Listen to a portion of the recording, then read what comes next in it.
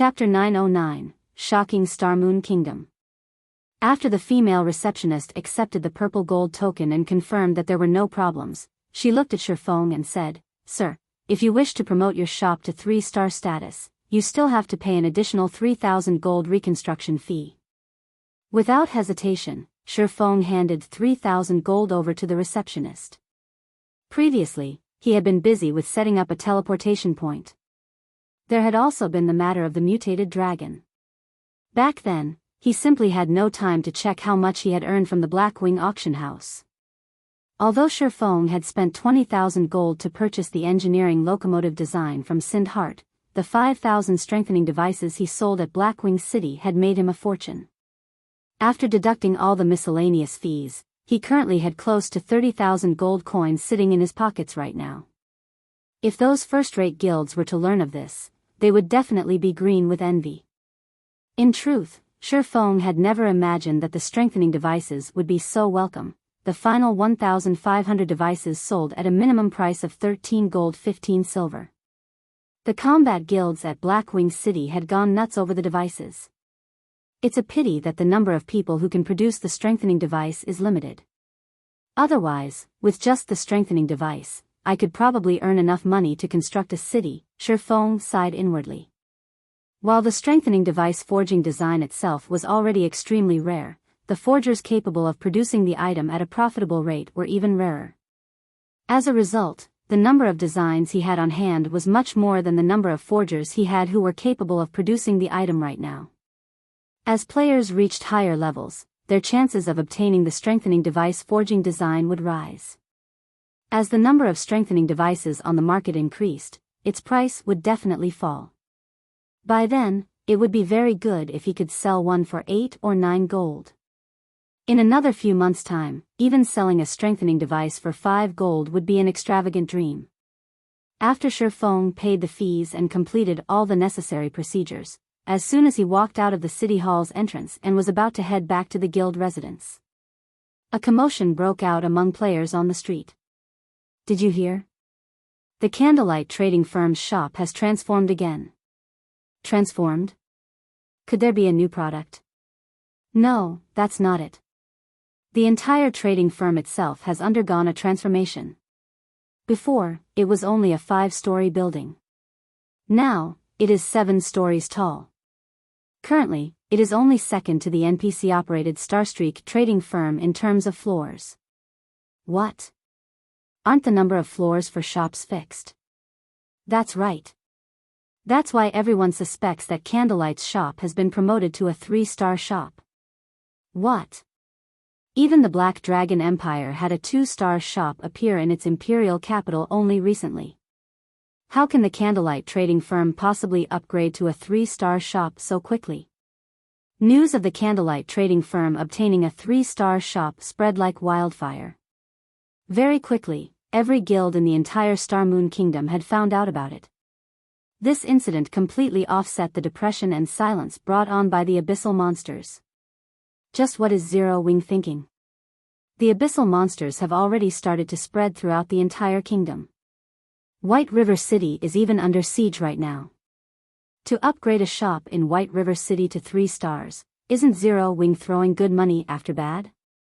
Doesn't Zero Wing know that players have already begun migrating to other kingdoms and empires? Rather than constructing a 3-star shop in a city with a rapidly decreasing population, they might as well construct it in a small city in the Black Dragon Empire. When the various guilds received this news, their first reaction was to comment on Zero Wing's foolishness. Meanwhile, the guild that was the most excited about this news was naturally Overwhelming Smile, Zero Wing's longtime rival. Some guilds that wished to overtake Zero Wing also got a kick out of this development. Ha ha ha. Zero Wing is done for this time. It won't be able to rise back up even if it wanted to now. Initially, when Feng Xianyang received news of the Candlelight trading firm's promotion, he had been both shocked and envious. Overwhelming Smile had yet to possess even a single 2-star shop up to now, yet the Candlelight trading firm already had a 3-star shop. Shortly after, however, he started gloating over Zero Wing's misfortune. If not for the invasion of the abyssal monsters, the fact that the Candlelight trading firm possessed a 3-star shop would have indeed dealt a heavy blow to Overwhelming Smile's overwhelming trading firm. With the special workshop of 2-star shops as an example, even a fool could imagine just how many more additional benefits a 3-star shop could bring. Even a meager increase in the number of special workshops would still greatly enhance the Candlelight trading firm's ability to nurture lifestyle players. In the current God's domain, economic battles between guilds were becoming increasingly important. This change in trend also led to Feng Xianyang loathing Yulan to the extreme.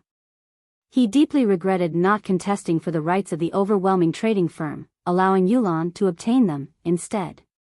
Right now, Yulan was already a very important figure in Underworld, even he had to treat her with respect. Before Shi Feng even walked into Zero Wing's residence, he could already hear the merriment coming from inside. Just moments ago, Melancholic Smile had even directly contacted Shi Feng to report every functionality of the Candlelight trading firm's new 3-star shop, her voice bubbling with excitement. Although the building itself had increased by only 2 floors, the difference between the functions of a 2-star shop and 3-star shop made Melancholic Smile think that she was dreaming. That was right, dreaming. In order to develop itself, the Candlelight trading firm had recruited many lifestyle players. Some of the new hires had very good potential. The only thing they lacked was experience. Unfortunately, the Candlelight trading firm had only 5 special workshops. With 3 rooms reserved exclusively for Melancholic Smile, Cream Cocoa, and Roasted Ironheart, only 2 were left for the others to use in turn and increase their production experience. With this, the amount of time allotted for each lifestyle player was not calculated in hours or days, but in minutes. Generally, a lifestyle player with good potential would have roughly 30 minutes to learn and train inside a special workshop, once every several days. Now, they had a total of 12 special workshops. Aside from the 3 reserved, they now had 9 special workshops for those with excellent potential to use. This would increase their efficiency over 4-fold. Finally, there was the basic meditation room, which was what truly shocked Melancholic Smile. Out of curiosity, she had spent 300 magic crystals to activate the room. Although the price was indeed costly, the effects of the room left her speechless. While inside the meditation room, her mind experienced a calm like never before. In that calm state, even the most complicated production procedures became very simple for her. As a result, her production success rate had risen by roughly 10% while her production speed had improved by at least 30% as well. Although this improvement might not seem like much, to lifestyle players like herself who frequently produced items, this improvement was extremely staggering. Currently, items that could raise production success rate by just 1% were selling for astronomical prices. Something that could offer an increase of 10% would be priceless. There was also the improvement in production speed. Not to mention spending 300 magic crystals a day, even spending 500 crystals would be worth it, so long as the meditation room was used to produce high-value items. If it were used only for items such as advanced whetstones, they would never be able to make up for the cost of using the room. Shi Feng only gave some simple instructions regarding the meditation rooms and special workshops. At the same time, he also had Melancholic Smile start recruiting more lifestyle players from the general public. The 4th evolution of God's domain was not as simple as it appeared to be. Rather than the combat system, the lifestyle production system was the part that had truly evolved. Soon, lifestyle players would play a pivotal role in God's domain, just like combat players. Otherwise, a master forger wouldn't have attained such a high standing in society in the past, to the point where even the guild leader of a second-rate guild like himself had to treat them with respect. Back then, even the members of Shadow's board of directors had treated the guild's master forgers like their own babies. Chapter 9-10, Killing Multiple Birds with One Stone. While the Candlelight trading firm was causing a huge commotion, over 100 people were currently gathered inside the meeting room of Zero Wing's guild residence. Every person present was a core member of Zero Wing.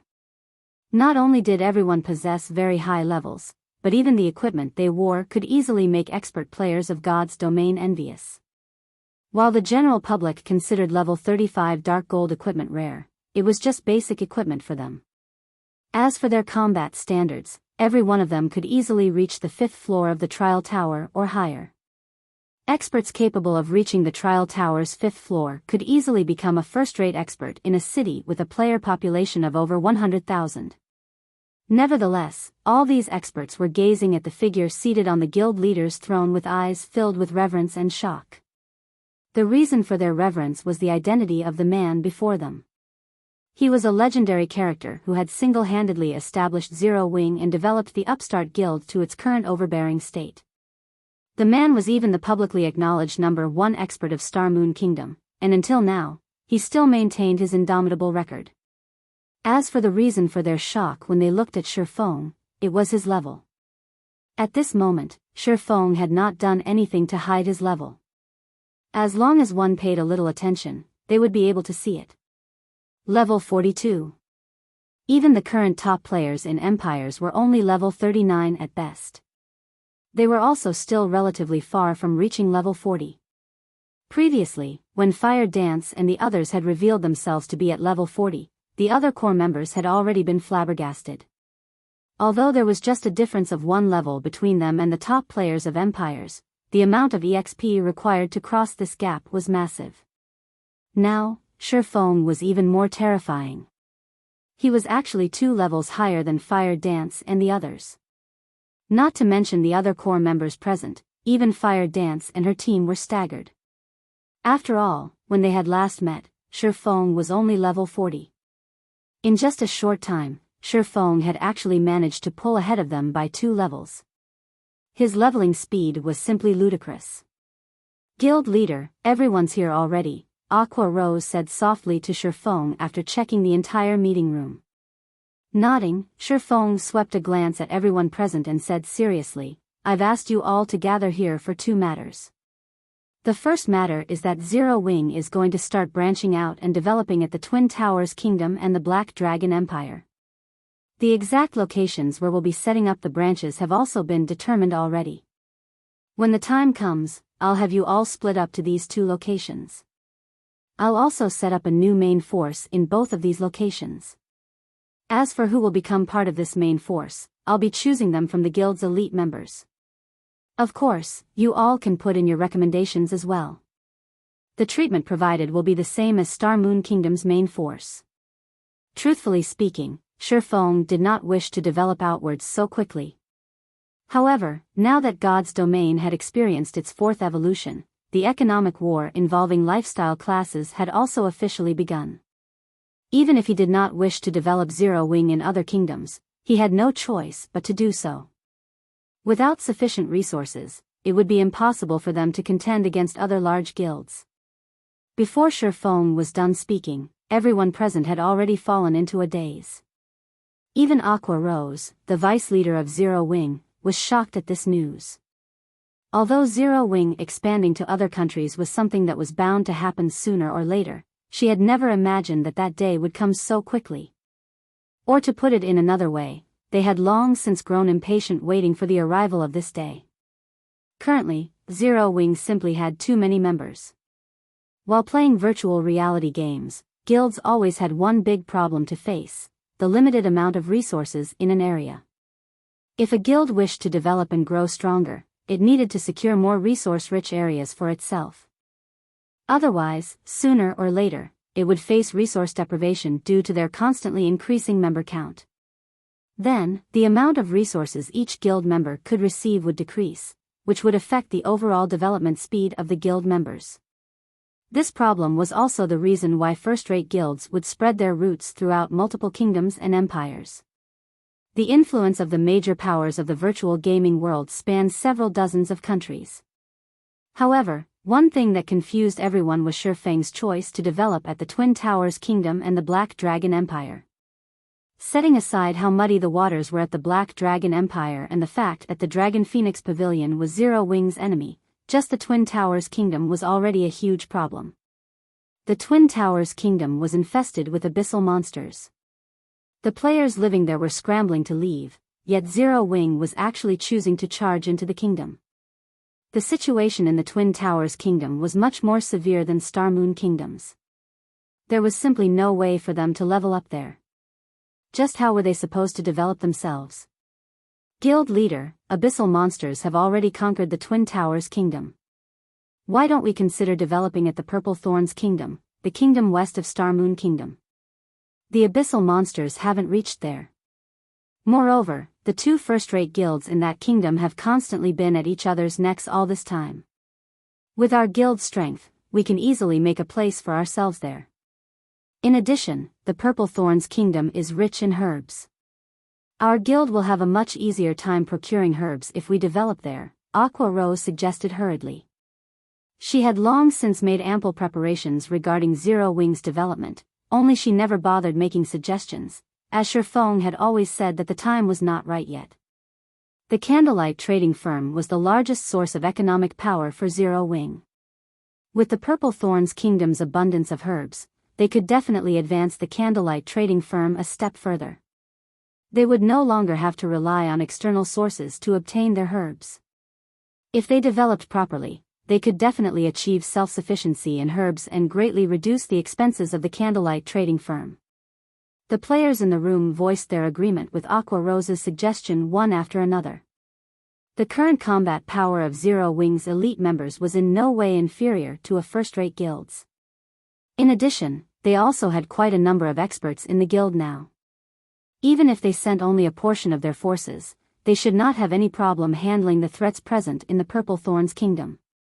Moreover, Zero Wing already possessed several plots of land in the cities of the Purple Thorns Kingdom. With this foundation, they would be able to construct a guild residence in that kingdom right away. One could say that the Purple Thorns Kingdom was the best option by far. While the Purple Thorns Kingdom is indeed a good option, the Twin Towers Kingdom is much better, Shifeng replied, shaking his head. Better? All the core members were filled with questions as they looked at Shifeng. They simply could not figure out what exactly was good about branching out to a place infested with abyssal monsters. I know that you all are worried about the abyssal monsters, but that is also the greatest opportunity for Zero Wing. Shifeng naturally understood everyone's worries. In their shoes, he, too, would have chosen to branch out to the Purple Thorns Kingdom. However, he now had both the ancient abyssal book and the teleportation magic array in his possession. Regarding the threat of powerful abyssal monsters, he could just set up multiple barriers and allow his guild members to grind at high-resource maps safely. There was also no need to worry about other guilds and players coming to contest for those locations. In addition, they could also gain honor points by killing low-level abyssal monsters. Now that the guilds originally residing in the Twin Towers Kingdom had left, although the lands of the kingdom's capital remained in the hands of these guilds, as long as Zero Wing paid some coins, it could still buy 1 or 2 plots of land located near the heart of the city without any difficulty. Had he chosen to branch out to other kingdoms, Zero Wing couldn't even dream of obtaining the central lands of the top 10 major cities in these kingdoms, much less the central lands of the capital city. Nobody would be willing to sell them anything at all. Even if there was a willing seller, that price would not be one that Zero Wing would be willing to bear. Furthermore, the Twin Towers Kingdom was a country of ore. In terms of ore-related resources, it was only slightly inferior to the Storm Empire. At the end of the day, the Candlelight trading firm focused mainly on forging. Ore was something that it could not lack. Hence, developing at the Twin Towers Kingdom was akin to killing multiple birds with one stone. Following which, Shifeng cleverly hid the matter of the ancient abyssal book, simply telling everyone that he had discovered many special areas not assaulted by the abyssal monsters. Afterwards, as long as he set up teleportation points at these locations, they would be able to level up without worrying about abyssal monsters or other players, essentially turning those locations into Zero Wing's backyard. When they heard Shifeng's reason, everyone's eyes sparkled, anticipation filling their hearts. Nobody present was a noob. They knew full well just how valuable an uncontested high-resource map was. Otherwise, the various large guilds would not fight over these high-resource maps. However, no one knew that Shifeng had actually concealed another important reason for his choice to develop at the Twin Towers Kingdom. The large-scale regional dungeon, Tower of Time. Chapter 9-11, Tower of Time. The Twin Towers Kingdom was named such because of its two ancient towers within the kingdom's boundaries. These ancient towers had existed in God's domain for a long time. Their age could no longer be verified. Among these two towers, one was the Tower of Time. It was also the Twin Towers Kingdom's sole, large-scale regional dungeon. Like the dungeon in the Stoneclaw Mountains, this dungeon was set to Azura mode. However, the Tower of Time's level was much higher, thus it was more difficult to raid. Meanwhile, the Tower of Time's fame throughout God's domain had not only been due to its abundance of magic crystals, but its bosses also had a chance of dropping the 7 Luminaries crystals. The level requirement just to enter the Tower of Time was level 50. In the past, when mainstream players had been around level 50, the Mind Space system had not yet launched in God's domain. As a result, everyone had treated the Tower of Time like an ordinary regional dungeon that produced large quantities of magic crystals. Even when people killed the mini-bosses inside the dungeon and obtained the 7 Luminaries crystal, nobody knew their true value.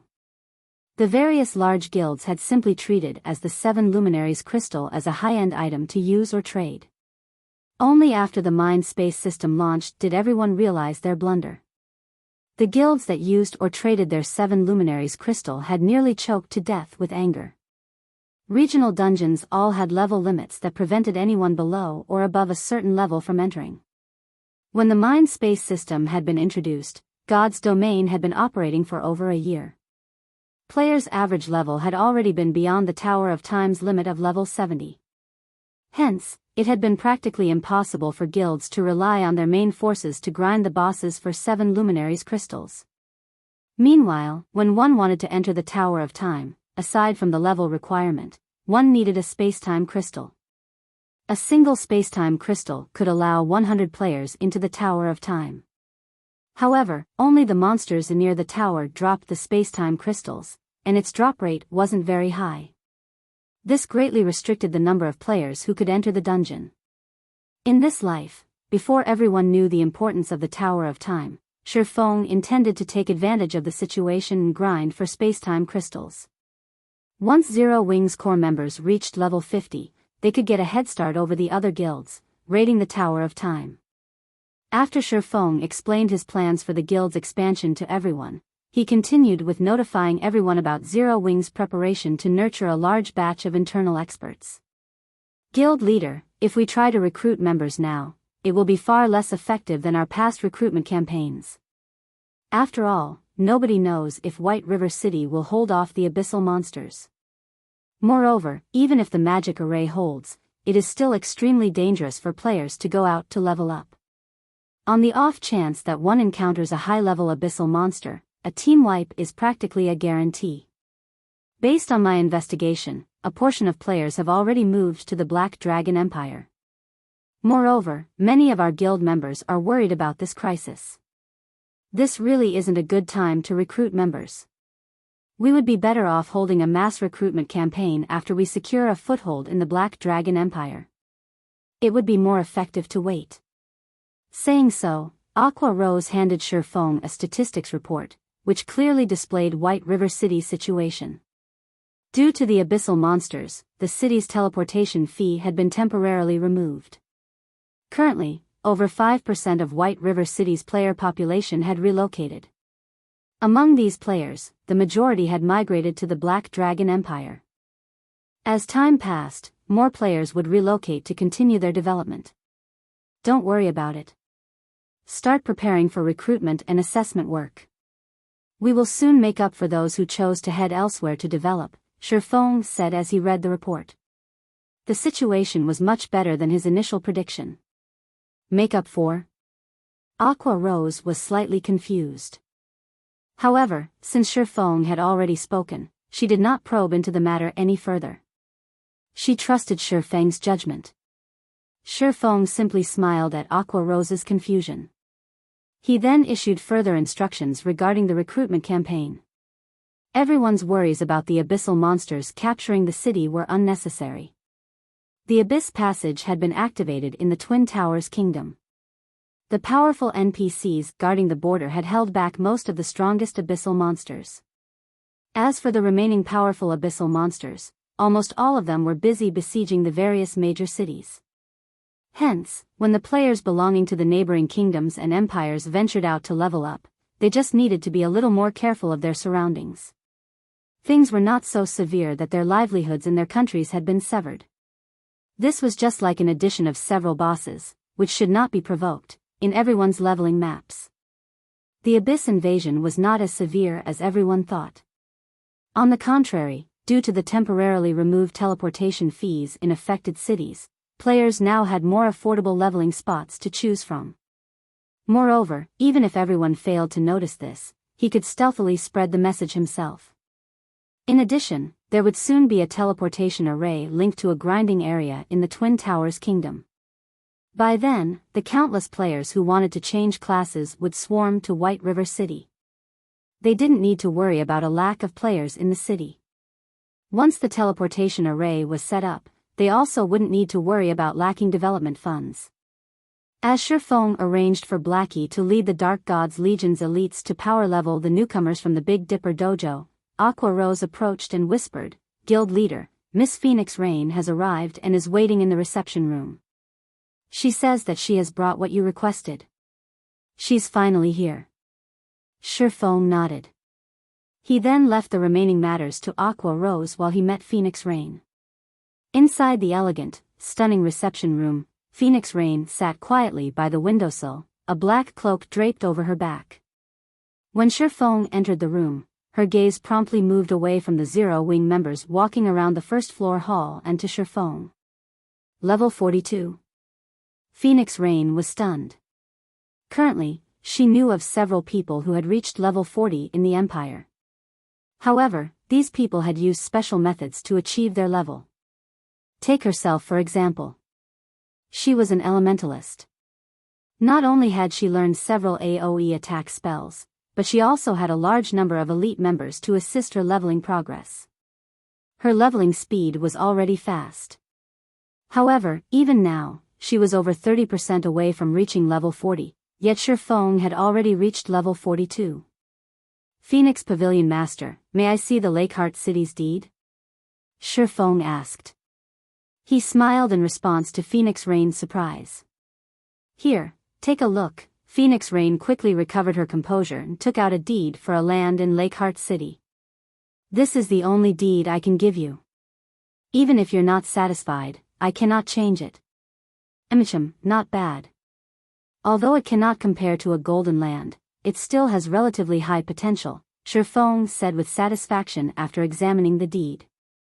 With this deed, Zero Wing could secure a foothold in the Black Dragon Empire. What followed next would depend on how things progressed on Melancholic Smile's side. Once they were ready, Zero Wing would officially start pushing its way into the Black Dragon Empire. Elsewhere, a large crowd of players had gathered before the 7-story-tall Candlelight trading firm. It was even more lively than during normal times.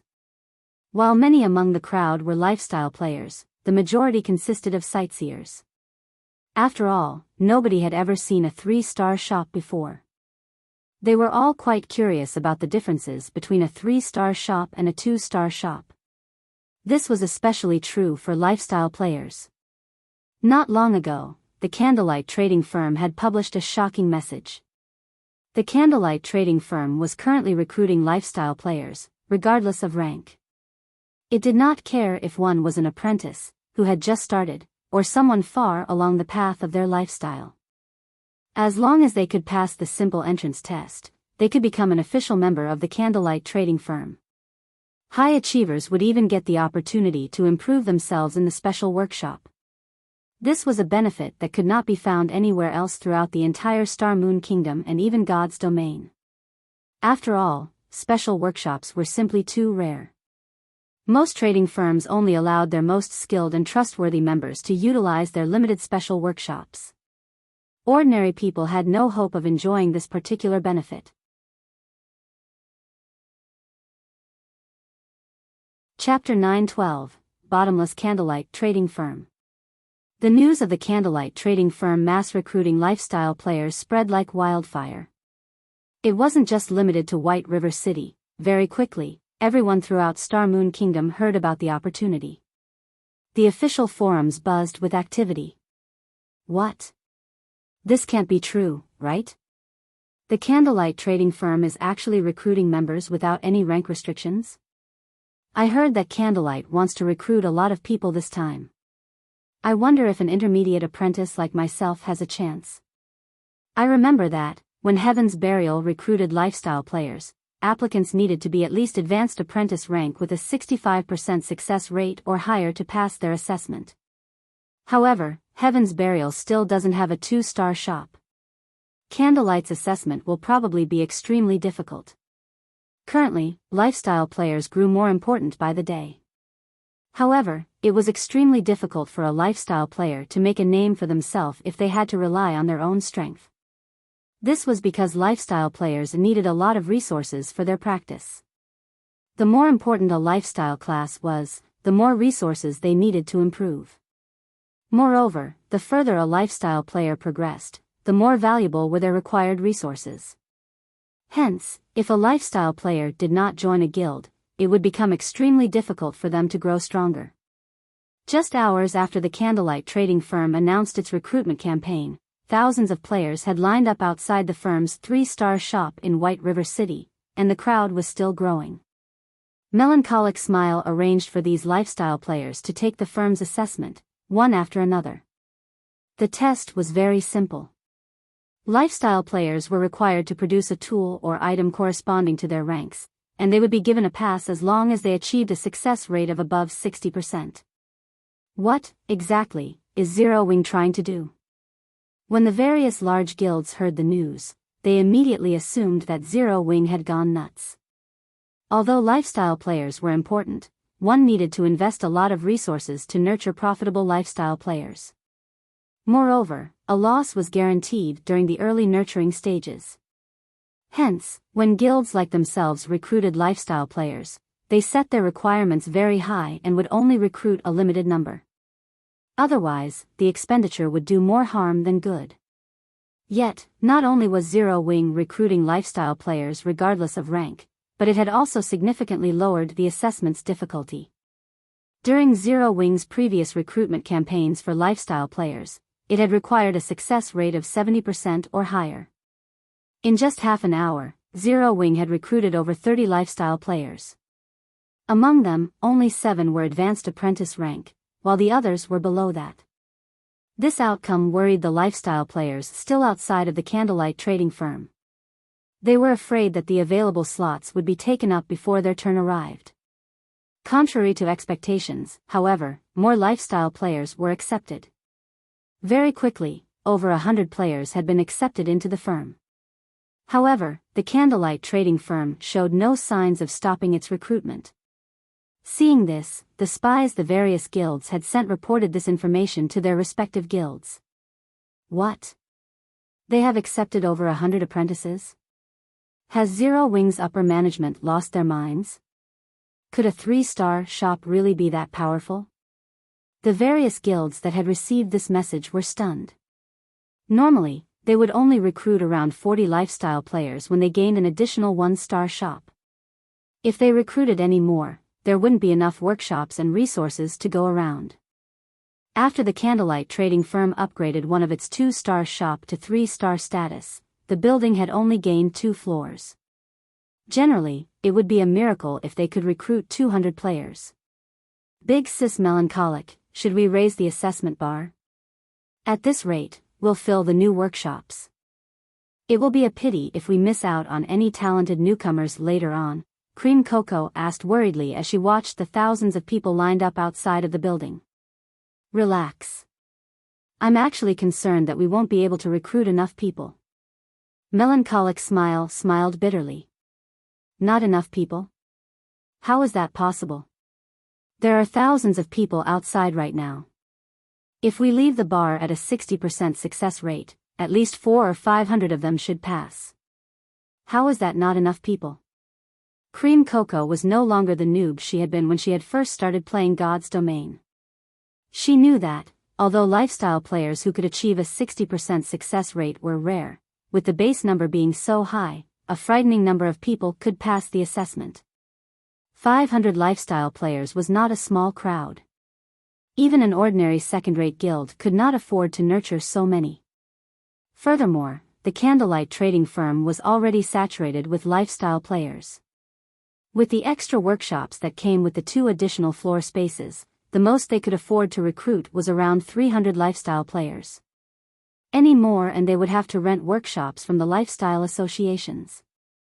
However, renting workshops would massively burden their finances. 400 or 500 really isn't enough. The guild leader has already determined that we need to recruit 1,200 players, Melancholic Smile chuckled. With just the lifestyle players in front of us, we will probably won't reach that goal. Hopefully, more players will show up. Cream Cocoa was rendered speechless. Lifestyle players were only a small minority of the player population in God's domain. In addition, the various guilds often held recruitment campaigns of their own. Gathering 1,200 qualified lifestyle players was a colossal task. Unfortunately, Cream Cocoa had another concern. Where were they going to house all of these lifestyle players? Elsewhere, Shifeng had completed his trade with Phoenix Rain in the city hall and officially gained the deed to a plot of land in Lakeheart City. This is the information we have obtained on the Evil Dragon battle team. Take a look. The match is in 2 days. I look forward to the Azura battle team's performance, Phoenix Rain said, smiling pleasantly as she handed Shifeng the information she had collected on the enemy battle team and the time, venue, and rules for the next battle. She was in a good mood after obtaining the 10,000 gold from Shifeng. Oh. The Miracle Guild? Shifeng was slightly surprised after a general glance through the information. We have only discovered this after the system upgrade, Phoenix Rain said solemnly. You mustn't underestimate the Miracle Guild. Although it is a super first-rate guild like the Dragon Phoenix Pavilion, Miracle's foundation is much stronger than ours. It can even contend with super guilds. When the time comes, the Evil Dragon battle team's roster will undergo a complete change. You best prepare for the match. Although Phoenix Rain had said as much, she did not think that the Azura battle team had any chance of winning. After all, the Azura battle team had exposed too many of its trump cards. The Miracle Guild would definitely come prepared. If Miracle went all out in this match, the Azura battle team would be overwhelmed. After all, the difference between each side's strength was immense. Phoenix Rain only prayed that the Miracle Guild would not take the match too seriously. This way, she could haul in another fortune. Shifeng nodded silently in response to Phoenix Rain's advice. In truth, even without Phoenix Rain's warning, Shifeng knew just how powerful the Miracle Guild was. In his previous life, when a Tier 3 mysterious flame had appeared in God's domain, the various large guilds had employed all sorts of methods to obtain it. In the end, however, a dozen or so experts from the Miracle Guild had secured the flame. Among the guild's experts that had fought for the mysterious flame, 2 other super guilds' top combatants had been present. That battle had become a classic within God's domain. To put it simply, defeating the Miracle Guild-led Evil Dragon battle team would be extremely difficult for the Azura battle team. As Shifeng hurried towards the Candlelight trading firm, a party of 6 arrived in the teleportation hall in White River City. The instant these players appeared, they became the main focus within the hall. Their equipment was too gorgeous to ignore. Even the lowest quality equipment was dark gold rank. As for these players' levels, that was even more impressive. Of the 6 players, 2 were level 40, while the remaining 4 were level 39. Even in an empire, this group would be a force to be reckoned with, much less White River City. So this is White River City? The standard of the players here is quite high. We're not here to sightsee, focus on the task at hand. Let's head over to Zero Wing to have a look.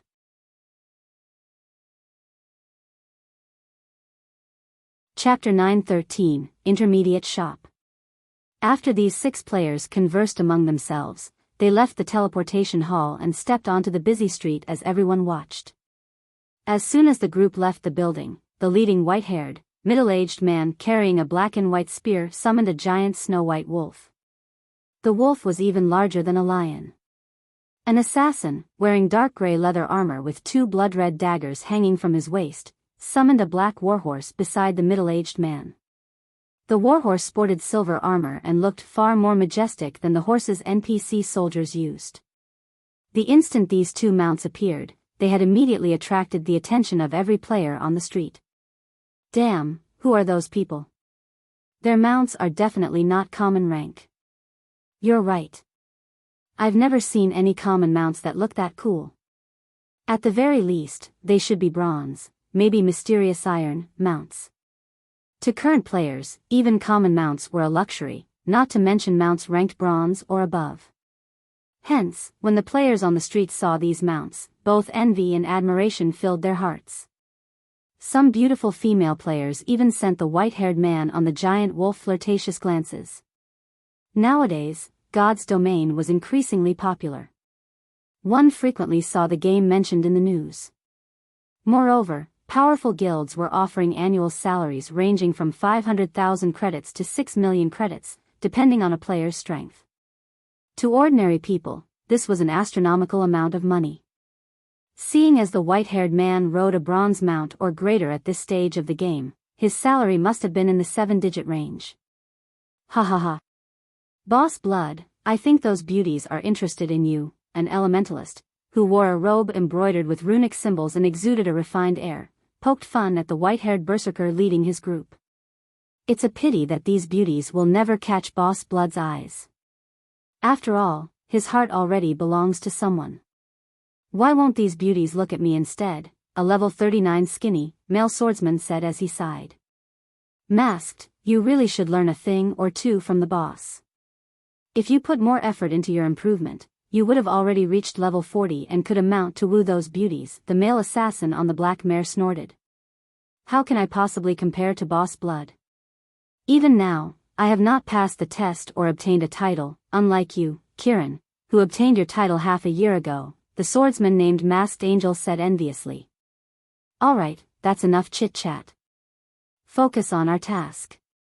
I will head to Zero Wing with Kiran. The rest of you, catch up with a carriage, the leading berserker named Bloodsucker ordered sternly. Immediately, everyone fell silent and did as they were told. The 4 level 39s rode an advanced horse carriage and followed Bloodsucker and Kiran towards Zero Wing's guild residence. Although the advanced horse carriage was fast, it was still slightly slower than the snow-white wolf and black warhorse. As a result, the gap between the two groups gradually increased. The party caused a commotion everywhere they went. Meanwhile, the Candlelight trading firm's entrance was overcrowded. Before anyone knew it, the Candlelight trading firm had recruited over 300 lifestyle players. With this number, everyone could see how powerful the firm's foundations were. The other trading firms in Star Moon Kingdom could not compare to this. Guild leader, we've reached our recruitment limits for the moment. Any more and we'll have to send these people to the lifestyle associations, Melancholic Smile reported worriedly as she looked at the numerous files on the newcomers. 1,200 people, this was already beyond what the Candlelight trading firm could handle. If they really recruited this many people, they would lose money each day, rather than make it. It's fine. Bring all of the information you have on the Candlelight's branch shops, Shifeng instructed, waving his hand dismissively and chuckling. In God's Domain, shops were officially categorized by star ranks. However, one could also categorize a shop by its size. Players in his previous life had realized his and summarized the differences. There were a total of 4 categories. Basic shop, intermediate shop, advanced shop, and special shop. To begin with, 1-star and 2-star shops fell under the basic shop category. A basic shop could only accommodate a limited number of lifestyle players, and a firm had to rely on numbers to make up for the lack of space. A basic shop's assistance it could provide to lifestyle players was also quite limited. The intermediate shop category included 3-star shops to 5-star shops. In terms of size, intermediate shops were massively different than basic shops. As long as a shop reached 3-star status, it gained far more room than a 2-star shop. Hence, when the various guilds opened their own shops, while it was relatively easy to upgrade a 1-star shop to 2-star status, it was many times more difficult to upgrade a 2-star shop to a 3-star shop. Naturally, upgrading from an intermediate shop to an advanced shop was even more difficult. Meanwhile, the benefits an intermediate shop could provide became more obvious. The basic meditation room was a primary example. After Shifeng's command, Melancholic Smile compiled all of the information she had on every Candlelight's branch shop and handed the files to Shifeng. Not only was the compiled information detailed, but it was also easy to understand. So far, the Candlelight trading firm had a total of 25 shops. Among them, 24 were branch shops. These branch shops covered 22 cities.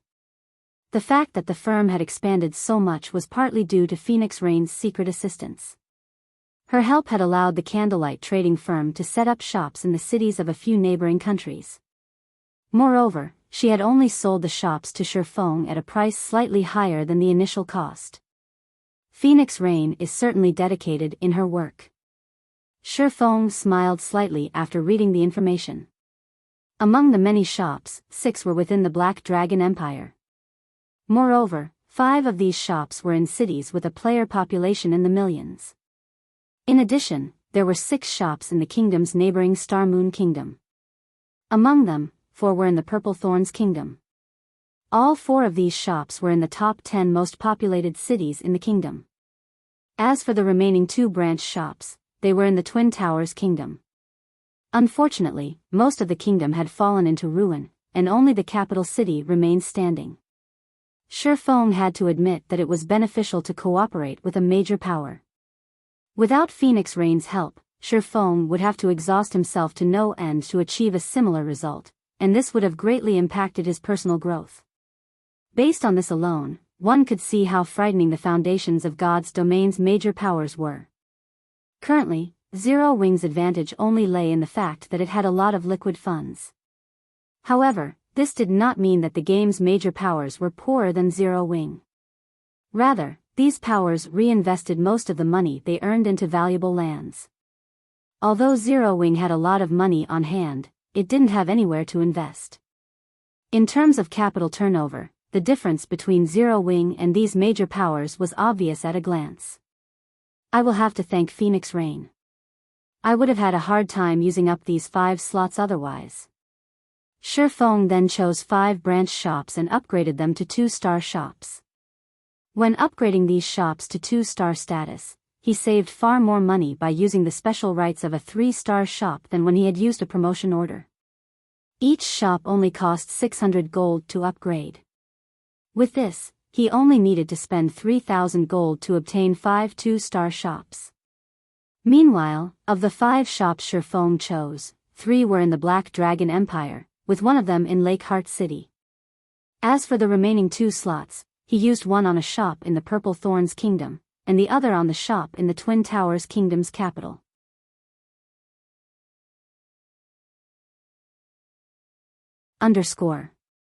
The reconstruction of the 5 branch shops completed fairly quickly. Only 10 minutes after Shifeng chose to upgrade them, the 5 1-star shops evolved into 2-star shops. Although the number of items that the shop could sell had not changed, it could accommodate far more lifestyle players.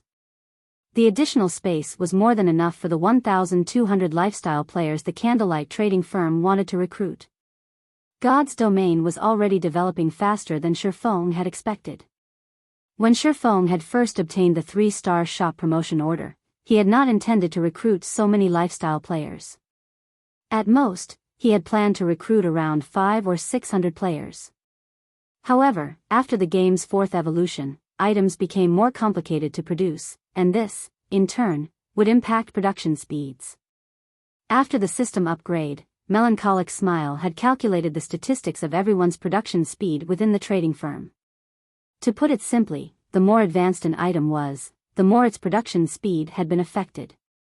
For common items such as whetstones, production speed had experienced roughly a 15% reduction. As for items such as advanced whetstones, their production had slowed by around 20%. In other words, If a lifestyle player was capable of producing 5 advanced whetstones within a certain time before the system upgrade, then now, they were only capable of producing 4 advanced whetstones within the same period.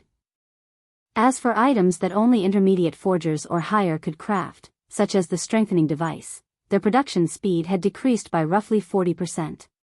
Before the system upgrade, the Candlelight trading firm had not been able to produce many strengthening devices each day. Now, the item's output was pitifully low. Unfortunately, Shifeng had already agreed to hand over 10 bronze mounts and 2,000 strengthening devices to the secret pavilion within 5 days, as well as the rest of the items within 12 days after the system update completed. If he failed to do so, not only would he have to return the 10 black cards he had received, but he would also be out of the items he had already paid. Hence, Shifeng was very short on time. If he wished to increase production speed, he had 2 options: increase his current workforce's success rates or grow his workforce. As there was a limit to how much he could raise a lifestyle player's success rate, his only viable option was to bolster his workforce. However, Shifeng did not have much hope of nurturing a large batch of excellent lifestyle players from the new recruits. Rather, he wanted the new advanced apprentices to take on the workload of the firm's basic forgers, while the basic forgers would take on the intermediate forgers' work. In turn, the intermediate forgers would take care of the advanced forgers' workload. This way, he would have a higher chance of completing his task within the allotted time. Following which, Shifeng explained his plans to Melancholic Smile and had her begin preparations. After all, it would not be easy to sort so many people in a short time. Guild leader, I'm afraid that this will be very difficult to accomplish. Even with the help of the special workshop, Coco, Uncle Ironheart, and I only have a 40% success rate with the strengthening devices. Even if the firm's intermediate forgers have the help of the special workshop, they will only have, at most, around a 15% success rate. With such a low success rate, we'll be lucky if we break even, let alone make a profit. Melancholic Smile was very familiar with the success rates of the trading firm's forgers as she usually analyzed the trading firm's statistics.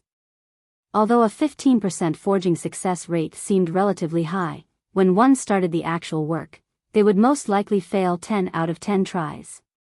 Based on her analysis, only with a 20% success rate would a forger have a chance of succeeding once out 10 tries. Only after reaching a 25% success rate would a forger notice a qualitative change. Once a forger reached that milestone, they would generally succeed once or twice out of 10 tries. If they allowed intermediate forgers to produce the strengthening device, they would be pushing their luck. Cream Coco, who stood beside Melancholic Smile, nodded her agreement. After a long period of research and experimentation, she decided that, as long as the system calculated success rate was below 20%, she would give up on making the item. After all, her chances of successfully crafting the item were too low. Even if she did produce the item, the firm would only take a loss. Wasting money was one thing, but wasting resources was another thing altogether. The resources in God's domain were limited. The materials required to produce advanced items were even rarer. It would be foolish to produce an item without guaranteed success. Look at this, Shifeng said, chuckling as he retrieved a fist-sized, aqua-blue ingot and placed it on the table. Immediately, Melancholic Smile and Coco were stunned. The mana the ore faintly emitted was actually denser than the mana from the magic crystal. When the two forgers clicked to read the item's introduction, their jaws dropped. Guild leader, where did you get this? Melancholic Smile locked her eyes with Shifeng's, excitement evident on her face. Do you have a lot of them? Mysterious flames were extremely rare in God's domain. They were so rare that, even after a long investigation, Melancholic Smile had not found any clues leading to a single mysterious flame. She only knew about mysterious flames to begin with because of the ice-blue devil flame in the Candlelight trading firm's special workshops. Shifeng had left behind this mysterious flame. However, after one obtained a mysterious flame, they could only place it in up to 3 workshops. If not for the ice-blue devil flame, they would not have reached a 40% success rate with the strengthening devices. However, the mana source ore was the perfect item to make up for their lack of mysterious flames. The intermediate mana source ore Shifeng had revealed could grant an ordinary flame the effects of a Tier 3 mysterious flame. The only downside was that, unlike true mysterious flames that could be used indefinitely, the ore was only effective for 30 minutes. With the aid of a Tier 3 mysterious flame, the intermediate forgers could at least reach a 25% success rate with the strengthening devices. If they had a large stock of intermediate mana source ore, these intermediate forgers could definitely produce the strengthening devices. Currently, the Candlelight trading firm had close to 20 intermediate forgers, more than their strengthening device forging designs.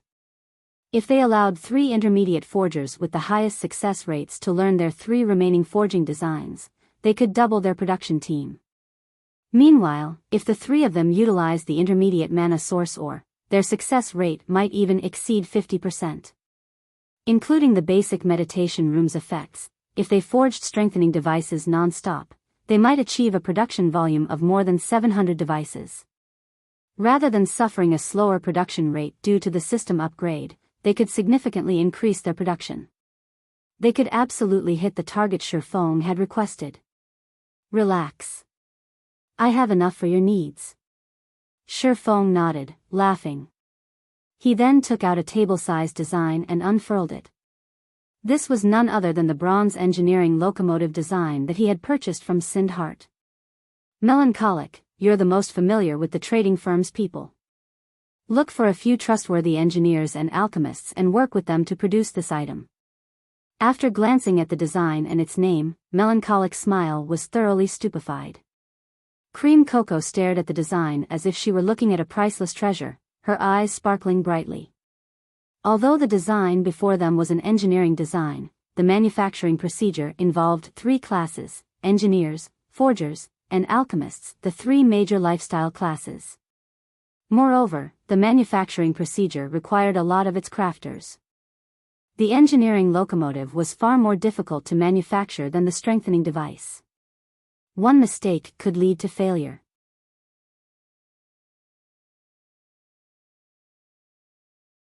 Chapter 9:15, Difference in Mounts. Mounts' importance to players went without saying. Even Melancholic Smile and Cream Cocoa understood the importance of any mount, not to mention bronze mounts. Currently, God's Domain's elite and expert players moved ever closer to level 40. However, how could common mounts possibly satisfy these experts? Unfortunately, obtaining a bronze mount was easier said than done. Even large guilds could only get their hands on a few, and these mounts were usually reserved for the guild's upper echelons. The other members could only dream of riding one.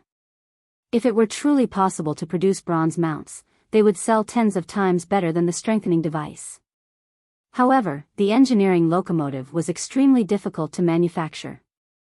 At the very minimum, they needed an advanced engineer, an advanced forger, and an advanced alchemist to have any possibility of success. Even if they were equipped with a variety of support tools, they'd be lucky if they had even a 30% success rate of producing the locomotive. In addition, manufacturing the engineering locomotive was a tedious process. It would take a very long time just to produce one. Producing one per day would be an impressive feat. Guild leader, this engineering locomotive is too difficult to manufacture. It also requires so many materials. Even if we successfully produce one, the cost will be astounding. Are we really going to make this, regardless of the cost? Melancholic Smile's lips twitched slightly as she read the listed materials recorded on the design. The hardest part of crafting the engineering locomotive would be the power unit. The power unit alone required 30 magic crystals. Other components, such as alchemy arrays, also required magic crystals. After taking all of the miscellaneous components into account, they needed a total of 50 magic crystals to produce one engineering locomotive. In addition, the mount's manufacturing required certain rare materials such as fine steel ingots. A fine steel ingot was the product of refining fine iron with other materials, and one only had a chance of obtaining fine iron from mining hematite Oregon. On the market, a refined steel ingot cost around 30 silver. That was practically the equivalent of a piece of level 30 bronze equipment. However, there were fewer refined steel ingots available on the market than level 30 bronze equipment. Meanwhile, the engineering locomotive required 20 refined iron ingots, a total cost of 6 gold. Based on market value, producing a single bronze engineering locomotive cost roughly 25 gold. In reality, though, as most of the materials could be sourced from their guild, they wouldn't have to spend that much. Even so, the final cost would still be around 20 gold.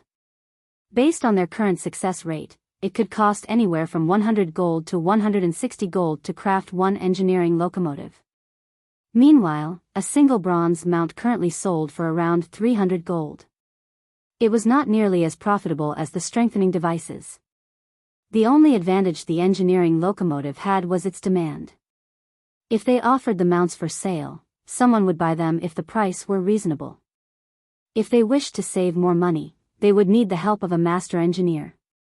Although there was only a single rank difference between an advanced engineer and a master engineer, the latter could increase the success rate of producing the engineering locomotive by around 30%.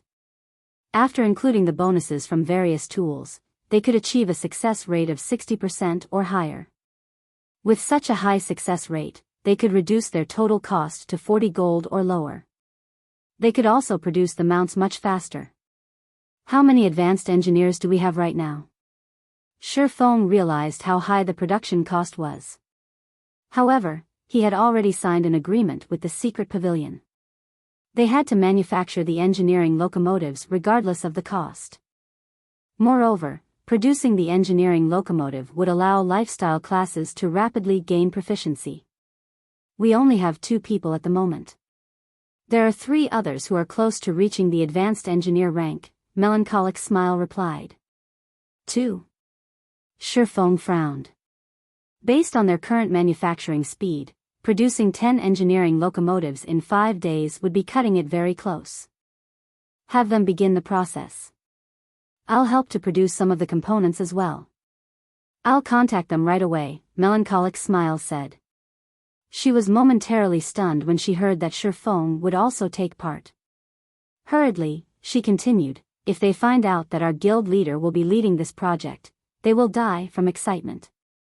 In Star Moon Kingdom, the majority of players addressed Black Flame by his title as the Sword King. Most had probably forgotten Black Flame's past identity. However, while ordinary players had forgotten his past fame, to lifestyle players, the title of Star Moon Kingdom's chief forger still resounded in their ears. Moreover, Melancholic Smile understood one thing very clearly: Shi Feng had been the first to become an advanced forger. Suddenly, Aqua Rose contacted Shi Feng and said, Guild leader, 2 people have entered our guild residence. Both are level 40 players. Moreover, their mounts are high quality. They are saying that they have something very important to talk to you about. 2 people with high-ranking mounts? Shi Feng was slightly surprised. Reaching level 40 was still very difficult at this stage of the game, much less obtaining high-ranking mounts. Do you know their identities?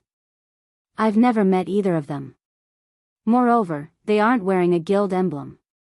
Although, it is possible that they purposely removed it, Aqua Rose said as she shook her head. She had seen most of God's Domain's mainstream experts at least once. However, she had zero recollection of the 2 people that had arrived. Even after sending her subordinates to investigate, she had not obtained any information on these players. This is interesting. Alright, I'll head over right away. Shi Feng could not help his curiosity. After disconnecting the call, he rode the demonic flame tiger back to Zero Wing's residence. In front of Zero Wing's residence.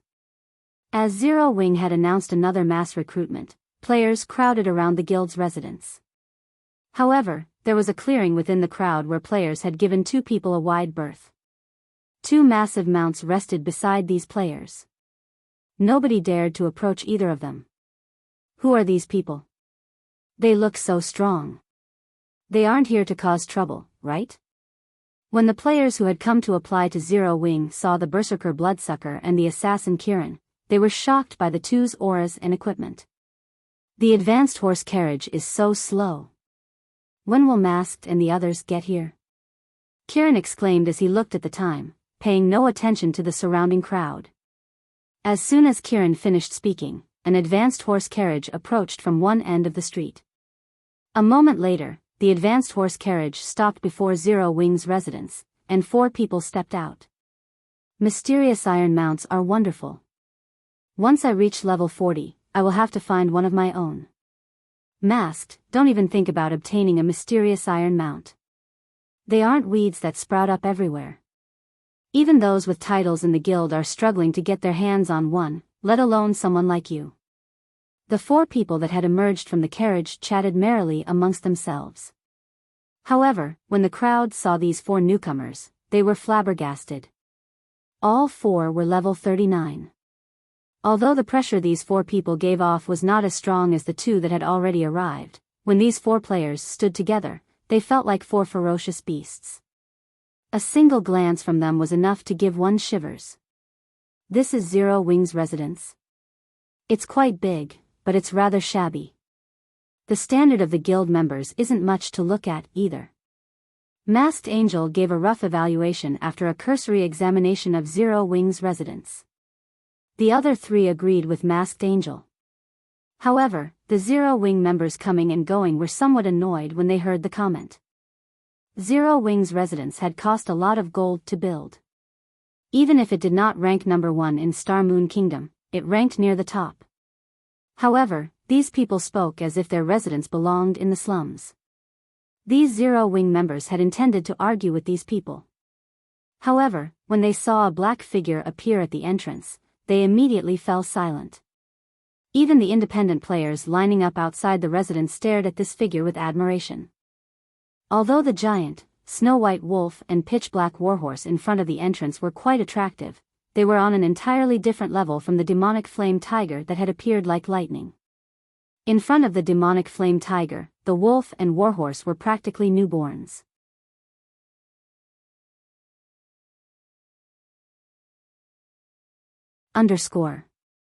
What rank is that mount? Masked Angel was shocked, his eyes widening as he stared at the towering, majestic demonic flame tiger. Although he already knew that Zero Wing possessed this mount, after witnessing it personally, he could not help his surprise. Both Bloodsucker's and Kirin's mounts were mysterious iron mounts. However, when comparing their mounts to the demonic flame tiger, he finally understood something. The difference between their mounts was not just 1 rank. Standing there, he could feel the demonic flame tiger give off a significantly powerful pressure. Generally, he only felt this pressure from chieftain-ranked monsters. Could it be a fine gold mount? This question simultaneously surfaced in Masked Angel and his companions' minds. Even God's domain's major powers did not have a single fine gold mount. Currently, the best mount they had was of secret silver rank. However, what truly shocked them was Shifeng's level. Shifeng was not currently using the demon mask to disguise himself as Black Flame. He did not even bother hiding his level, so if one paid attention, they would discover that Shifeng had already reached level 42. He was actually 2 levels higher than Bloodsucker and Kirin. There was not a single player with such a high level throughout the various empires. It was hard to imagine that such an expert resided in a kingdom. I am Yifeng, an honorary elder of Zero Wing. Our guild leader has some urgent matters to attend to, so he can't meet with you right now. I can represent Zero Wing in any matters you wish to discuss. May I know what business you have with Zero Wing? Shifeng asked, chuckling as he swept a glance over Bloodsucker and the others as he remained on the demonic flame tiger. Even an elementalist like Phoenix Rain had only reached level 39, yet among these 6 people, not only had 2 surpassed Phoenix Rain, but the other 4 were the same level. Achieving such a high level was impossible without a special method or a powerful team. To Aqua Rose, these players might be strangers. To Shifeng, however, they were extremely familiar. All 6 players were super red names belonging to the dark guild known as Raven. Raven had appeared in the virtual gaming world in the past. It was an upstart guild that had only established after God's domain had launched. Moreover, even now, Raven was not famous in the least. Dark guilds could not compete against normal guilds in terms of member count. However, the Raven Guild's member count was impressive with less than 1,000 members. Even a decade after God's Domain had launched, the guild had less than 3,000 members. However, nobody in God's Domain dared to underestimate Raven. In the past, Raven had been one of the top 6 dark guilds in God's Domain. The guild was extremely powerful, even super guilds had avoided provoking it. While the 6 people before him looked like ordinary players, this was only a disguise. Without an advanced identification skill, one could not uncover any of their information. This disguise was similar to the demon mask. It could even hide one's aura. However, under Shi Feng's omniscient eyes, nothing would remain hidden. Such dense blood auras. How many people have they killed already?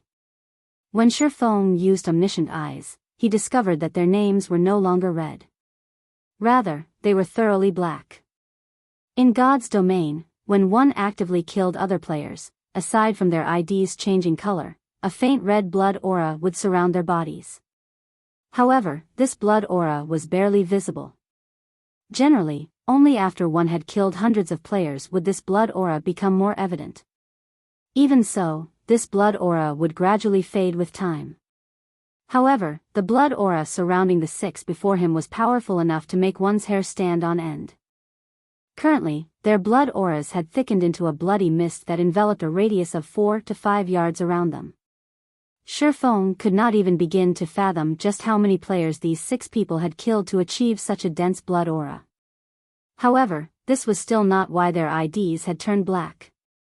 In God's Domain, only players who had committed unforgivable sins would sport pitch-black IDs.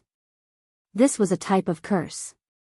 This curse could allow players to grow stronger. In return, however, cursed players were restricted to areas controlled by the dark forces.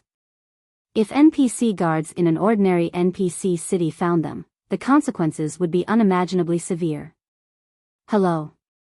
My name is Bloodsucker. This place isn't suited for our discussion. Why don't we look for somewhere more private to talk? Bloodsucker suggested, smiling faintly as he looked at Shi Feng. All right, follow me, Shi Feng nodded. He then led Bloodsucker and the others into Zero Wing's residence. After Shi Feng entered the guild residence, the crowd outside of the residence grew excited. Their eagerness to join Zero Wing grew. Inside the reception room of Zero Wing's residence. As Shi Feng was about to prepare some refreshments for Bloodsucker and the others, Bloodsucker stopped him. I believe that Elder Yi Feng has already used an advanced identification skill on us, right? Bloodsucker said, smiling. I'm certain that you already know who we are. As you've seen, we are red players, or to put it another way, dark players. Shi Feng nodded without attempting to hide his actions. Now that God's Domain had already been operating for so long, most guilds had a few people with advanced identification skills. Hence, there was no point in hiding his actions. We are members of the Dark Guild Raven. You might not have heard of us as our guild has only recently established, but as for Raven's strength, you have seen for yourself.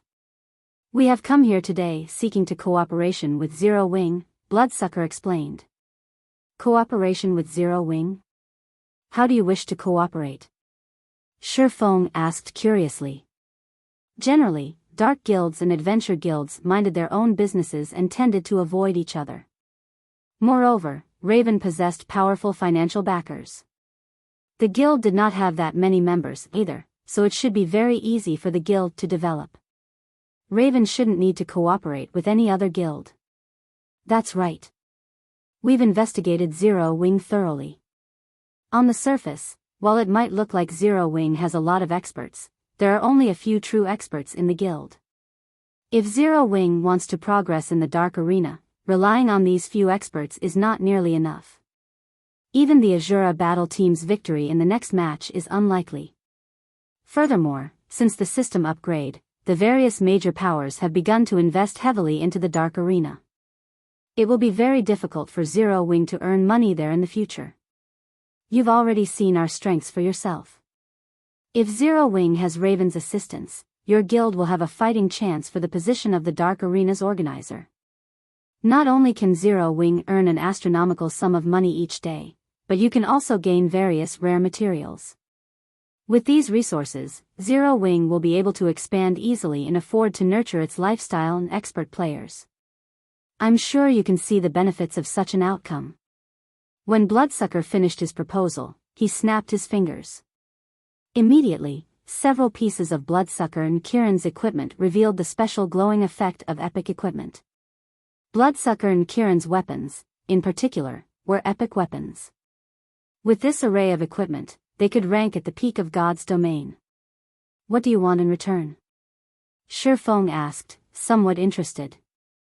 Just as Bloodsucker had said, in the eyes of ordinary players, Zero Wing seemed like a guild full of experts. However, in the elite dark arena, Zero Wing was bland. Currently, only he, Fire Dance, and Violet Cloud could reliably win a fight. Unfortunately, Aqua Rose was still a little off the mark.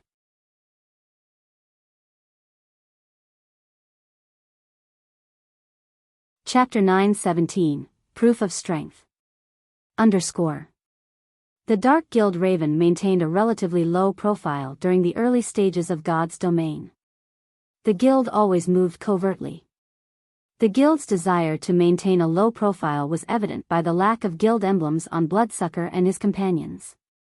If not for Raven trying to display its strength to gain Zero Wing's trust, the group would never act so flamboyantly.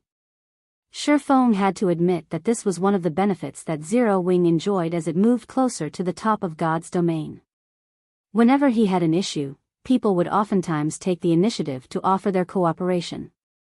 If Zero Wing were a third-rate guild or an unrated guild, meeting people like Bloodsucker would be impossible, not to mention inspiring these people to find him. Shifeng's straightforward question had left Bloodsucker slightly stunned. He had initially thought that Shifeng would play with words, driving him to state his conditions. After all, during negotiations, the side that revealed their terms first would be at a disadvantage. However, he had never imagined that Shifeng would ask him so blatantly. He wasn't used to this. The guild had sent him, specifically, to negotiate with Zero Wing because he was one of the guild's stronger members. Now, however, all of his subtle arguments he had prepared to persuade Shifeng in his efforts to show off Kieran and his team's strength had gone to waste. What? You don't have any conditions? Shifeng chuckled. No, it's just that your straightforwardness surprised me a little. After all, Raven is only a small, unknown guild, Bloodsucker said, shaking his head. Since Elder Yifeng has said as much, I'll tell you Raven's conditions. In return for Raven assisting the Azura battle team, we want 50% of the income you gain from the Dark Arena. You guys sure are ballsy. 50% is too much. I can offer you 20% at most. Shifeng instantly rejected Bloodsucker's offer. He was already splitting the income from the Dark Arena with Phoenix Rain. If the Raven Guild took another 50%, Zero Wing would be left with nothing. I'm guessing that you don't fully understand Raven's strength. How about we prove ourselves first? We can negotiate afterward. Bloodsucker frowned when he heard Shifeng's offer. However, he was not surprised by it. Their guild had remained in the shadows. As of now, practically nobody knew how terrifying Raven was. If not for the resources the recently launched Mind Space system required, they would not have sought out Zero Wing for cooperation. In his opinion, Shifeng had only offered such a low percentage because he didn't know Raven's true power. However, once they showed Shifeng that, with Raven's assistance, Zero Wing's chances of becoming the Dark Arena's organizer would improve, he would agree to 50%. After all, this was a sure profit exchange. Proof. Shifeng understood Bloodsucker's train of thought. However, he really could not afford to lose 50%. As Shifeng considered rejecting Bloodsucker's offer, he suddenly had a good idea. Previously, his head had ached over the lack of experts. Now that he had a chance to gain the help of 6 top-tier experts, it would be a waste not to put them to good use. Following which, he nodded and smiled, saying, If Raven wants to prove its strength, I just happen to have a very difficult quest that I need some expert help with. If you can show me that you are sufficiently powerful during this quest, there might be room for further negotiations. Of course, I'll pay you for your help. No problem. You can leave this quest to Raven. As for the remuneration, there's no need. Consider this Raven's gift to Zero Wing, Bloodsucker confidently stated. From the beginning, proving Raven's strength had been their goal in coming here. When the time came, they would shock Zero Wing's members. I still need to prepare. It'll take around 3 hours. You should do the same. This quest is very difficult. I just need you to send a party of 6 experts, Shifeng said. No need. The 6 of us will be enough, Bloodsucker assured. Seeing Bloodsucker's determination, Shifeng ended the conversation. After leaving the reception room, he contacted Yulan, telling her that they could challenge the Holy City of Titans entrance trial immediately. Both sides would send 50 experts each, and Zero Wing would lead the team. Yulan agreed upon receiving Shifeng's message. Her original plan had been to challenge the entrance trial in 3 days. However, the system upgrade had wasted nearly 2 days, so they had no choice but to delay the operation by 2 more. However, after the system upgrade, lifestyle players' production speed had slowed significantly. As a result, the various large guilds now urgently needed a batch of advanced lifestyle players. Naturally, the sooner she got her hands on Titan City slots, the better. After confirming the plan with Yulan, Shifeng contacted White Knight, having him send 14 of their experts over. Zero Wing's members would fill the remaining 30 slots. Although Shifeng did not know what kind of experts Yulan would dispatch, he had a true gathering of experts. With these experts' combat power, they had a very high chance of clearing Titan City's trial as long as everyone followed his commands. After 2 hours, 50 players had gathered inside a high-class restaurant in the Nobles District. These players consisted of 3 groups, Zero Wing, Raven, and Owl. Needless to say, Raven's members were absurdly strong regarding level and equipment. However, Owl's members had shocked both Zero Wing and Raven. Everyone's jaws hit the floor after Owl's members, led by White Knight, joined them in the restaurant and discarded their cloaks. They were all level 42. One could easily rank among an empire's top 10 players in terms of levels at level 40. Moreover, these top 10 included those who hid their levels. Yet, White Knight and his team were all level 42. Aside from their high levels, every member of White Knight's team wore absurdly powerful equipment. Among them, 4 possessed equipment on par with Bloodsucker and Kirin.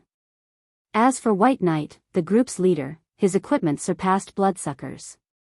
The Ranger's aura was also incomparably sharp. Due to this, Bloodsucker felt pressured. Who are these people? Bloodsucker watched White Knight and the others, shock filling his heart. Are they Zero Wing's hidden experts? Kirin and the others also felt immense pressure from Owl's members. Previously, they had felt nervous when they met Fire Dance and Zero Wing's other top-tier experts. Now, an even more frightening group had arrived. Their hearts, which had brimmed with confidence, now faltered. Theoretically, level 40 players should stand at the very forefront of God's domain, yet so many level 42 experts stood before them. They even began to wonder if there had been a flaw in the reports they had received. Shortly after White Knight and the others had arrived, Yulan led a large group of players into the high-class restaurant.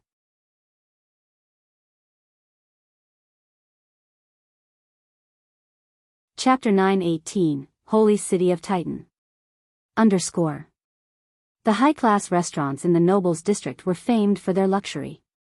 Even large guilds' elite members were reluctant to dine in these restaurants. These players would rather have a few drinks at a bar or eat their fill of ordinary food to get more bang for their buck. Upon joining Shifeng and the others in the restaurant, Yulan glanced at the various players. Immediately, she was shocked. How does Zero Wing have so many experts? Yulan had already thoroughly investigated Zero Wing, so she was very aware of Zero Wing's current combat power. She had never imagined that Zero Wing still had secrets. Owl's and Raven's members were the source of her surprise. Even the lowest among them was level 39, with the majority having reached level 42. Zero Wing's team composition overwhelmed the team she had struggled to establish. Among her players, the highest was only level 39, while the others were level 38. Although there was only a difference of 2 or 3 levels, the gap between level 39 and level 40 was like the difference between heaven and earth. Unless one had equipment that could reduce level requirements, otherwise, they could only wear level 40 equipment upon reaching level 40. However, such equipment was extremely rare. Generally, only epic items had such an attribute. There was a huge difference in terms of basic attributes between level 35 and level 40 equipment. If they had so many high-level experts working together, clearing Titan City's entrance trial would be much easier. Moreover, Yulan could tell that, even if White Knight and Bloodsucker were members of super guilds, they would be considered apex experts. It would be very difficult to find an expert in Underworld that could contend with these two. Big Brother Wolf, do you know that Ranger and Berserker? Yulan asked War Wolf quietly. The pressure she felt from White Knight and Bloodsucker was extremely powerful. They were like beacons in absolute darkness. Even if she fought it, it would be hard not to notice them. Among the information she had on God's domain's experts, nothing had been recorded on these two individuals. Although she did not know who these two were, War Wolf might know them. After all, War Wolf had once shone brightly in the virtual gaming world. Although he had later stepped away, he knew far more hidden experts than she did. I don't know them. However, I am sure that both of them are martial artists. Extremely powerful ones at that, War Wolf replied, his thoughts a little complex as he examined Shifeng's team. A few months ago, Zero Wing had merely been an unknown, upstart guild in White River City.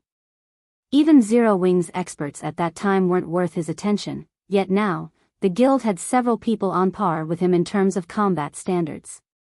As for White Knight and Bloodsucker, who he had never seen before, even he had to admit that he was weaker than them. War Wolf could not help but wonder what kind of charm an upstart guild like Zero Wing had to attract so many experts. Even first-rate gods weren't capable of this feat. It really makes you wonder just where the guild leader has found so many experts. Overwhelming Smiles members must be scared stiff right about now. Blackie giggled when he saw Yulan and her Overwhelming Smile team's shock.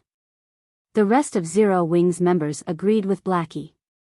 When White Knight's group had arrived, even they were surprised. Shifeng stepped forward and said, Miss Yulan, now that everyone is here, should we reform the team? All right. Everyone, leave your teams, Yulan nodded as she pinned Shifeng with a penetrating gaze. Although she had already known that Yifeng would lead the expedition to Titan City, she had been somewhat surprised to receive this news. She thought that Black Flame would lead this expedition. This was not because she doubted Yifeng's strength. However, Black Flame was far more experienced with commanding a team. It was of the utmost importance that they cleared Titan City's entrance trial. After all, once they could enter the holy city of Titan, they could rapidly nurture advanced lifestyle players. In the future, they would have a greater advantage when competing with other trading firms. I'll start dividing the workload. I want everyone to send me a list of your skills, Shifeng instructed Yulan and the others after inviting them to his team. That is a guild secret. How can we just reveal that information to an outsider? Overwhelming Smiles members immediately complained. All guilds kept their players' basic attributes and skills secret. It was especially true for guild experts. If others discovered this information, it would be very easy to exploit their weaknesses. Shifeng then looked towards Yulan and said seriously, I believe you know how difficult Titan City's entrance trial is. If I don't know everyone's abilities, I can't guarantee our success. After giving it some thought, Yulan nodded and said, It's all right. Tell him. Titan City's entrance trial was much harder than a 100-man Hell Mode team dungeon. If the team leader did not even know what skills his members possessed, it would be hard for him to issue effective commands. After receiving Yulan's instructions, Overwhelming Smiles members sent their skill lists to Shifeng, albeit reluctantly. As for the skills Owls and Ravens members possessed, the two groups had long since notified Shifeng. Owl's members had not held back in the least. However, Shifeng was certain that Raven's members had held back some information. Regardless, though, it would not affect the overall situation. After Shifeng examined the skills of Overwhelming Smile's members, he was a little surprised. 23 of these players wielded berserk skills. Among them, Yulan had learned a large-scale destruction spell and a large-scale buff spell. This would be of great help to the team. Before we enter Titan City, I'll give everyone certain responsibilities. Make sure you understand your tasks. When the time comes, you just need to do your part. Shifeng then called up his system interface and split everyone into groups. Shifeng had split the team of 100 players into 5 teams of 20. Among them, one team would serve as the main force while the remaining 4 would serve as support. Raiding Titan City's entrance trial was different from raiding a 100-man team dungeon, where players only had to deal with one boss at a time. The entrance trial resembled a field battle. Only, the team would face far more danger. In the entrance trial, one could encounter a powerful boss at any time. It was even possible for multiple bosses to appear at once. It would not come as a surprise if one mistake led to a team wipe. Hence, they needed to prepare before they challenged the trial. There was only one MT on the main team, Kola. This decision confused Yulan and the others. Kola was only level 40, while the Guardian Knight White Knight had brought was level 42. In terms of techniques, the Guardian Knight was also much stronger than Kola. No matter how they looked at it, Kola should not be the main team's MT. Even if Shifeng placed Kola on the main team, he should include another MT. How was a single MT going to tank a boss? However, Shifeng did not bother to explain his decision. He had chosen Kola because he had previously passed the epic ranked Dragon Scale shield to the MT. With this shield alone, none of the other MTs could compete with Kola. Not to mention, Kola was using the Tier 1 set equipment for Guardian Knights. Comparing basic attributes, he was stronger than Moonlight Knight, Owl's level 42 Guardian Knight, by a large margin. He was the best choice to serve as the lead MT. After the various tasks had been distributed, Yulan took out a golden key and began to chant an incantation. In the next moment, a pair of tightly shut, black stone doors appeared in the hall. The stone doors towered over 3 meters high, and there were countless magical runes carved into the door's stone. As the thick, heavy doors slowly parted, a terrifying aura surged out, and everyone immediately felt a powerful mental suppression weigh on them. This mental suppression could rival that of Grand Lords. However, every player here was an expert. Even if the mental suppression affected them, the effects were minimal. After everyone calmed their nerves, Shifeng took the lead and stepped through the doors. One after another, the other players followed him.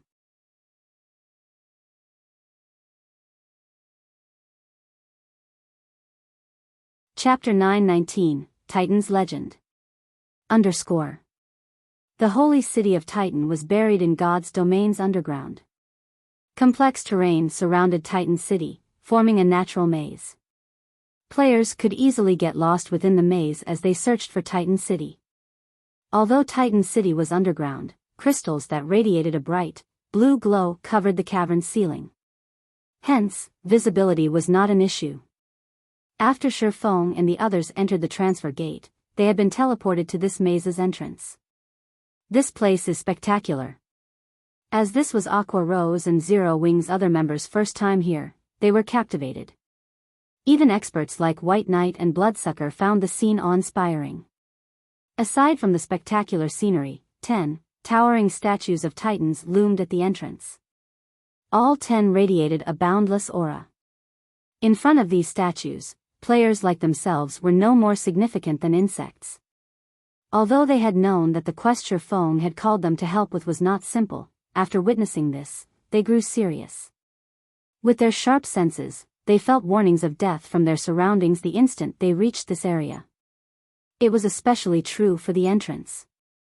It felt more like the maw of a gigantic beast. These are just statues, yet they have such powerful auras. Are these statues alive? Aqua Rose's slender brows creased slightly as she swept her gaze over the statues before her. She could feel the surrounding pressure originating from these 10 statues. If they had to fight while bathed in this aura, they would suffer a disadvantage. Relax. Those are just statues. Their purpose is to frighten monsters and prevent them from approaching, Shifeng explained. These 10 statues were the sculptures of the 10 saints who had founded the holy city of Titan. According to legend, every saint possessed enough strength to rival gods. Before they had died, these 10 saints had used their remaining power to construct Titan armaments. As long as one equipped the Titan armaments, one could rival the gods themselves. However, after several catastrophes struck Titan City, these Titan armaments had been lost. In his previous life, Shifeng had been fortunate enough to see one of these Titan armaments. Although it had only been a pair of gloves, the gloves were legendary rank. The gloves greatly increased the wearer's strength attribute. Even while using a fragmented legendary weapon, the player that had owned the Titan gloves had fought a player wielding a legendary ranked battle axe to a standstill. Among the equipment in God's domain, weapons provided the most benefits to a player's combat power, yet this pair of gloves had provided enough strength to rival a legendary weapon. One could just imagine how powerful the Titan armaments were. In Shifeng's opinion, it was possible to rival a god if a player obtained the complete set of Titan armaments. Unfortunately, the Titan armaments were a mystery to players. Even after 10 years, players had only discovered 3 Titan armaments. Moreover, 3 different players had owned them. These players had been the targets of numerous assassination attempts in the past. "Alright, let's head inside," Shifeng said as he clapped his hands. After everyone took up their formation, they officially entered Titan City's entrance trial. After several minutes of traveling down the straight pathway, the team halted. "Leader, there are 4 paths ahead. Which one should we take?" Aqua Rose asked Shifeng. "Should we send someone to scout ahead?" Each path felt equally dangerous to her, so it was impossible to determine which path they should take. "Which path did you take last time?" Although Shifeng knew which path they should take, he still asked Yulan. "We investigated all 4 paths the last time we were here. Among them, a great lord guards the first path, while the next 2 are littered with traps and ambushing monsters. A large number of mobs guard the last. After we had killed those monsters, we discovered that the path led to another crossroad. In the end, we took the path with the Great Lord. However, after a short distance, 3 Great Lords annihilated us," Yulan explained. Truth be told, they had gathered almost no information before they reached an abrupt end. Hence, Yulan had thought to search for experts to challenge the 3 bosses. When Overwhelming Smiles members recalled the 3 Great Lords that had ganged up on them, a chill ran down their spines. There were not many players who could face a Great Lord, not to mention 3 Great Lords simultaneously. Moreover, even a 100-man team would be hard-pressed to deal with one Great Lord here because, aside from the Great Lord itself, there were many monsters traveling with the Great Lord. Before they had dealt with the 3 Great Lords, the weaker monsters had swarmed and slaughtered them. "So, that's the case. Let's go down the path with the crossroad," then, Shifeng nodded. Generally, the path with a boss it should be the correct option. Taking the path with the crossroad is a waste of time, Yulan explained. That might be true in other virtual reality games, but in God's domain, it is only half correct, Shifeng said, chuckling. "This is an entrance trial. Our ultimate goal is to pass through the maze, not to defeat the bosses, isn't that right?" In reality, all 4 paths led to Titan City. If a team were strong enough, they could choose the most difficult path, which contained various bosses. This path was also the most direct and would save the most time. In contrast, the path with the crossroads, as Yulan had said, would be time-consuming. However, it was the safest path among the 4. Yulan's group had grown comfortable with the mindset of using brute force to resolve issues. Hence, they had chosen to challenge the most difficult path after entering the entrance trial. It was no wonder why they had only traveled a short distance before team wiping. The first time Shifeng had come here in his previous life, he had been just as ignorant. He and his team had insisted on taking the most difficult path and killing all of the bosses. In the end, they suffered team wipe after team wipe. Fortunately, unlike Yolan's group, his team was not as simple-minded. When they challenged a boss, they had a cleric stay some distance away from the team to revive everyone in the event that the boss slaughtered them. This way, they could challenge the bosses endlessly. Moreover, as this was an entrance trial, no matter how many times players died here, they would not lose any EXP after reviving, although, they would lose some skill proficiency. After Yulan and the others heard Shifeng's reasoning, realization dawned on them. Following which, Shifeng led everyone down the path with the crossroads. As they progressed through the maze, Shifeng often deliberately took the wrong path, leading the team into difficult situations and traps. However, with the team's abilities, overcoming the traps and level 40 or so elemental beings wasn't an issue. After walking for nearly 2 hours, the team arrived before a large temple.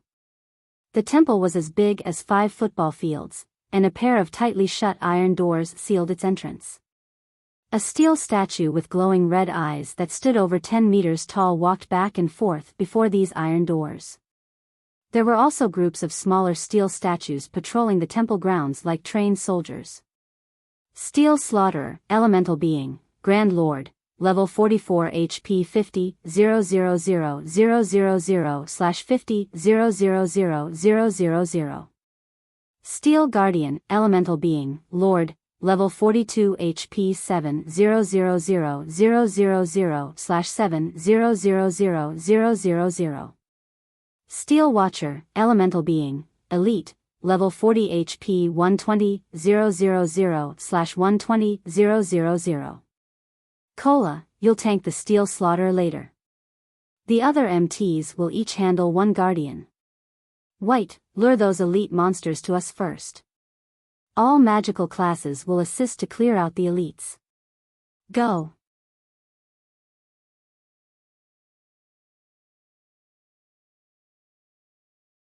Chapter 920, Epic Shields Effects.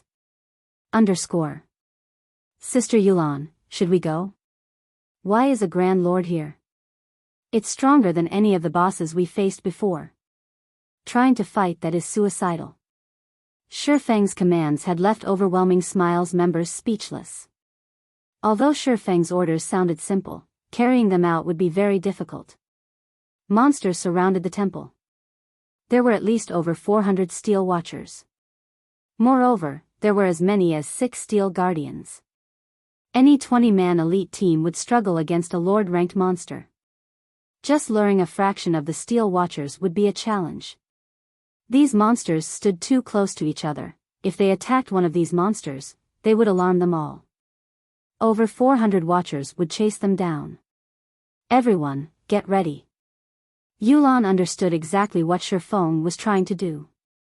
However, while realizing this plan was difficult, she had committed to Shifeng's leadership. Since he had not voiced any concerns with his plan, they had to believe in him. A short moment later, everyone fell into formation and prepared. Now, they only had to wait for the Ranger White Knight to lure the monsters. White Knight did not rush in luring the elite monsters. Rather, he stood to one side and waited patiently for the patrolling Steel Watchers to move past before he attacked. However, White Knight did not attack the elite monsters directly. Instead, he set up a trap along the Steel Watcher's path. Rangers were not just adept at ranged attacks. The class was also capable of setting various kinds of traps. White Knight had set a poison trap. When a monster stumbled into it, it would suffer a poison debuff and lose some HP every 3 seconds for 15 seconds. Traps were not limited by range, but by time. Even if a player were 100 yards away from their trap, it would still trigger. After setting up a series of traps, White Knight distanced himself from the temple and waited for the patrol of Steel Watchers to return. After another few minutes, the Steel Watchers came back along their previous path. Without any suspense, one of the Steel Watchers triggered White Knight's trap, and its entire body took on a dark green hue. Although the remaining 19 Watchers noticed the abnormality, White Knight was outside of their perception range. Hence, the 19 Steel Watchers stood there ignorantly as they searched for the enemy. However, the poisoned Steel Watcher was different. Not only had the trap inflicted damage, but it also now suffered a debuff. It charged towards White Knight immediately. Traps were like curses. When a monster fell into a trap, it would detect its target after a certain amount of time regardless of how far the target was from it. Only, this period wasn't long. After the time passed, the monster would similarly lose its target if the player were still outside its perception range. However, once the poisoned Steel Watcher had moved 10 yards closer to White Knight and just before the allotted time passed, it triggered another poison trap. As a result, the Steel Watcher confirmed White Knight's whereabouts and continued to charge towards the ranger. In such a way, the Steel Watcher triggered a series of 3 traps, the traps luring it roughly 30 yards away from its companions. When the other Steel Watchers saw this, they cautiously followed the poisoned Watcher. Moreover, because of this Steel Watcher, for nearby patrol squads of Steel Watchers also began converging on White Knight's position. However, after a dozen or so yards, they abandoned their advance.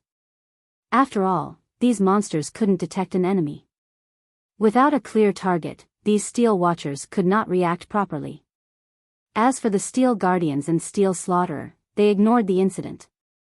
Damn, that's possible? Minor Wind was stunned upon seeing this method. Minor Wind wasn't the only person present surprised. Yulon and the others also wore shocked expressions. With a single move, White Knight had lured the elite monsters away from the troublesome lords and Grand Lord. With this, they didn't have to fear pulling the boss's aggro while they wiped out the elite monsters. Dealing with the bosses afterward would be much easier. After moving into the Watcher's perception range, White Knight knocked his arrows and fired 3 frost arrows at the poisoned Steel Watcher. The 3 arrows sped through the air and struck the poisoned elite. -6,618. -6,627.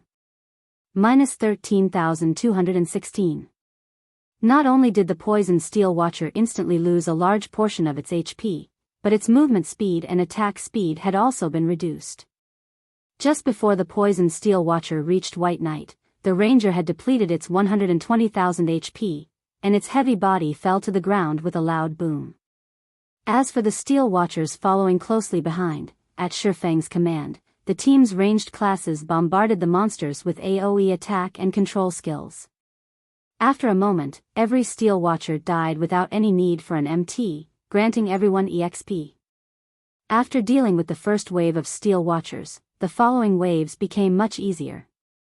Once the team had cleared over half of the Steel Watchers around the temple, the Steel Slaughterer and Guardians could no longer remain idle as they charged towards the team. Unlike the low-intelligence Steel Watchers, however, the Grand Lord and Lords immediately targeted the healers. Kola, intercept the Grand Lord. Other MTs, lead the Guardians away. Shifeng hurriedly shouted. Kola, who resembled a grizzly bear, raised his dragon-scale shield and charged at the Grand Lord. The Steel Slaughterer towered like a mountain. In front of its gigantic stature, Kola was an insignificant ant. Moreover, no player could stand against the power of a Grand Lord's charge. They had to dodge it if they wanted to survive. Contrary to expectations, however, Kola moved straight towards the Steel Slaughterer's feet, raising his shield and bellowing a war cry. Tier 1 skill, Justice Bash. Immediately, Kola's body released a golden glow as he doubled in size. He then crashed into the Slaughterer's calf. Boom! The powerful impact generated a strong wind that swept over the other players. Kola had only managed to stabilize his body after taking 3 steps back, a damage of more than -6,000 points appearing above his head. To Kola, who had 22,400 HP, the damage was acceptable. After the healers sent him a few heals, Kola's HP instantly recovered to full. As for the Steel Slaughterer, its charge had been abruptly halted, and it trembled slightly. The watching team members were stupefied. He blocked it? Just like that? Yulon's mind froze. No MT could even stand against a level 40 Great Lord strength. They needed at least 3 to 5 MTs blocking to stop one of its attacks. But this was a Grand Lord, and even sending 5 MTs would be tantamount to suicide.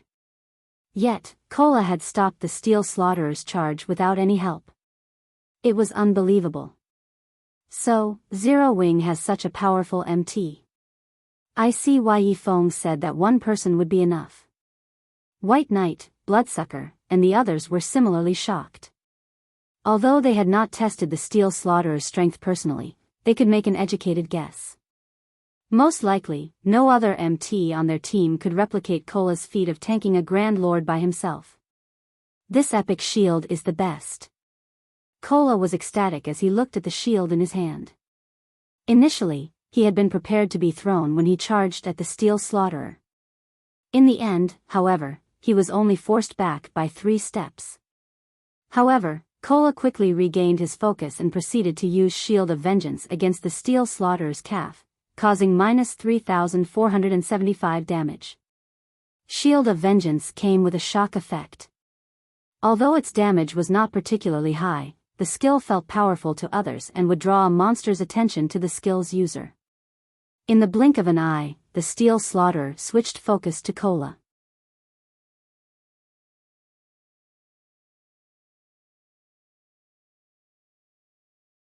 Chapter 921, Frightening Team. With Kola tanking the Steel Slaughterer, the pressure on the team lessened significantly. Kola only needed 3 healers to stabilize his HP, so everyone else could deal with the 6 Steel Guardians and the remaining Steel Watchers without needing to push themselves too much. To ordinary players, the level 42 Lord-ranked Steel Guardians might be a nightmare, but to Shifeng's team of top-tier experts, they weren't a problem. Any MT on the team could tank a Lord effortlessly on their own. Moreover, they only needed 1 healer to maintain their HPs. After the MTs stabilized their aggro on the bosses, the rest of the team dealt with the remaining 100 or so elite-ranked Steel Watchers. An ordinary expert player could defeat 2 or 3 elite monsters of the same level easily. As for this team, even the weakest among them could hold their own against a chieftain of the same level for a long time. Some were even capable of killing chieftains or resisting a lord of the same level by themselves. If not for the threat of the Grand Lord, the team would have only needed a dozen or so players to deal with the 100+ elite monsters. At this moment, Yulan finally experienced what it felt like to have a powerful MT on the team. With a powerful MT, even a headache-inducing problem could be easily resolved. Zero Wing's MT is amazing. Even without using a life-saving skill, he only took around -15,000 damage after the Slaughterer's skill hit him. Even Boss Wolf might have died instantly if he didn't activate a life-saving skill in time. How high is his defense? His HP is so high. It should be at least over 20,000. Many of Overwhelming Smile's members were stunned by Kola's performance.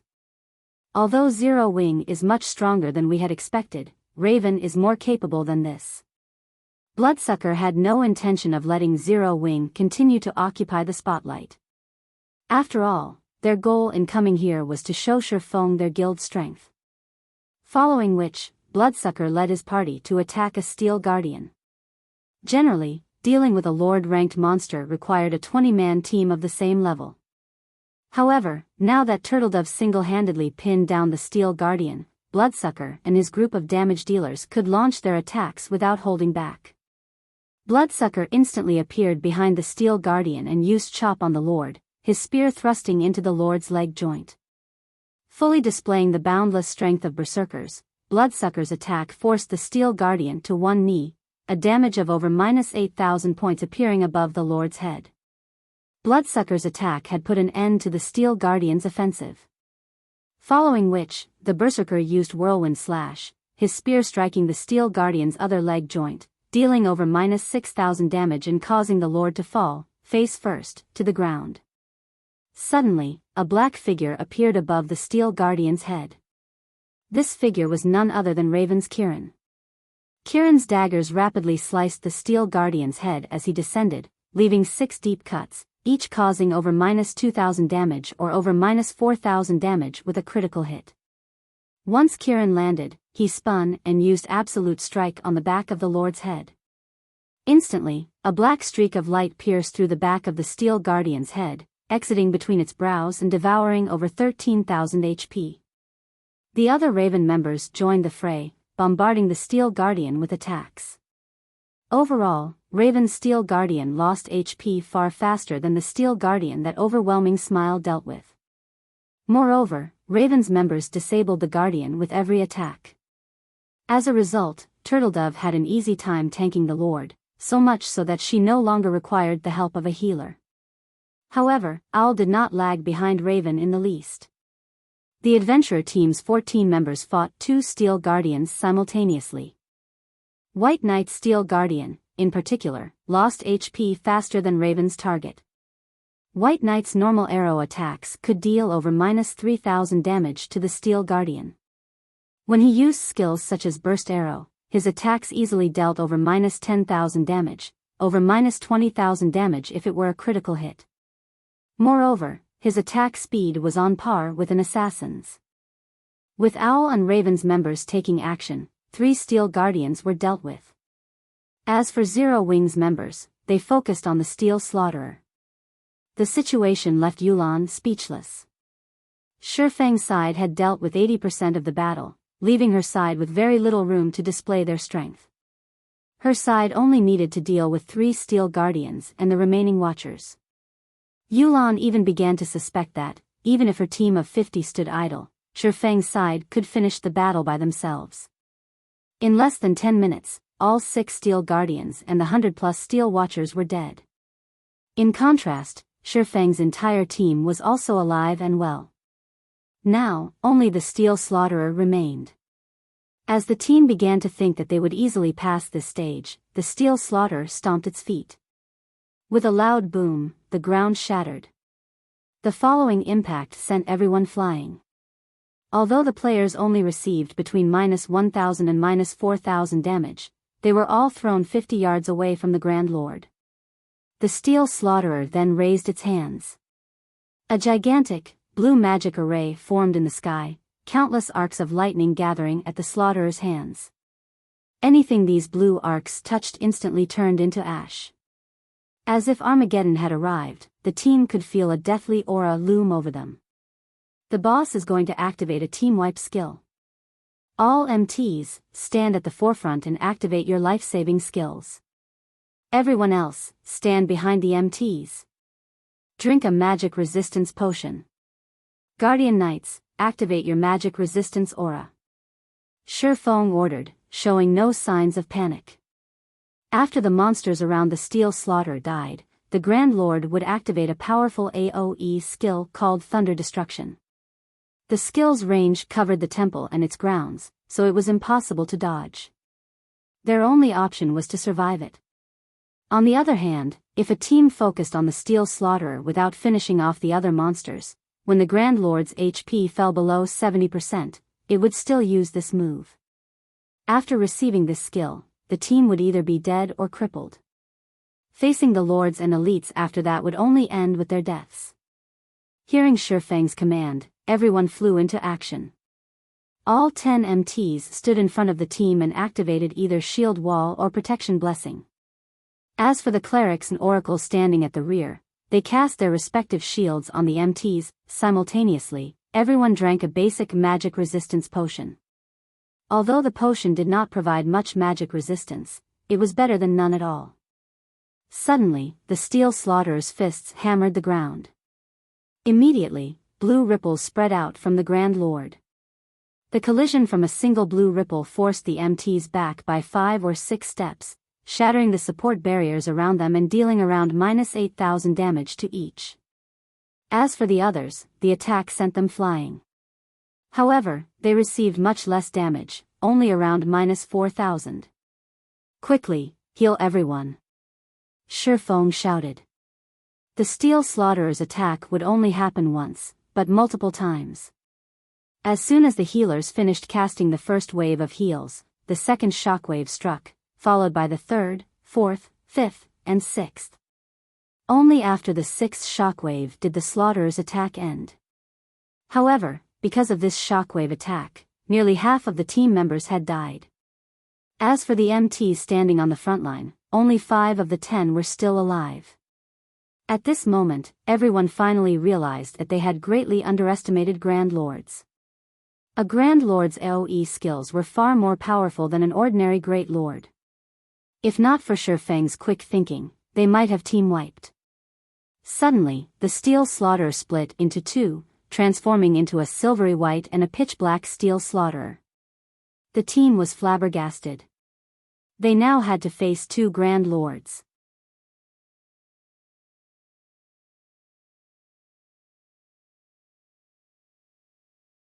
Chapter 922, Splendid Cooperation.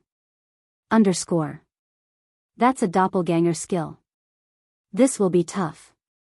Bloodsucker frowned when the steel Slaughterer split into 2, he had a bad feeling about this. One of the worst kinds of skills players could come across when fighting bosses were doppelganger skills, particularly doppelgangers like this that did not have weakened attributes. The only saving grace was that such doppelgangers usually shared HP, overall. However, the boss would be far more difficult to deal with than if it simply gone berserk and gained a huge boost to its attributes. Now that nearly half of their team was dead, their likelihood of defeating the 2 Grand Lords was very low. First of all, they only had half of their MTs. Secondly, the Grand Lord's overall combat power had not simply doubled. If the 2 Grand Lords superimposed their attacks, they would deal double the damage. Against such a powerful attack, even an MT like Cola would die without every healer focused on him. If these Grand Lords use that shockwave move again, we might as well give up.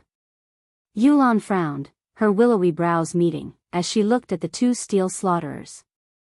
She had never imagined that this Grand Lord would be so difficult to deal with. Guild leader, what should we do? Should we activate our berserk skills? Aqua Rose sent Shi Feng a whisper. Cola, tank the white one. Turtledove, you'll assist him. The other 3 MTs will be responsible for pinning down the black one. Keep them 50 yards away from each other. All healers, stand in a triangular position to the 2 bosses and stand as far away as you can to heal the MTs, Shi Feng commanded calmly. The Steel Slaughterer was an important stage boss. The system would not allow players to clear the entrance trial so easily. Moreover, as Yulan had guessed, when the Steel Slaughterer's HP fell below 30%, both Grand Lords would still use Thunder Destruction again. The skill wouldn't be any weaker than the previous attack either. In the past, before players had discovered an appropriate countermeasure, many expert teams had fallen to this move. Although nobody knew the reason behind Shi Feng's command, they moved according to his orders without hesitation. After all, it was only thanks to Shi Feng's guidance that they had come this far. Very quickly, everyone fell into position.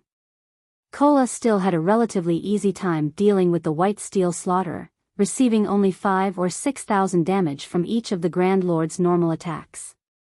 Even when a skill struck him, he only lost around 15,000 HP. When he had the buffs from Cleric's and Oracle's shields when he received an attack, he received even less damage.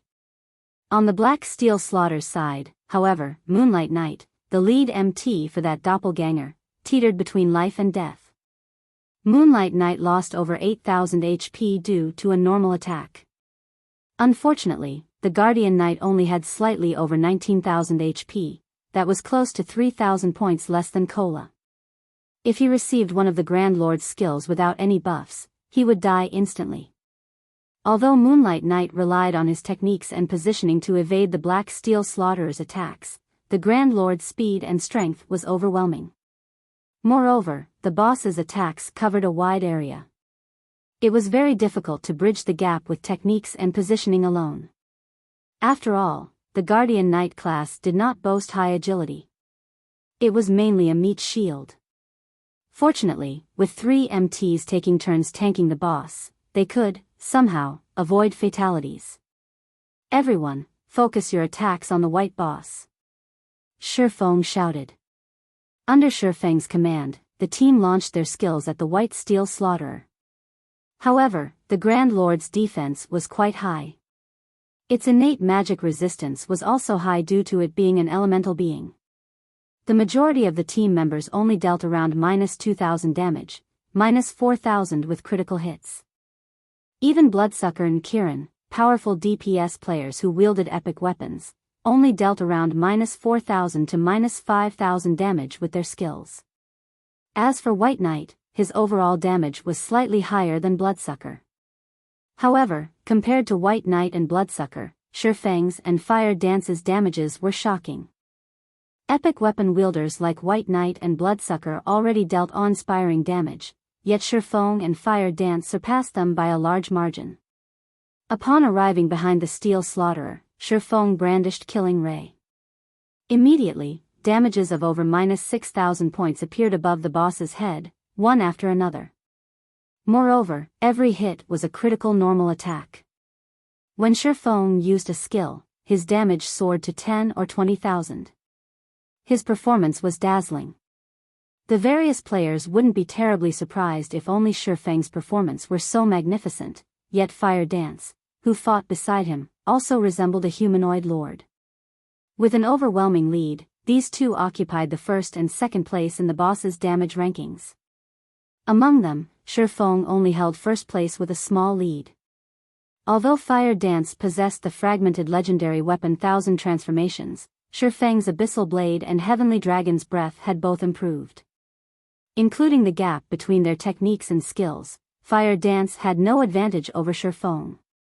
Moreover, they both possessed extremely high strength attributes.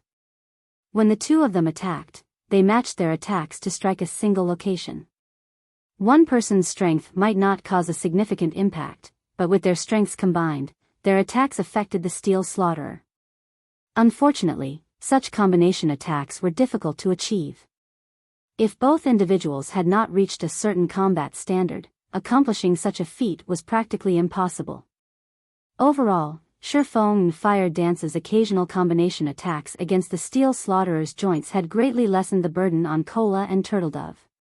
The healers could now split their concentration and focus more on the MTs on the other side. How are they accomplishing this? Am I seeing things? They can actually combine their attacks to shake such a powerful Grand Lord? Everyone was dumbfounded as they watched Shifang and Fire Dance's attack rhythms, which closely resembled each other's. They had never imagined that players could use this method to deal with bosses. Although they, as experts, could also match their attack rhythms with others, Shifang and Fire Dance's achievement was not that simple. These two were even capable of accurately striking the same position as if they had discussed this beforehand. In addition, they were fought impressively fast, which increased the feat's difficulty exponentially. The intricate control required to combine two sources of strength could easily cause an expert to go mad.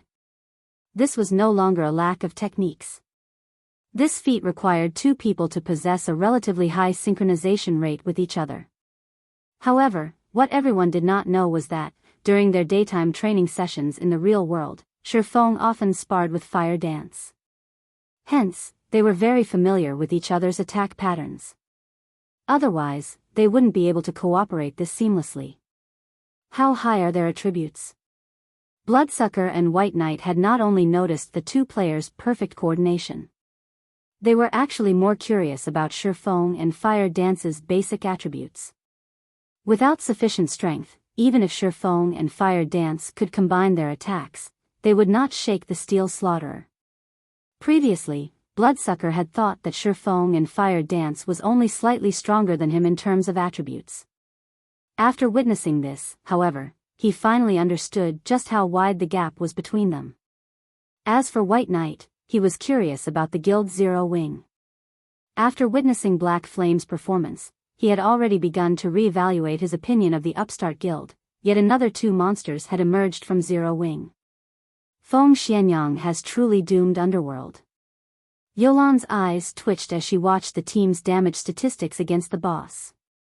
Even now, Feng Xianyang wanted to annihilate Zero Wing and replace it as White River City's overlord. After watching this, however, Yulan realized how foolish the man's actions were. Previously, she had not had a clear grasp of Zero Wing's top experts. Now, she understood.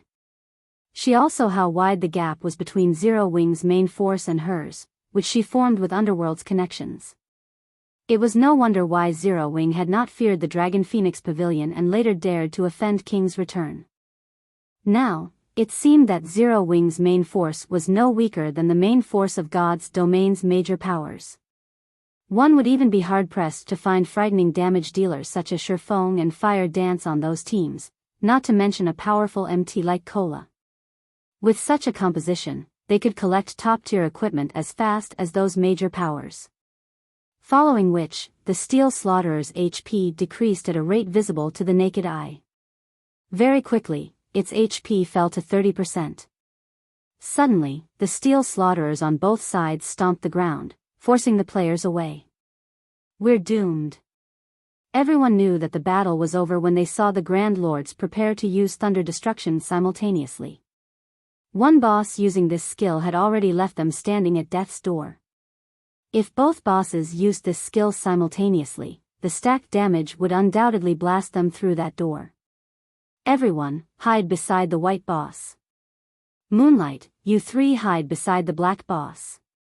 You'll be responsible for tanking the boss. Blackie, give Moonlight Night Guardian of Light. Cola, activate Dragon Scale Body. Shifeng shouted. Guardian of Light could reduce the damage the target received as well as heal the target. Meanwhile, Dragon Scale Body would increase Cola's defense by 200%, HP by 300% and recovery ability by 500%. After activating Protection Blessing as well, Cola could even survive without any healing. The Black Steel Slaughterer was simply too far away. It was impossible for the other three MTs to reach the White Slaughterer in time. Hence, he had to leave the MTs with Moonlight Knight to fend for themselves. Fortunately, they had a skill like Guardian of Light, so they could save at least one of them. Otherwise, without anybody tanking the Black Steel Slaughterer, the two Grand Lords would obliterate the team. After Shifeng issued his orders, everyone burst into action. Shortly after, both Steel Slaughterers activated Thunder Destruction. The power their skills contained was no weaker than the last time. The only difference was that each Steel Slaughterer only launched 3 shockwave attacks instead of 6. Huh? What's going on? Everyone was confused when they noticed that no one had died. They should have received 6 damages. This time, however, they had only suffered 3. Moreover, none of the Black Slaughterer's shockwaves had hit them. As for Moonlight Knight's side, all 3 MTs had survived. Did the shockwaves offset each other? Yulan suddenly thought of their positions. They just so happened to be standing in line with the 2 Steel Slaughterers. With this, the shockwaves the Black Slaughterer had released had been offset by the White Slaughterers before any had reached them. They hadn't suffered any damage from the Black Slaughterer's attacks. Yulan wasn't the only one who had realized what had just happened. Bloodsucker and White Knight had reached the same conclusion. They all turned to Shifeng, who was reorganizing the team's formations, every one of them wondering just how smart Shifeng was to think of such a solution so quickly. If they had been in charge, they would have only been able to wait for their deaths. After the Steel Slaughterer's attacks, the 2 Grand Lords did not use any powerful AoE skills. In less than 10 minutes, both bosses died by Shifeng's hands, granting everyone an abundance of EXP. Even after they shared the EXP, several of Overwhelming Smile's level 38 members rose to level 39. Shifeng's experience bar had also risen by nearly 6%. Compared to killing an ordinary Grand Lord, the Steel Slaughterer provided far more EXP. Meanwhile, due to divine providence, the Steel Slaughterer dropped over a dozen items.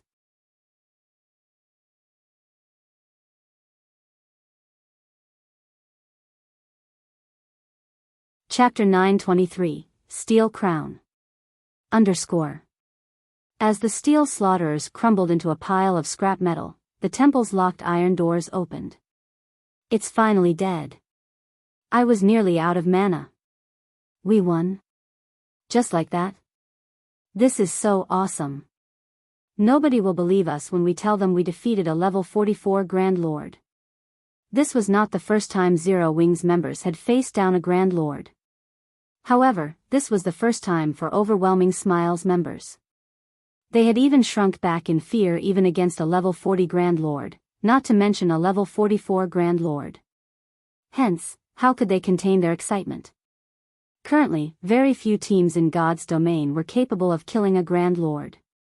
This is the first time I have killed a Grand Lord so easily. If we had to rely on Raven's main force, we would have lost at least 80% of the team. We might have even suffered multiple team wipes. Masked Angel sighed in amazement as he sat on the ground. Raven's other members nodded their agreement.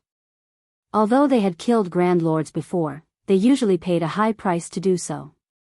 Generally, they suffered multiple team wipes before finally succeeding. Moreover, their team usually only had around a dozen or so people alive at the end of the raid. This was the first time they had killed a great lord so easily. Bloodsucker's gaze drifted towards Shifeng, who was occupied with picking up the loot, and he smiled bitterly. Originally, he had wanted to prove Raven's strength to Zero Wing. In the end, he and Kieran were the only members of their guild to rank within the top 10 on the team's damage stats against the boss. He ranked 6th, while Kieran ranked 10th. As for everyone else in their party of 6, they ranked beyond the 20th place. It was difficult to boast about such results. With his DPS statistics, he could rank within the top 5 among Raven's main force, yet he only ranked 6th on this team, showing that there were 5 people stronger than himself. The most laughable aspect was the massive gap between 2nd and 3rd place. White Knight, who ranked 3rd among the team, had only dealt slightly over half of Fire Dance's total damage. Aside from them, Aqua Rose ranked 4th on the team, while one of Owl's female elementalist named Frozen Dream ranked 5th. With such an outcome, just how was he supposed to negotiate for a better deal with Shifeng? When fighting the next boss, drink an intermediate boiling blood potion and raise your damage ranks. I don't want to be at a disadvantage during out negotiations, Bloodsucker whispered to his party members. The intermediate blood boiling potion could increase a player's damage by 20% for 10 minutes. It was not available on the market and could only be obtained by killing certain special field bosses. It was extremely rare. Boss Blood, are you sure that you want to use such a precious potion here? Our guild only has a dozen or so of these potions, Kieran asked worriedly. This time, as a precaution, the guild had given each of them a bottle. Even when the guild had raided Grand Lords, they had refused to use it. Do you think we can top the damage charts if we don't use this potion? Bloodsucker retorted, smiling bitterly. Truthfully, he did not want to use the potion either.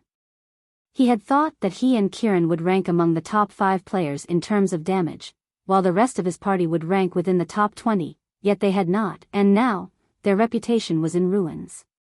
As the healers revived the dead, Shifeng organized the loot he had collected.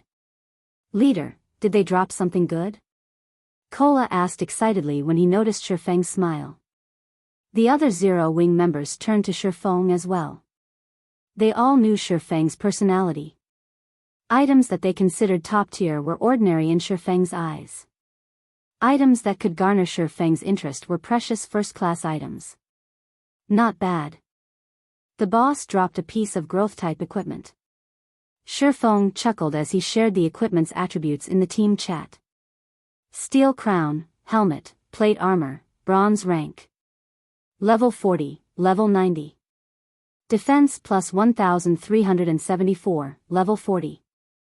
Strength plus 31, endurance plus 30, agility plus 22. Additional passive skill 1 dash.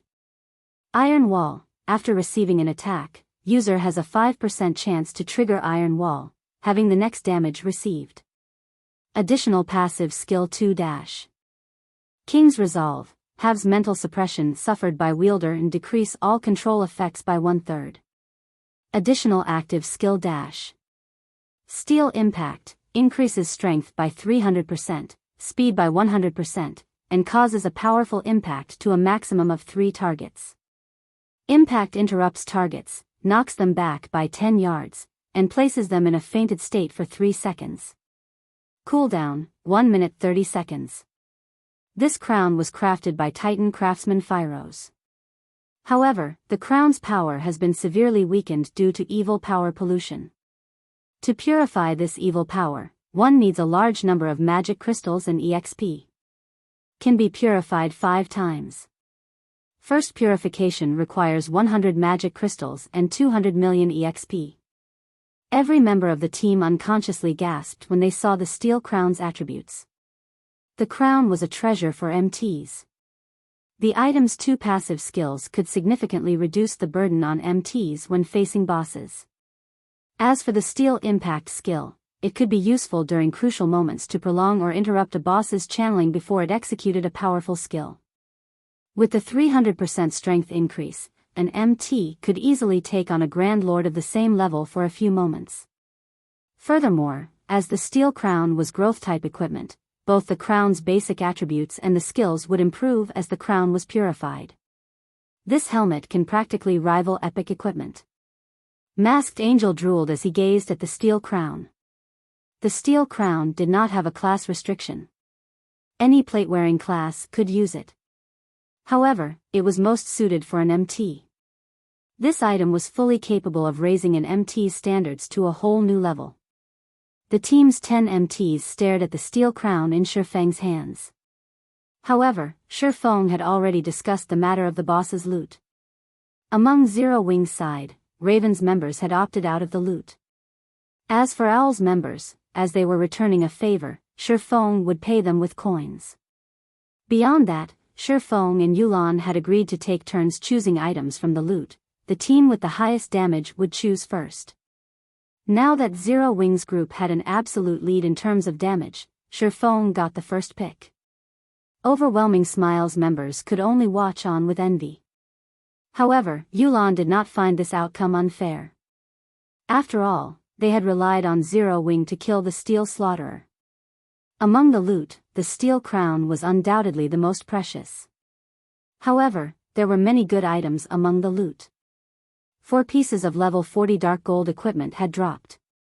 Currently, level 40 dark gold equipment was the best available outside of epic equipment.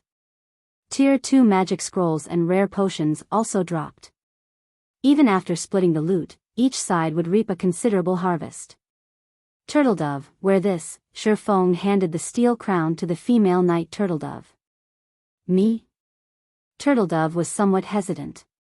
Among the guild's MTs, both Kola and Yiwumian were stronger than her. Logically, one of them should have received the crown. She already wore a pair of epic ranked boots. If she received another piece of growth-type equipment now, it would be somewhat unfair to Kola and Yiwumian. Those two are using sets, so they can't wear the crown. Moreover, the steel crown is only bronze rank right now. Although your attributes will decrease slightly after equipping it, you will improve overall. You'll have an easier time dealing with the bosses later on, Shifeng said, chuckling. That's right. Turtledove, just take it. Both Kola and Yiwumian nodded in agreement. In reality, Turtledove's techniques were already quite impressive. She was definitely the third-ranking MT in the guild. She just had slightly weaker equipment. If Turtledove improved her equipment, tanking bosses would become much easier. Alright, then. After some thought, Turtledove accepted Shifeng's offer. She was moved as well, and she inwardly swore not to let anyone down.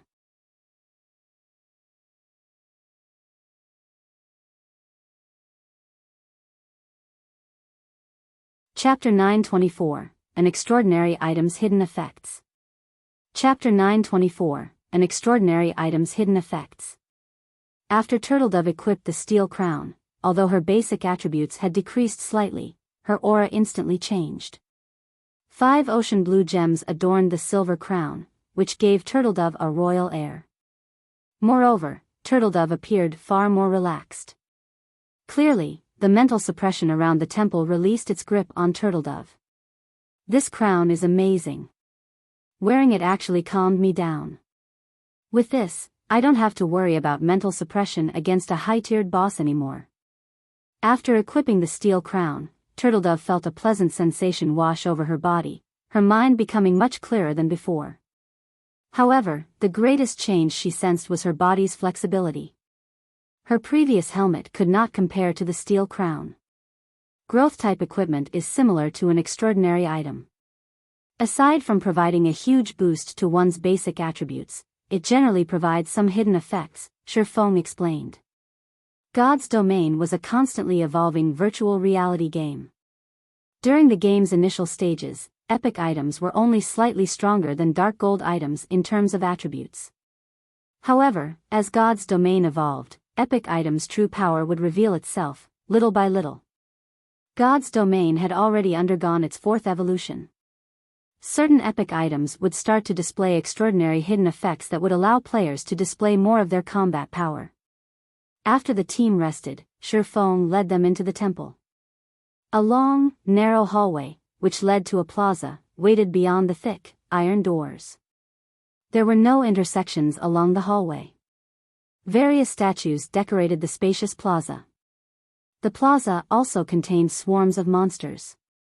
These monsters were covered in sharp, black scales. They had crescent-shaped heads and no eyes. However, rows of jagged, sharp teeth filled their mouths. Their four limbs looked more like daggers than actual limbs, and wherever these monsters passed, they left deep furrows in the ground. Silver versions of these pitch-black monsters also wandered the plaza.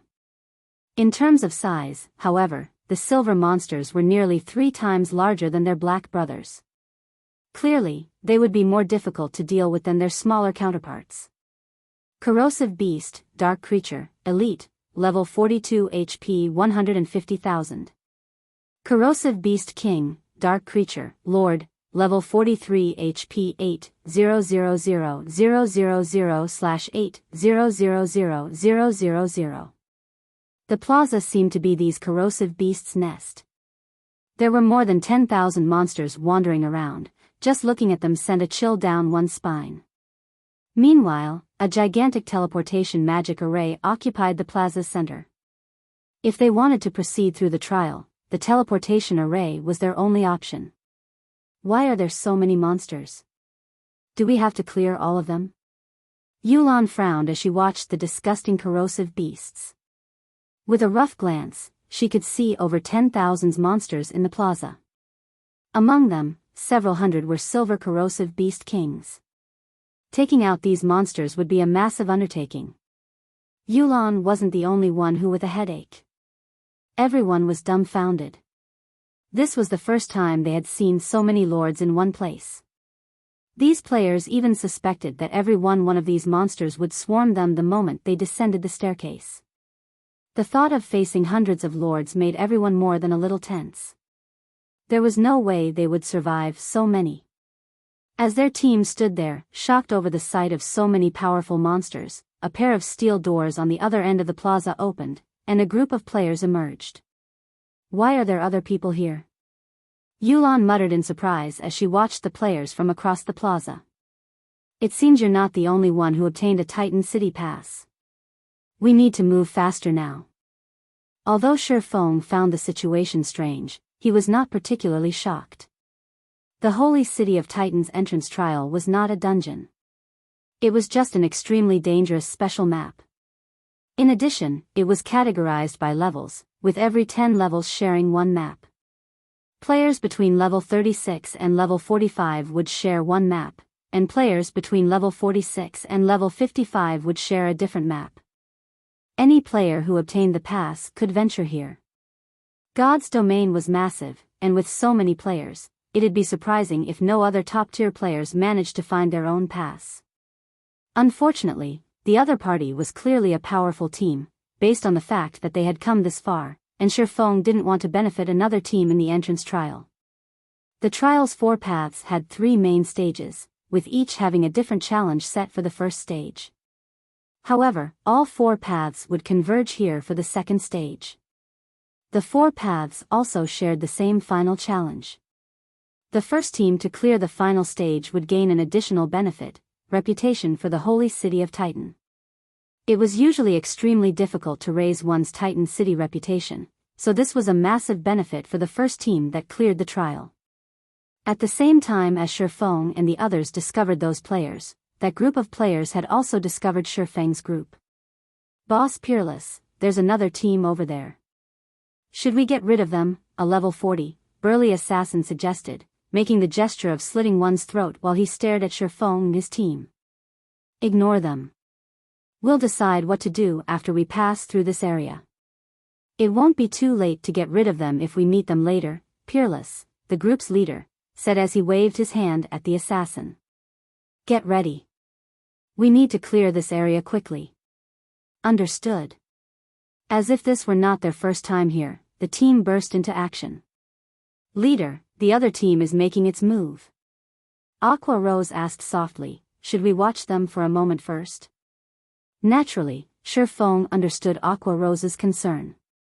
With their team's strength, taking on 7 or 8 lords at once might be easy, but against several hundred lords, even Shifeng felt powerless. Hence, their best option was to observe the other group as they cleared this stage. This way, they would increase their chances of clearing the stage as well. However, Shifeng had no intentions of letting the other side get ahead of him. Titan City's reputation was on the line, and he must have it. Although there were a lot of monsters in the plaza, their numbers weren't the largest cause for his headache. The corrosive beasts had an extremely abominable ability which could rapidly deplete players' durability. With this ability, it was impossible to defeat them all before their equipment broke. MTs and plate armor classes, gather around me, Shifeng said. He then revealed a large number of strengthening devices. Each of you, take 2 of these strengthening devices. After using them, 30 of you will form a protective circle while the other melees will serve as replacements when needed. All ranged DPS and healers will stand in the middle. We'll charge for the teleportation array. As soon as Shifeng said so, everyone understood his plan. They didn't actually need to kill all of these monsters. Rather, they needed to reach the teleportation magic array. Unfortunately, while this task might be easy for MTs, it was very difficult for melee classes. There were also countless corrosive beasts. They were all bound to receive some damage. If the healers only had to focus on a few MTs, they could bear it. However, they had to keep as many as 30 people alive. There was also a fairly long distance between the staircase and the plaza's center. If their healing failed to keep up with the damage the melee classes received, everyone would die before reaching the teleportation array. Shifeng's decision was definitely risky. However, Yulan and the others could not think of a better plan. Hence, they had to put their faith in Shifeng once more. Moreover, 2 groups of players were charging into the plaza. This would reduce the number of monsters they had to deal with. If they started moving after the other side had cleared the stage, it would be far more difficult to succeed. By the time everyone finished preparing, Shifeng had noticed that the other team had begun to move. Immediately, he shouted, "Move out."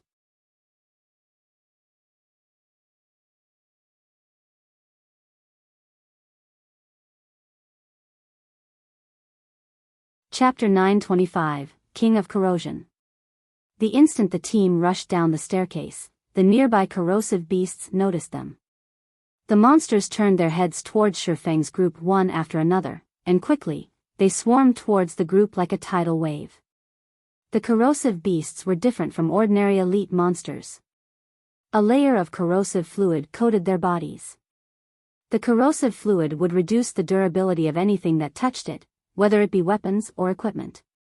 If the equipment were secret silver rank or below, it would be rendered useless after receiving a few of the corrosive beast's hits. Even fine gold equipment would only last a few more hits, and only dark gold rank items could last any length of time. Now that they had entered the plaza, there was no turning back. Against the tidal wave of corrosive beasts, the team's only option was to reach the teleportation array within the shortest time possible. Shortly after the team met the corrosive beast army, although the elite monsters did not break through the team's defensive formation, after several bouts, everyone wore grim expressions. My weapon. My equipment. What are these monsters? Many of the players cried out in shock when they noticed their equipment and weapons' durability. Even after a brief moment of contact with the corrosive beasts, their dark gold weapons' durability had instantly decreased by 1 point. An ordinary dark gold weapon only had around 120 or so durability. Their dark gold equipment fared even worse.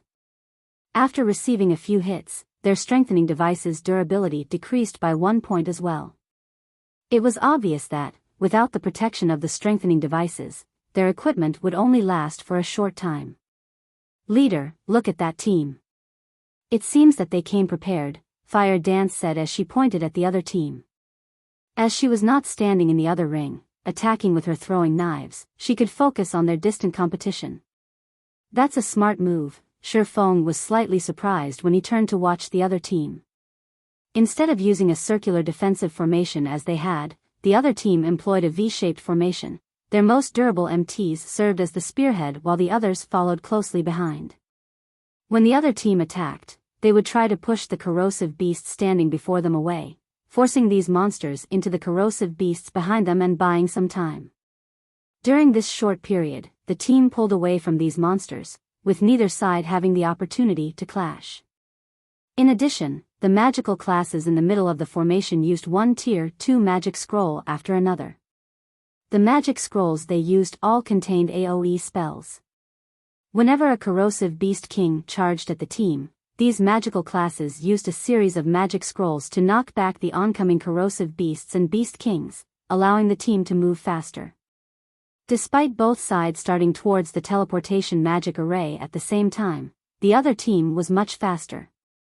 "Boss Peerless, your method is really effective. We'll reach the teleportation array in half the time of our previous attempt." "That's right. Boss Peerless is the best. We'll definitely clear the entrance trial. That team is pretty stupid. At this rate, we won't have to worry about them. Ha ha ha. I hope they can clear this stage, though. The fact that they reached this stage shows that their weapons and equipment are excellent. We might be able to earn some top-tier equipment." Everyone on Peerless' team chatted cheerfully among themselves. As both teams were fairly far apart, they couldn't tell who the other team was. However, as they had experienced the first stage's difficulty personal, they knew that the other team must possess high-quality weapons and equipment. Otherwise, reaching the second stage would have been impossible. "Team leader Yifeng, we can't continue like this. These corrosive beasts are wearing out our equipment too quickly," Yulan said anxiously after examining the team's situation. "Why don't we start using magic scrolls as well?" The monster's corrosive ability was much stronger than she had expected. If not for the strengthening devices, their equipment would have long since broken. However, there was still a long distance to the teleportation array. Moreover, more corrosive beast kings approached. In the beginning, they only had to deal with 1 or 2 at a time. Now, over a dozen attacked simultaneously. They weren't even a third of the way, yet so many lords bombarded their team. Soon, they may have to face dozens of corrosive beast kings. The corrosive beast kings were many times stronger than the corrosive beasts. Not only were they stronger in terms of attributes, but their corrosive abilities were also stronger by a large margin. Even Kola, who used an epic shield, was having a difficult time against these lords. Currently, their only way to break through was to utilize the same method as the other team, which employed AoE magic scrolls. Although their team had not prepared to use these scrolls, they had brought some with them. Unfortunately, using large-scale destruction spells would only add to the chaos of their situation. Large-scale destruction spells did not differentiate between friend and foe.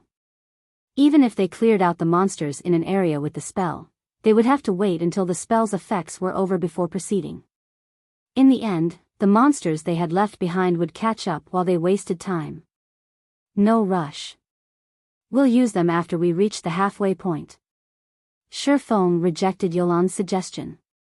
Using magic scrolls with impact effects was certainly a method that many teams had employed in Shi Feng's previous life. However, the second stage had another hidden mechanism. When 2 or more teams were halfway to the plaza's center, they would awaken the slumbering king of corrosion, Seila Taiban. Now that the other team had passed the midway point, Shi Feng did not want to do the same too soon. At the very least, they should wait until the other team completed 2/3 of their journey. This way, the king of Corrosion would target that team rather than theirs, which had just entered the king's domain. Hearing Shi Feng's rejection, Yulan was momentarily speechless. However, since Shi Feng's leadership had already proven successful, it would not be wise to oppose his commands now. As time passed, more corrosive beast kings converged on both teams. In the blink of an eye, each team faced over 100 lords. Even Peerless' team began to slow due to the large number of monsters. However, when Peerless' team was a quarter of a distance away from the teleportation array, Shi Feng and the others reached the halfway point. Immediately, a pillar of green light rose from the center of the plaza, releasing a dense, green fog. As this fog passed over the area, everything it touched heavily corroded, eroding hundreds and thousands of little holes across the ground. The scene sent chills down everyone's spines. What's going on here? Peerless stared at the pillar of light, his expression twisting into something ugly. This was not his first time here. Rather, it was his third visit. The first time he had reached this plaza, his team had only crossed 2/3 of the distance before they fell under the overwhelming sea of monsters. On their second try, while they had forged through this stage after many difficulties, they had not encountered anything like this. As he stared at the pillar of green light, he involuntarily shivered, his mind continuously warning him that it was extremely dangerous to continue forward. As everyone was caught in their stupor, a ferocious monster that stood over 20 meters high emerged from the green light. This monster was nearly 3 times larger than the corrosive beast kings, and green scales covered its entire body.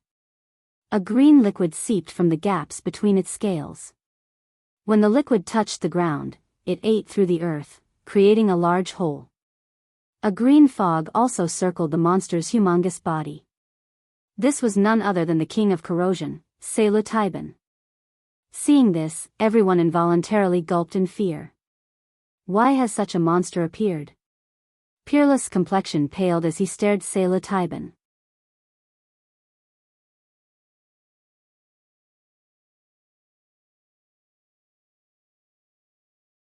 Chapter 926, Archaic Species. The king of Corrosion's sudden appearance cast a dark cloud over the two teams. Damn it. We must have triggered this monster because there are 2 teams here. Rage flared in Peerless' eyes as he turned to Zero Wing's team on the other side of the plaza, killing intent welling within him. However, it was too late to change anything. He had thought of taking care of Shi Feng and his team after they had reached the 3rd stage, earning some weapons and equipment. However, he now regretted his decision to delay. The king of Corrosion did not give the players any time to consider their situation. After examining its surroundings, it charged towards Peerless' team like a Mack truck. The ground trembled with each of Splendid's steps. As it moved, the corrosive fluid from its body ate large craters in the ground. Seeing these craters sent shivers down everyone's spines. Splendid, king of Corrosion, dark creature, Grand Lord, level 45 HP 80-000/80-000-000. Splendid's massive frame spoke of its immense power. However, after witnessing its exact strength, everyone was shocked. Splendid's attributes were far higher than the first stage's boss.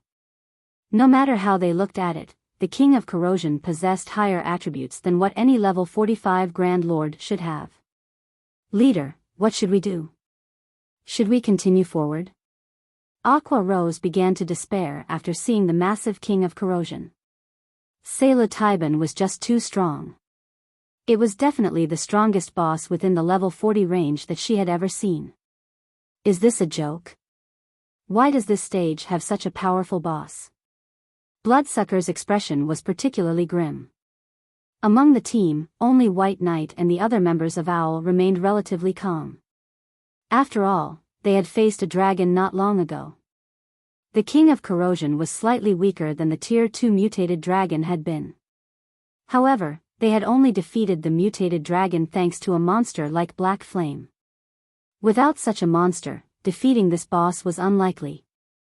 At this time, Shi Feng issued his commands in the team chat: Fire Dance, use the frost grenades to stop the corrosive beasts. Blackie, use Stars of Light to clear a path ahead. Everyone else, if you have AoE attack or control skills, now is the time to use them. While Psilocybin might not be a dragon, it was an archaic species.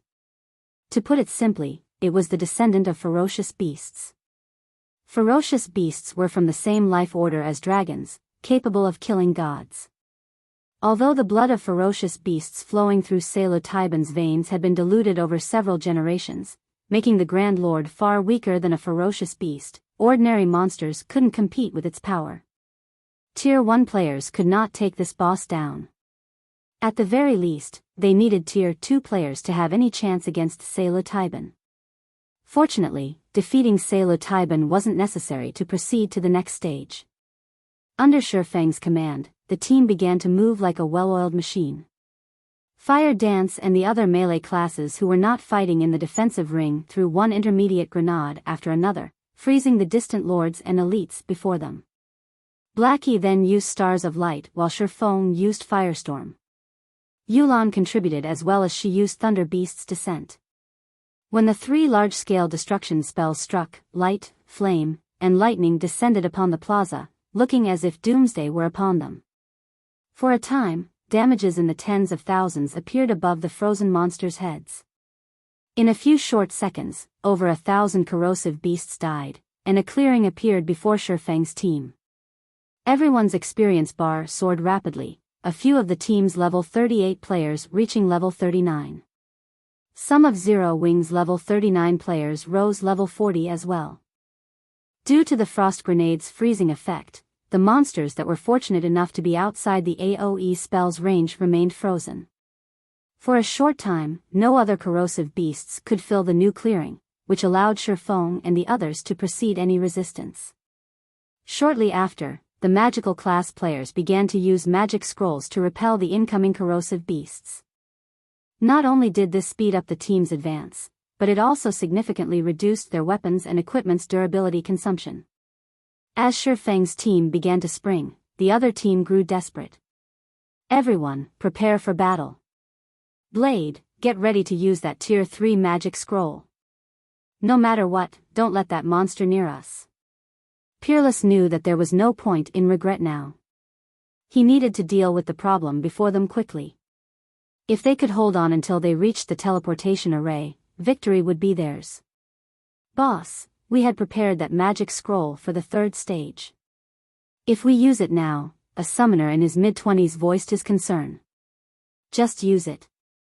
Fortunately, it isn't our only trump card for the third stage, Peerless growled as he gnashed his teeth. He didn't want to use the Tier 3 magic scroll either. Just before Psilocybin reached their team, the summoner named Blade used the Tier 3 magic scroll he held. Suddenly, a golden magic array appeared above them. A gigantic beast then descended from the array, knocking away the surrounding corrosive beasts. Blade, use the golden lion to lure the boss away. Peerless ordered. The king of Corrosion was simply too dangerous. Even if it simply stood still and did nothing, the corrosive mist around it could claim their lives. They could only rely on the Tier 3 Great Lord they had summoned to hold it off. The golden lion, which stood over 10 meters tall, then pounced on Psilocybin. However, before it crashed into the king of Corrosion, Psilocybin swiped its claws at the lion. Pung! The attack sent the lion flying, its massive frame crashing into a crowd of corrosive beasts. What? Everyone's jaws dropped.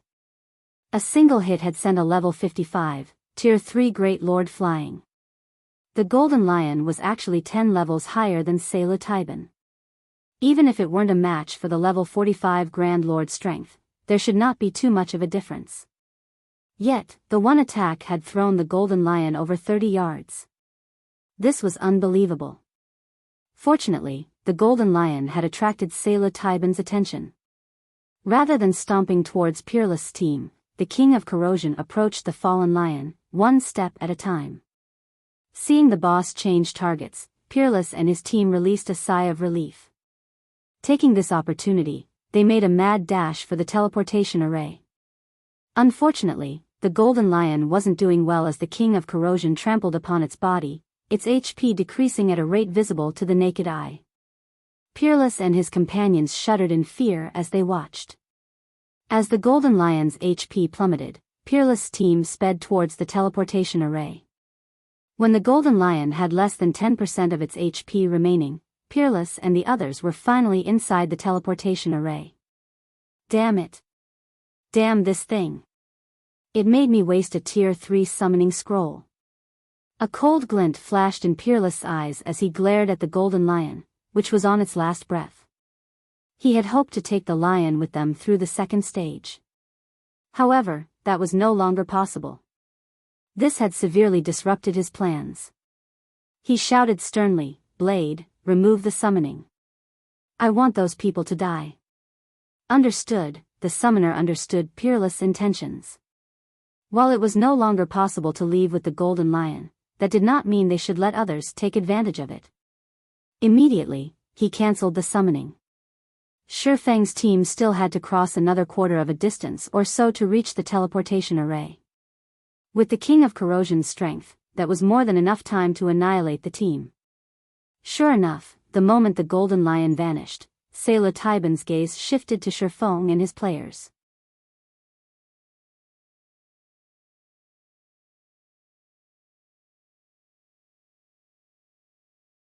Chapter 927, Complete State. We are letting them off too easy. Blade clicked his tongue as he watched Shifeng's team. Boss Peerless, should we activate the teleportation array now? Wait a moment. I want to watch the King of Corrosion kill them. Peerless shook his head. The entrance trial's third stage was not any easier than the second. It would be far more difficult to proceed without the Tier 3 summoning scroll. He wanted to kill Shifeng and his companions himself. However, he was satisfied with the knowledge that the King of Corrosion would massacre them. Sayla Taiban's corrosive fluid could cause a tremendous amount of damage to one's equipment. It might even destroy the other team's weapons and equipment. This was a better outcome than killing them and taking a single item from each. Hearing Peerless' words, his people turned to watch Shifeng's team with anticipation. Sayla Taiban's movement speed was very high. Before Shifeng and the others had crossed 100 yards, the King of Corrosion was less than 50 yards away from the team. They couldn't help their panic as the boss approached. The Grand Lord's pummeling of a level 55 Great Lord was still fresh in their minds. If even a Tier 3 Great Lord could not hold off this boss, players such as themselves had no hope. Even if all 10 of their MTs worked together, they couldn't defend against the King of Corrosion's attacks. I'll deal with him. Everyone else, hurry. Shifeng's lips hooked up into a smile as he watched the incoming Sayla Taiban.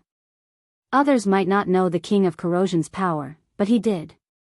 Although Sayla Taiban was an archaic species, it had a fatal weakness. It couldn't respond to sudden changes very well. Even a slight turn required it to waste roughly 2 seconds. Expert players would have plenty of time to dodge its attacks. However, they first had to draw the King of Corrosion's aggro. Shifeng instantly appeared before the King of Corrosion. Seeing this, Sayla Taiban swiped its claws at Shifeng. However, Shifeng easily evaded its attack using silent steps, instantly appearing behind the King of Corrosion. Dragon Breath. Suddenly, a massive white beam bombarded the back of Sayla Taiban's neck. -23,187. So tough. Shifeng clicked his tongue. Dragon Breath multiplied his damage by 10, yet when the skill struck one of the King of Corrosion's vulnerable spots, it only dealt around 20,000 damage. If an ordinary expert attacked the Grand Lord, they would probably only deal a few hundred damage. Shifeng's attack immediately drew Sayla Taiban's attention. Following which, the King of Corrosion tried to turn to attack Shifeng. However, Sayla Taiban was very slow when turning, shifting its body step by step. This gave Shifeng ample time to activate Windwalk and leave his current position. As for the corrosive beasts and corrosive beast kings blocking his way, they were no threat. You're quite durable. Unfortunately, this Grand Lord isn't that easy to deal with. You're just wasting your time, Peerless sneered as he watched Shifeng. In the face of absolute power, techniques were useless. Even if Shifeng bought his team some time, it wouldn't be enough to reach the teleportation array. Roar! Sayla Taiban roared his fury as it chased Shifeng. In the blink of an eye, the king of Corrosion had moved away from Shifeng's team, the team sighing in relief. A moment later, however, tension gripped their hearts once more. Sayla Taiban was simply too fast. Even after Shifeng activated Windwalk, he could not match the king of Corrosion's speed. If he allowed the Grand Lord to catch up to him, he wouldn't have a skill like Silent Steps to help him avoid another attack. After Shifeng crossed about 20 yards, Sayla Taiban had caught up to him. Sayla Taiban's claws transformed into afterimages as it swiped at Shifeng, a sonic boom blasting through the air. Parry! Pung! Like a bullet, Shifeng was thrown over 30 yards, his body slamming into the ground. The impact even created a large crater around Shifeng's body. As expected of an archaic species. Although its strength is lower than the mutated dragons, it is still stronger than an ordinary Grand Lord. Once Shifeng stood back up, he felt as if every bone in his body was about to pop out of its socket. His arms were numb after taking the King of Corrosion's hit. If he had not used parry to block the attack, he would have been dead by now. Seeing Shifeng's HP remain static, Sayla Taiban flew into a rage. Taking 2 steps forward, it instantly arrived before Shifeng and stomped on the tiny swordsman. Seeing the mountain-sized foot descending towards him, Shifeng stopped holding back. Heavenly Dragon's Power. Thunder God's Descent. The 2 skills instantly increased Shifeng's strength attribute by 150%, HP by 500%, defense by 300%, agility by 60%, movement speed and attack speed by 150%, and damage by 50%. He also received a 50% damage reduction. Shifeng's HP climbed to 122,800. As for his defense, even Kola couldn't match his. After receiving these massive buffs, Shifeng swung Killing Ray towards the King of Corrosion's feet. Chop! 3 arcs of blue light gathered at a single point, tearing space itself apart. This spatial tear then extended towards Sayla Taiban's feet. Boom! The powerful shockwave from the impact knocked the surrounding corrosive beasts back. Suddenly, there were no monsters within 20 yards of the King of Corrosion. Is he an NPC? When the dust settled, everyone's jaws hit the floor as they stared at the shockwave's epicenter. No one could believe their eyes. Shifeng had actually blocked the King of Corrosion's powerful attack. Moreover, he had caused Sayla Taiban to shudder slightly. Although Shifeng was buried up to his knees, he had only received around -7,000 damage from the attack. To Shifeng's over 120,000 HP, this damage was nothing. The upgraded Heavenly Dragon's Breath is wonderful. I won't even have to activate twofold Berserk at this rate. Shifeng flexed his muscles, joints popping. Although he felt somewhat stiff, overall, Shifeng's combat power had not been affected. When he had faced the mutated dragon, he had been suffering a weakened soul state, reducing his attributes by nearly half. He had relied on dragon's domination to overcome the mutant. Now that his soul had recovered, although his strength was still not a match for the King of Corrosion even after activating Heavenly Dragon's power, the gap was not as wide as it had been. In addition, with his extremely high skill completion rate, he wouldn't have a problem defending against the Grand Lord's normal attacks. However, his sacred sword, Killing Ray, was the main reason that he could contend with Sayla Taiban. Killing Ray increased his damage by 100% against dark creatures. However, just after Shifeng pulled his legs out of the ground, the enraged King of Corrosion swung its claws at him once more as if it were trying to swat a fly. Just in time. Let's see how you fare against this. Shifeng did not dodge the attack. Instead, he used his sure-kill skill, Flame Burst. A miniature sun then collided with Sayla Taiban's claws.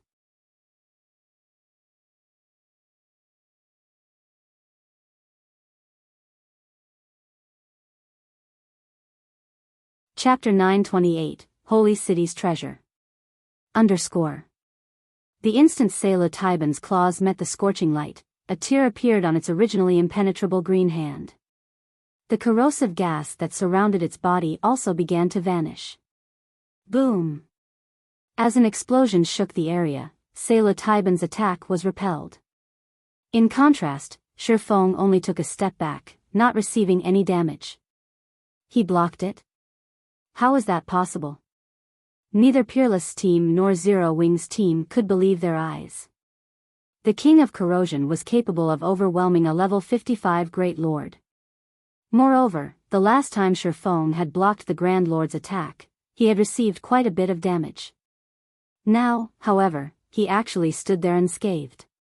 They felt as if they had just watched someone block an oncoming train with one hand. Boss Blood, I don't even think guild leader Bloodfang is a match for Yifeng's strength, Kirin said in shock as he stared at Shifeng. Indeed. Purely in terms of strength, he has surpassed our guild leader, Bloodsucker said with a serious glint in his gaze. The strength Zero Wing displayed before them had already surpassed the information they had on the guild. After Shifeng successfully repelled one of Psilocybin's attacks, the King of Corrosion launched a series of attacks. Shifeng used Killing Ray once more to repel the Grand Lord's attacks. Boom! Boom! Boom! Shifeng blocked every one of Psilocybin's attacks. The combination of fire and the sacred sword is amazing. Shifeng smiled. Aside from its slow turning speed, Psilocybin had another small weakness: fire. Fire attacks would deal double the damage against the Grand Lord. As a result, the combination of both bonuses allowed Shifeng to match the King of Corrosion's strength. Unfortunately, Flame Burst's uses were limited. He could not stand against the King of Corrosion for long. However, Shifeng had no intentions waiting for his death. He had deliberately caused the King of Corrosion to appear. If he had wanted to play it safe, he could have allowed Peerless' team to reach the third stage first. Psilocybin was the only reason he had not. In the past, many teams had reached the entrance trial's second stage. Many teams often challenged the trial at the same time. Initially, when players encountered the King of Corrosion, they had treated it as if it were undefeatable. They only attempted to shake the boss off and proceed to the next stage. However, as players reached higher levels and obtained better equipment, they started to raid the King of Corrosion for its loot. In the end, when a team of players finally killed Psilocybin, the Grand Lord had dropped a treasure that nobody had expected. The Holy City's emblem. Every guild in God's domain had treasured this item. Even after 10 years, the Holy City of Titans passes were extremely rare. Countless guilds had sought the pass as players could not enter Titan City without it. However, the Holy City's emblem could also transfer players to Titan City. Unfortunately, it could only transfer 10 players. However, unlike the Titan City Pass, the Holy City's emblem was not a consumable, it could be used indefinitely. Moreover, the emblem could send players to the Holy City directly. They didn't need to challenge the entrance trial. Now that there were 2 teams in the second stage, Shifeng wouldn't pass up this opportunity. The King of Corrosion was not undefeatable. In the past, through countless teams' experimentation, players finally discovered an effective way to defeat Psilocybin. With his current team's strength, if they used that method, they could do the same. Following which, Shifeng activated Wind Rider and flew towards the teleportation magic array. Realizing where Shifeng was flying to, Psilocybin also dashed towards the teleportation array. "Boss, that person's flying towards us.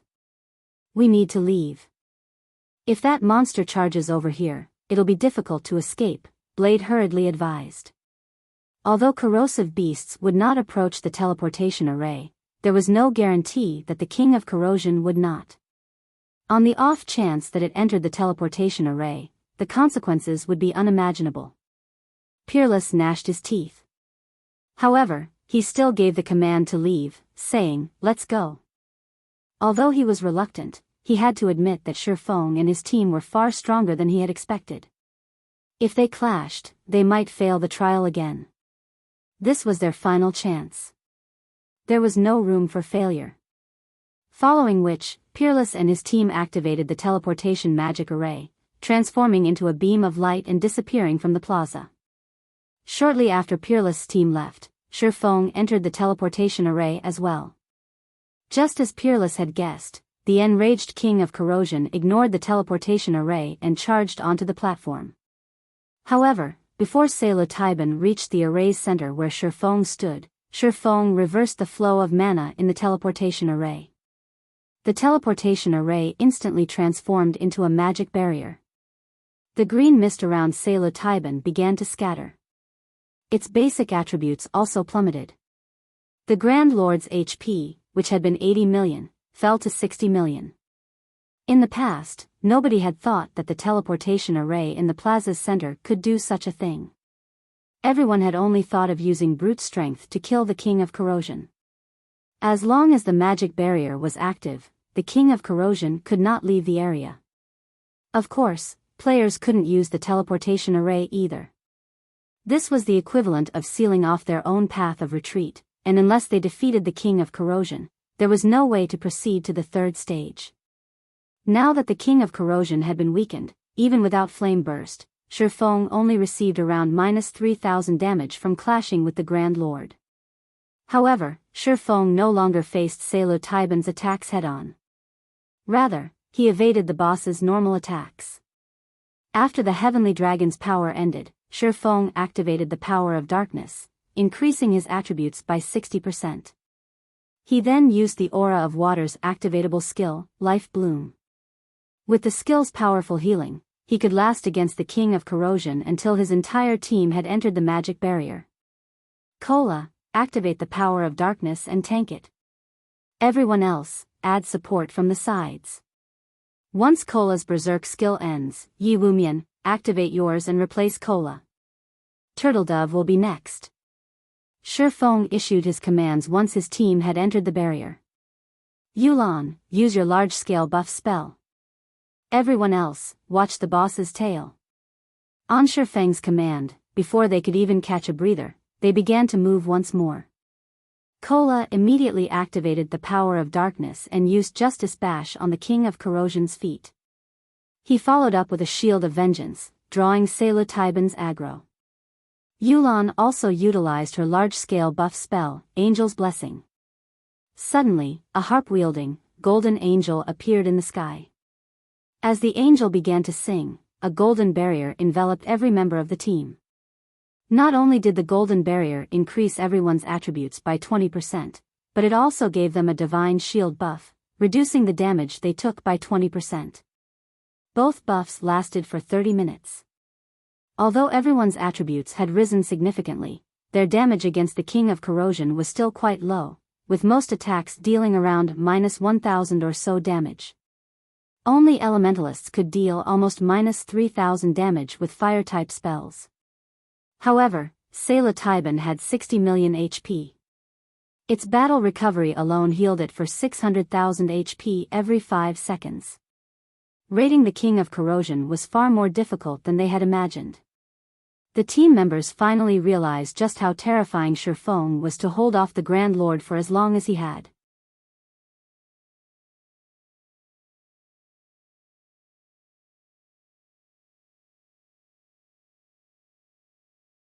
Chapter 929, Clear. Even after Sailor Taiban had been weakened, it dealt over -10,000 damage to Cola despite the Guardian Knight's active Berserk skill. Fortunately, Cola now had 40,000 HP. Without the Berserk skill, the single attack would have dropped his HP to a critical state. If it had been a critical hit, he would have died instantly. Skill incoming. Melee players, move back. Cola, focus on your positioning.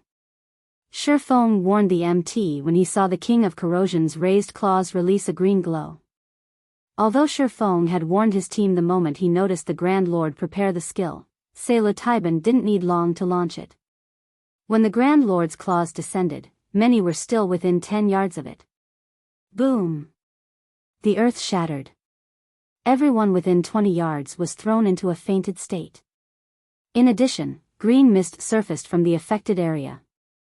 All players within the green mist lost 10,000 HP every second.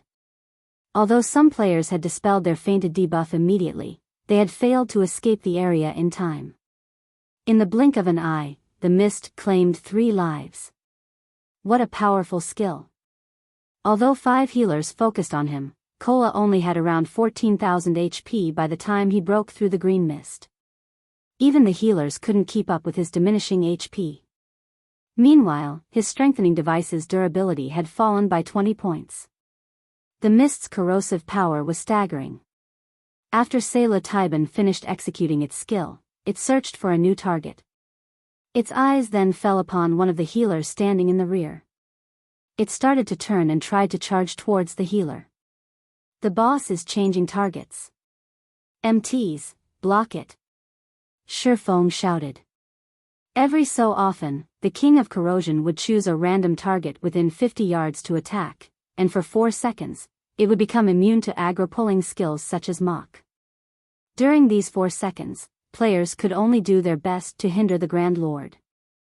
Although 4 seconds might seem like a short time, to Psilocybin, it was more than enough to cross 50 yards. After Shifeng issued his orders, Turtledove executed Steel Impact and smashed her shield into the King of Corrosion. Pung! After a 300% boost to her strength attribute surpassed even Shifeng's, while the swordsman had Heavenly Dragon's power active. As a result, the attack forced the King of Corrosion back by 2 steps, a damage of over -10,000 points appearing above its head. Shock and admiration filled the team when they saw the Grand Lord stumble back. This move had delayed Psilocybin for 2 seconds. After including the 10 MT's blockade, the team foiled the King of Corrosion's attempt to eliminate one of the healers. Taking this opportunity, everyone bombarded the Grand Lord with attacks. Multiple damages appeared above Psilocybin's head.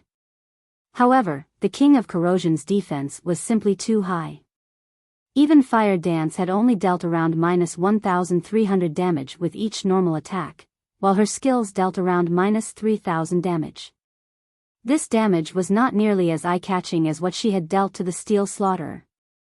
As for Shifeng, with the Sacred Sword doubling his damage and the effects of Power of Darkness and Angel's Blessing, every attack dealt around -10,000 damage. If he scored a critical hit, he dealt around -20,000 damage.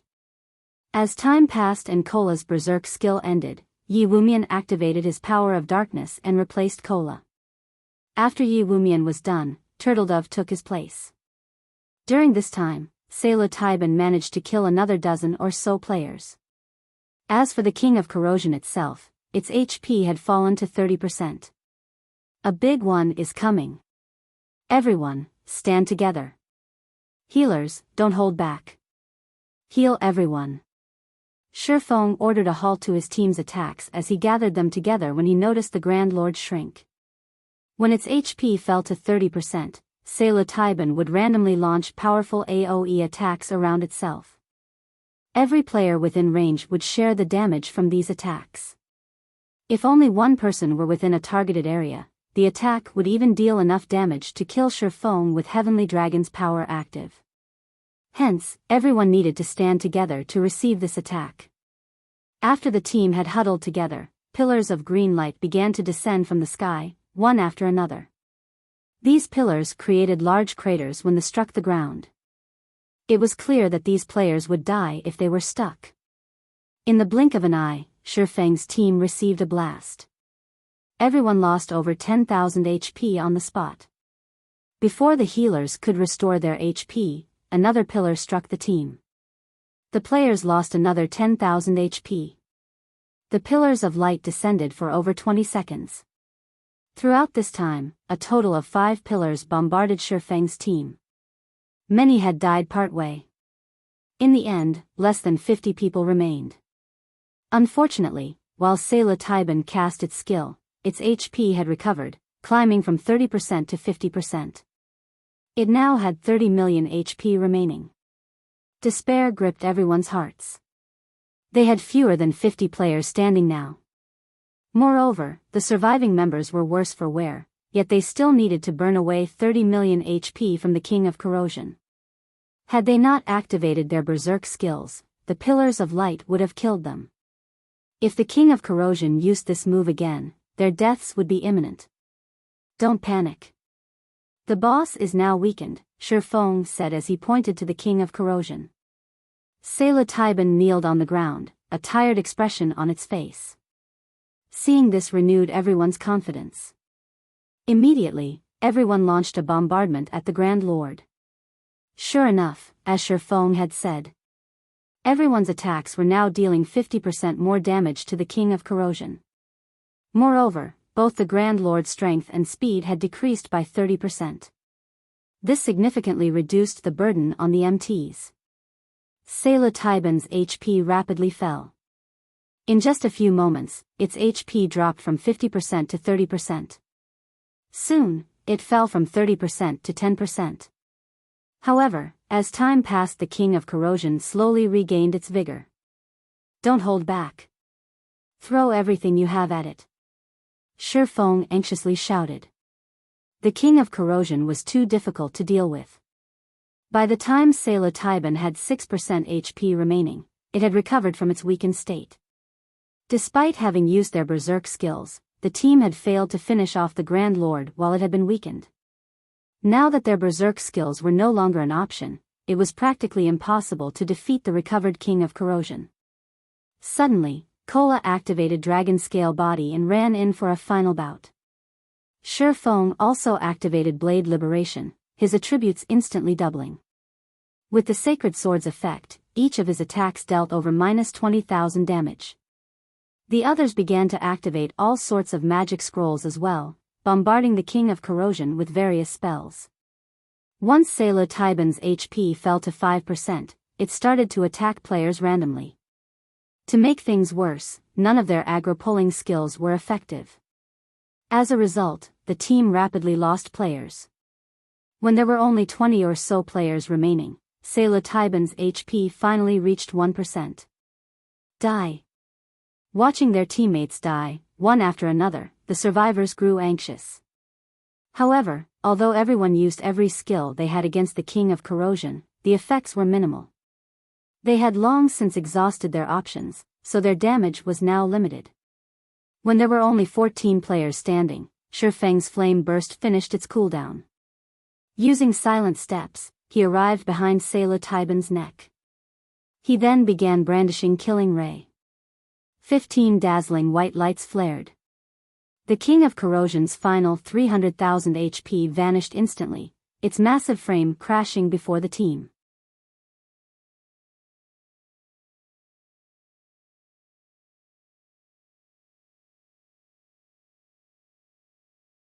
Chapter 930, Siege Tool. Seeing the King of Corrosion fall to the ground, the survivors released a sigh of relief. A moment later, everyone burst into cheers. Sayla Taiban's death allowed the survivors' levels to increase rapidly. For example, Fire Dance and Aqua Rose, who were level 40, reached level 42. Yulan also climbed from level 39 to level 42. As for Shifeng, White Knight, and Frozen Dream, they shot from level 42 to level 43. So much EXP. The corners of Bloodsucker's lips twitched slightly when he saw 2 consecutive lights wrap around his body, his level rising to 42. The King of Corrosion had nearly annihilated them. Not a single MT on the team was still alive. Among the healers, only Violet Cloud still stood. Without any life-saving skills, the King of Corrosion could kill a player with each attack. The battle's intensity had left a lingering fear among the survivors. Rest up. Violet, after you recover your mana, revive the other healers, Shifeng ordered after glancing over everyone. The King of Corrosion's might hadn't particularly surprised him. After all, Sayla Taiban was an archaic species. In fact, this outcome had been excellent since he hadn't used his trump cards. If they had been any other team, Sayla Taiban's ultimate attack would have annihilated them. They would not have survived until the Grand Lord entered a weakened state. The King of Corrosion didn't drop much after it died. Even after Shifeng had used Divine Providence, it had only dropped 9 items and some coins. Among the items, 5 were materials. After splitting the coins among the team, each person only obtained around 40 silver. They did not even have enough to pay for their repair fees. However, among the loot, Shifeng only had eyes for a flashing, silver emblem. This was none other than the Holy City's emblem. With this emblem, he didn't have to worry about finding a pass to the Holy City in the future. Of the 3 remaining items, 1 was a piece of growth-type equipment, 1 was a piece of epic equipment, and the last was a miniature ballista design. Solovia's blade, 2-handed sword, bronze rank, level 40, level 100 equipment requirement, strength 700 attack power plus 944, level 40, strength plus 52, endurance plus 61 attack speed plus 3 ignore levels plus 7. When attacking, 20% chance to deal 1 times damage and inflict the bleeding debuff on target for 12 seconds. Additional passive skill, monstrous strength. When attacking, there is a chance to increase strength by 60% for 5 seconds. Additional active skill, Blood of Fury. The lower the wielder's HP is, the higher their damage and attack speed become to a maximum of 70% for 1 minute. Cooldown, 5 hours. This sword belonged to Titan's Grand Marshal Solovia. However, due to contamination by the power of darkness, purifying the item will require a large number of magic crystals and EXP. First purification requires 200 magic crystals and 400 million EXP. This sword, which had once been used by a Grand Marshal of Titan City, caused the team's berserkers to drool. The weapon even tempted Bloodsucker. Although his current weapon was epic rank, when comparing additional skills, Solovia's blade was much suited for berserkers. Solovia's blade was almost tailor-made for the class. Unfortunately, purifying the weapon 5 times would require a lot of magic crystals and EXP. The other epic item also left everyone speechless.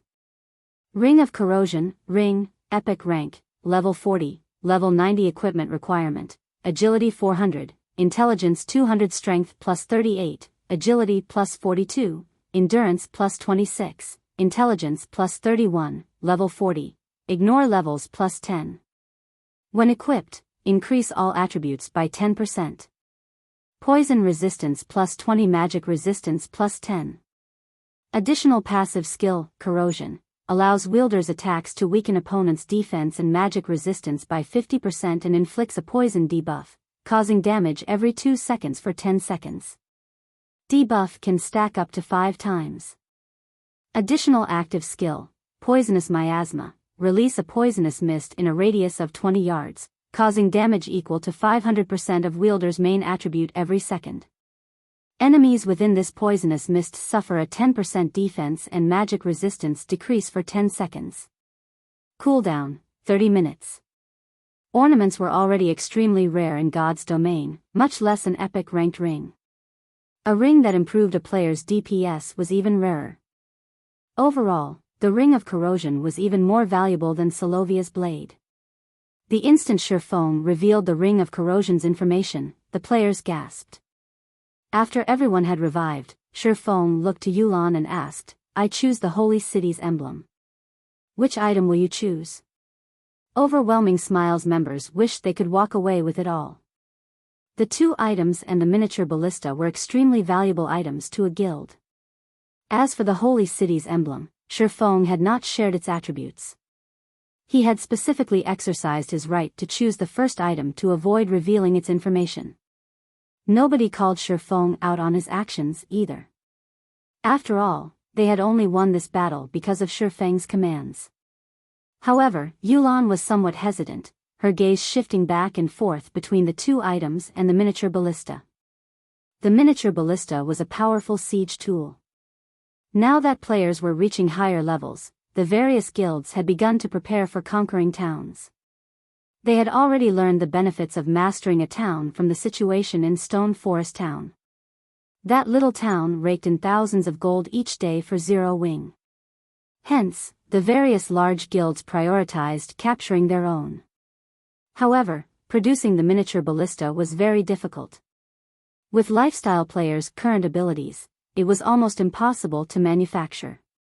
In the short term, choosing the two pieces of equipment would undoubtedly benefit her team.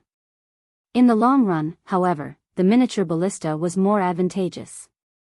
As Yulan hesitated over her choice, Warwolf whispered to her, "Yulan, pick the two pieces of equipment.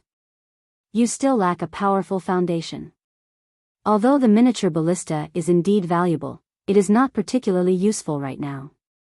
In the organization known as Underworld, Yulan was not yet an upper echelon. She also did not have a guild of her own. While the miniature ballista might profit a guild immensely, it was not particularly beneficial to an individual. If Yulan wanted to raise her position in the organization, then she needed a powerful team to support her. Hence, choosing Soluvia's blade and the Ring of Corrosion was a wiser decision than choosing the miniature ballista. Moreover, if not for Shifeng's help in the trial, they wouldn't have any of these items. "I'll pick the Ring of Corrosion." Yulan felt that Warwolf's opinion was quite reasonable. Although Underworld might be an organization, not everyone within the organization was of a single heart. While she might temporarily raise her position if she presented the miniature ballista, others could replace her at any time. "I'll pick the miniature ballista design, then," Shifeng said without hesitation. He had plenty of methods to obtain top-tier weapons and equipment. Although he lacked epic weapons and equipment right now, as players reached higher levels, obtaining them would become easier. However, it was a different story for siege tool designs. These designs would also be difficult to find. They couldn't be obtained by simply killing a few powerful bosses. If he missed on this opportunity, he would definitely regret it. Moreover, Shifeng now had the Holy City's emblem. He no longer worried about nurturing advanced engineers. He could even nurture master engineers. It wouldn't be long before he could manufacture the miniature ballista.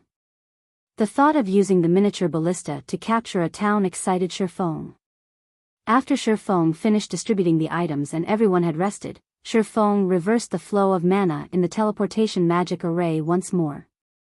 Suddenly, a small, golden teleportation magic array appeared a short distance away from the central array. The small teleportation array's golden glow scattered the surrounding corrosive beasts and corrosive beast kings. None of the monsters dared move closer than 300 yards from the teleportation array. "What's going on?" Shifeng frowned at the golden array with curiosity.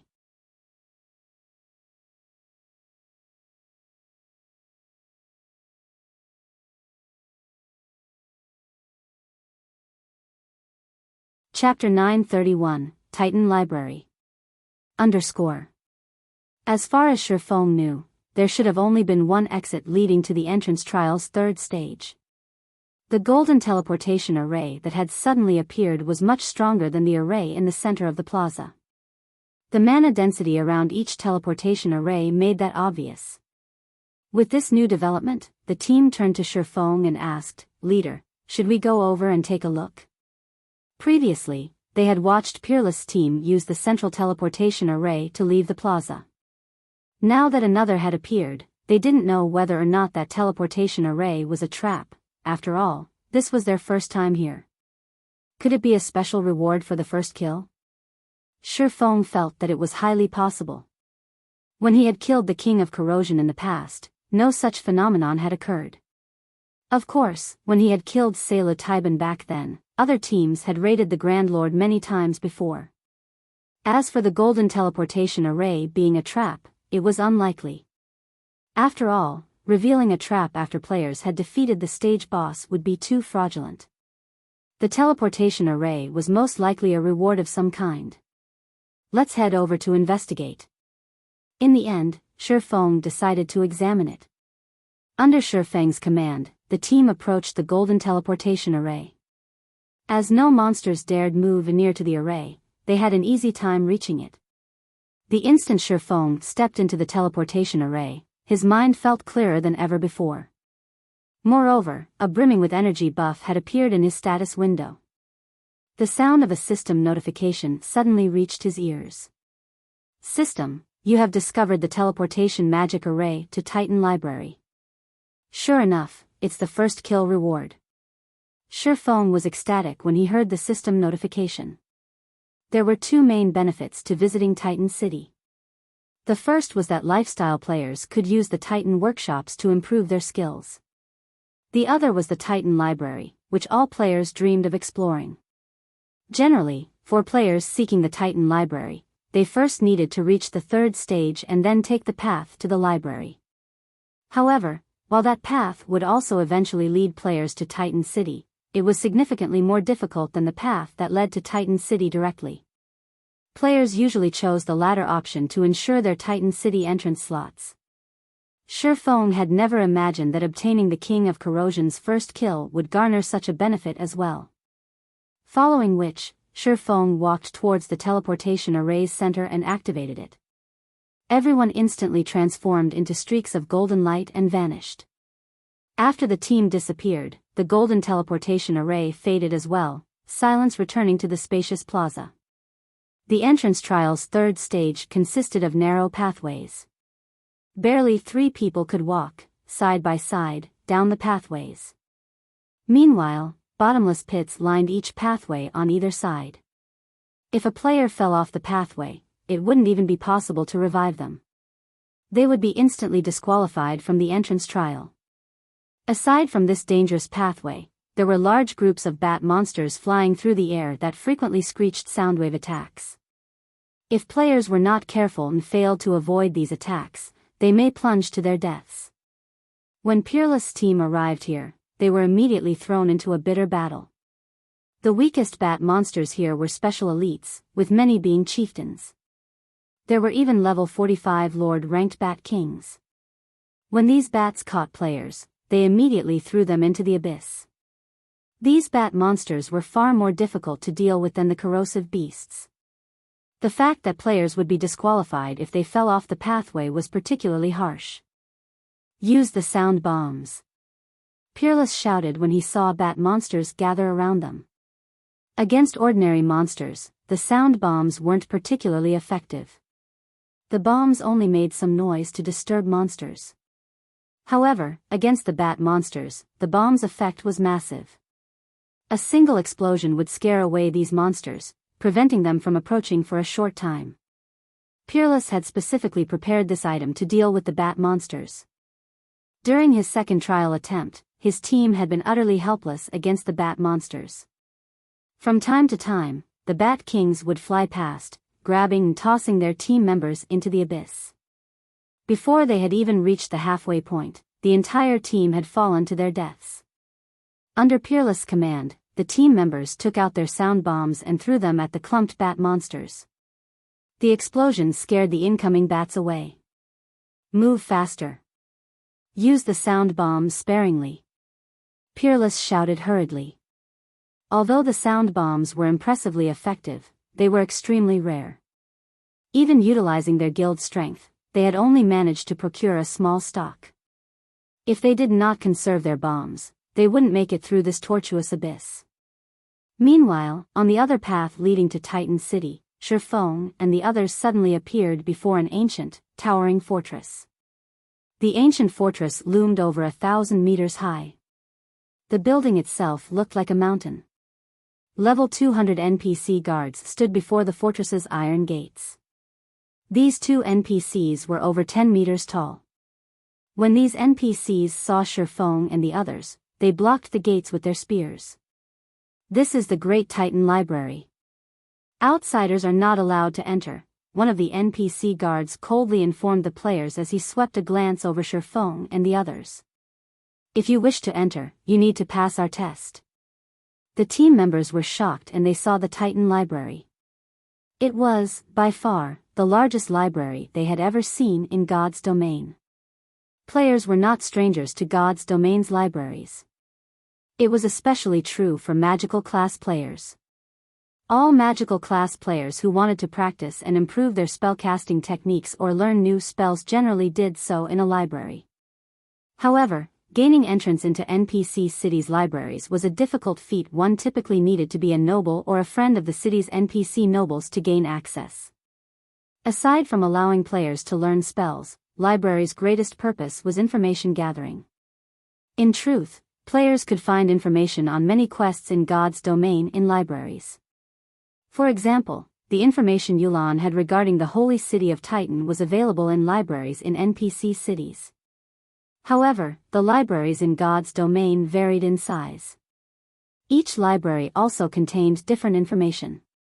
Hence, the various large guilds usually created their own intelligence departments specifically to gather information from various libraries and compile their own information databases. This made it easier for their guild members to find information on their quests. As for Shi Feng, who had the Demon Hunter title, he was considered a world noble in God's domain. Hence, utilizing his privilege as a world noble, he had led Zero Wings members into God's domain's various libraries. Unfortunately, the Demon Hunter title only gave him access to libraries in ordinary NPC cities. It did not give him access to kingdoms and imperial capitals' libraries. Players had to rely on their own capabilities to gain entrance. Even so, the information Zero Wing had collected was even more comprehensive than first-rate guilds. "We will accept the test," Shi Feng announced as he stepped forward. "Very well. You only have one chance. If you pass the test, you may learn from our library."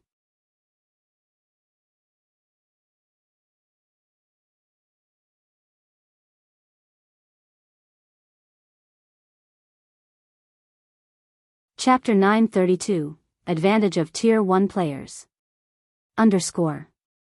When the team heard that they could enter the Titan Library if they passed the test, elation colored their expressions. The team's magical classes were particularly eager, their eyes alight as they hungered to enter the library as soon as possible. "Everyone, rest up. Make sure you are in peak condition before you challenge the test," Shi Feng instructed his team. Each person only had one chance to pass the test. If they failed, they would not gain access to the library. They would only find another chance to take the test when they came through the trial again. However, it would be far more difficult to reach the Titan Library next time. While Shi Feng was confident in leading everyone to Titan City, the same could not be said for the Titan Library. In the past, many independent players had chosen to take the library's test whenever they got their hands on a pass. However, since reaching the Titan Library was more difficult than the direct path to Titan City, very few players had passed the test. Even so, everyone wanted to try. This was all because players could learn extremely rare skills in the Titan Library. These rare skills could improve a player's combat power significantly. For example, Shi Feng's Flame Burst was one such rare skill. Moreover, these skills generally did not require proficiency to level, only EXP. Hence, a player could dump a large sum of EXP into leveling these skills during a crucial moment with the hope of turning the situation around. Your test is simple. Because you are all Tier 1 classes, you just need to kill a chieftain of the same level within a certain time. If you fail to defeat your opponent within the given time, you fail the test. After the Titan NPC finished explaining, the spear in his hand trembled. Suddenly, a golden magic array with a 5-yard radius appeared a short distance away. That is your arena. When you are ready to take the test, simply step into the array, the Titan NPC said as he pointed at the golden magic array. The NPC then fell silent as he resumed guarding the closed gates. As the team members listened to the test's rules, they frowned. Ordinary experts could not solo a chieftain of the same level, not to mention doing so within a limited time. Since the system had placed a time limit on the test, it was obvious that players would not have long.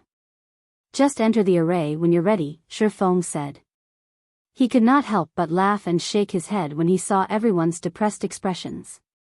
In reality, Tier 1 players had a benefit when they came here. When Tier 2 players took the test, they had to solo a High Lord of the same level. That monster was 2 ranks higher. Compared to a High Lord, a chieftain seemed cute. After saying so, Shi Feng entered the magic array. He then transformed into a streak of golden light and disappeared. After watching Shi Feng enter the test, the rest of the team stepped into the magic array as well. Even if they were not confident of succeeding, they had to try. After players entered the golden magic array, they were transported to a peculiar space.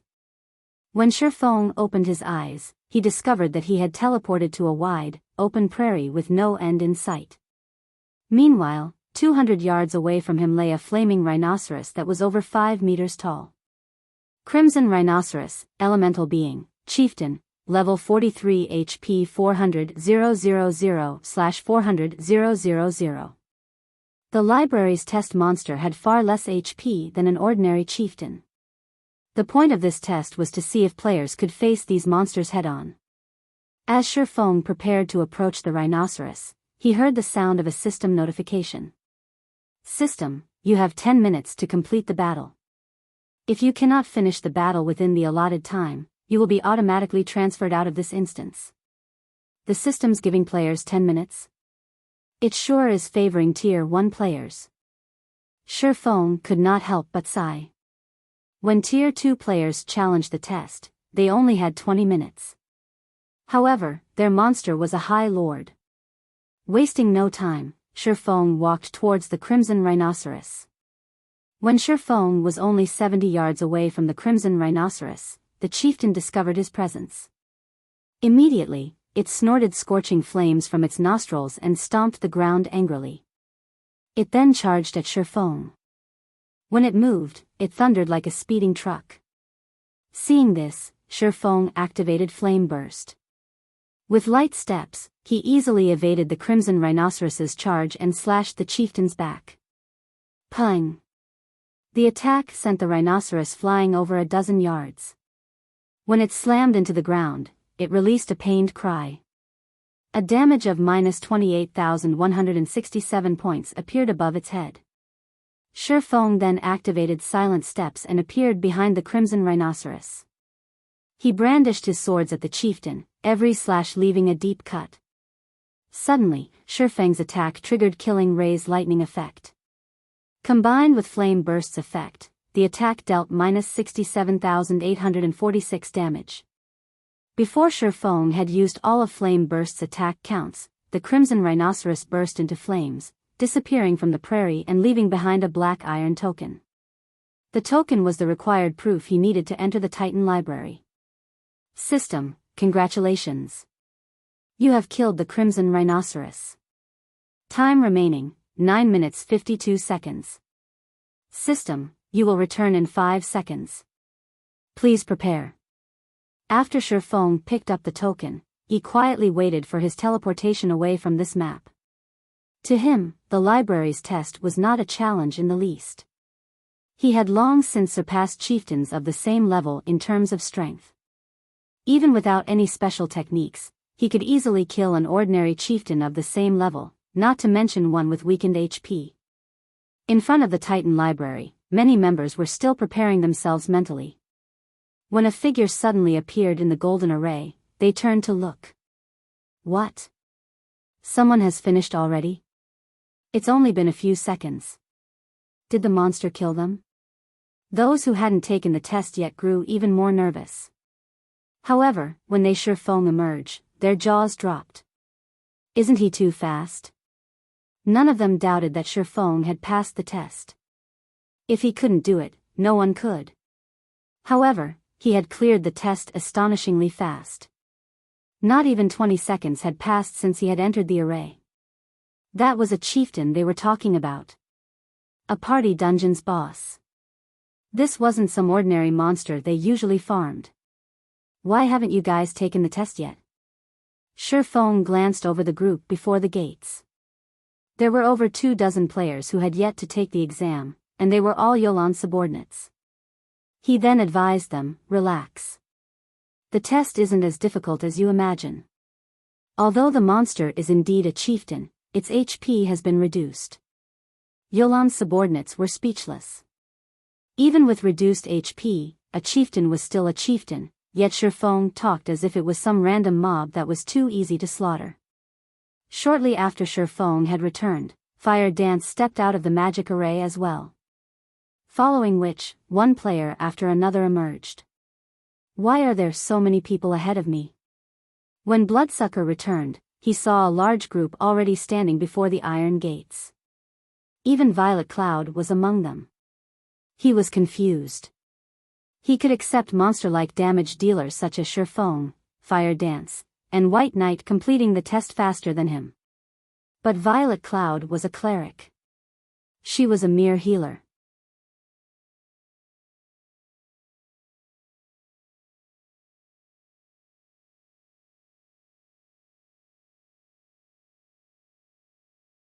Chapter 933, Grand Wizard. As more people returned from their tests, the difference between Zero Wing's side and Overwhelming Smile's side became glaringly obvious. In the end, 21 of the 30 Zero Wing members had cleared the test. As for Overwhelming Smile's 50 members, only 15 had passed. All of Owl and Raven's members had cleared the test. Why does Zero Wing have so many experts? Yulan was shocked when she saw how many players from Zero Wing's side had passed. Although she knew that there was a huge gap between their teams, she had not realized how massive that gap was. Yulan wasn't the only person caught by surprise. Even an expert like War Wolf was astonished. They had formed their team by poaching experts from various sources.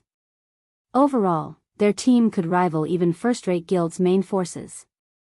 On the other hand, Zero Wing had only developed in Star Moon Kingdom, yet regarding the quality and quantity of experts, Zero Wing's team was far greatly superior to theirs. Since everyone has finished the test, those who did not pass will wait by the entrance. Those who passed can head inside, Shifeng said as looked over the team. He had sensed Yulan and her group's confusion. However, he simply smiled at their actions. He then arranged for everyone to enter the library. Naturally, it was impossible for Zero Wing to surpass first-rate guilds in terms of quantity of experts. First-rate guilds had been developing in the virtual gaming world for a long time. In addition, these guilds weren't limited to developing in just one country, but multiple. In terms of member count, they exceeded Zero Wing by many times. Zero Wing was no match for them. Zero Wing's only advantage over these guilds was their number of top-tier experts. This was also why Shifeng wanted to develop in other countries. There were only so many top-tier experts in Star Moon Kingdom. Unless they nurtured their own, they couldn't continue to build their forces of top-tier experts. Furthermore, they needed to recruit far more elite and ordinary expert players. Following which, under Shifeng's lead, all those who passed their tests began entering the Titan Library one after another. The Titan Library was relatively ancient in God's domain. It was far older than any kingdom or empire's library. Those libraries could not compare to the information it contained. Suddenly a gray-robed man with a blurred face appeared before the team and said, "Young adventurers, welcome to the Titan Library. I am Warren, the manager here." Warren was not a Titan. He was the same size as an ordinary human. As if he were a robot, he spoke without emotion. However, the instant this man appeared, everyone felt as if they were suffocating. Warren's powerful aura rendered these players helpless. Although they couldn't accurately guess the library manager's strength, they did not doubt that the man could end their lives as easily as blowing out a candle. Shifeng, however, knew exactly how powerful Warren was. He was a Tier 5 Grand Wizard. Moreover, Warren wasn't an ordinary Tier 5 class. He was a Grand Wizard who had mastered all 4 major elements. A Grand Wizard with mastery over 2 elements was already impressive. Tier 5 players generally only mastered 1 element, and it was exceedingly difficult to master another. In Shifeng's previous life, disaster had befallen Titan City, and it was only thanks to manager Warren that this disaster had been mitigated. Warren had fought 3 Tier 5 abyssal monsters. Normally, it would take a small army of Tier 5 players to defeat just 1 Tier 5 abyssal monster, yet Warren had single-handedly defeated all 3. The news had spread through God's domain like wildfire. It was also then that players had realized just how frightening a Grand Wizard, who had mastered all 4 major elements, was. Now that you have come this far, you are allowed to search for 1 skill book to learn from. The Titan Library has stood for many years and has collected various skill books from all across God's domain. One can even find legendary Tier 6 skill books on these shelves. However, you only have 3 hours to find a skill book, and you only have 3 opportunities to learn from this library throughout your lifetime. There are also various restrictions in the library. The stronger the skill book is, the stronger the restriction will be. What kind of skill book you obtain will depend on your own abilities. Do not waste time out of greed over a powerful skill, Warren explained slowly. Hearing this, the player's eyes lit up with excitement. In God's domain, a skill's rarity increased with levels and tiers. Currently, even Tier 2 skill books were beyond players, let alone Tier 6. Only someone like Shifeng understood how precious a Tier 6 skill book was. Its value could even rival that of a fragmented legendary item. Tier 5 skills and spells weren't easy to obtain either. One had to be lucky to find one. Even after reaching Tier 4 and 5, many players in the past had only possessed a few skills or spells of the same tier. Meanwhile, Titan Library just happened to allow players access to these rare skills and spells. Hence, players constantly fought to challenge the Titan Library's test. Unfortunately, very few players had ever come this far. This opportunity to grasp a high-tiered skill or spell was far more valuable than an epic weapon. Warren had vanished after he finished his explanation of the library. Without wasting any time, Shifeng and the others split up to search for their own skill books. The Titan Library was colossal and had many sections. Finding a suitable high-tiered skill book within 3 hours would not be easy. Hence, they needed to cherish every second they had. Following which, Shifeng dashed towards the section for melee skills. In the Titan Library, skill and spell books were not categorized by class.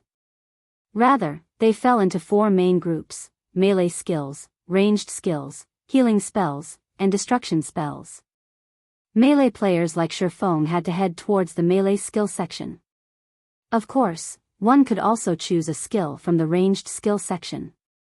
Once Shifeng reached the melee skill section, he delved deeper into the section. Every library section was divided further into 4 areas: the outer area, the inner area, the central area, and the core. There were thousands of skill books in the outer area. Shifeng could waste his 3 hours just skimming through those books. Meanwhile, as one ventured closer to each section's center, they would find fewer and higher quality skill books. However, based on what Shifeng had heard in his previous life, even the core housed over 100 skill books. The Titan Library's wealth of information would shock any player. As Shifeng left the outer area and approached the inner area, a barrier appeared, blocking his path.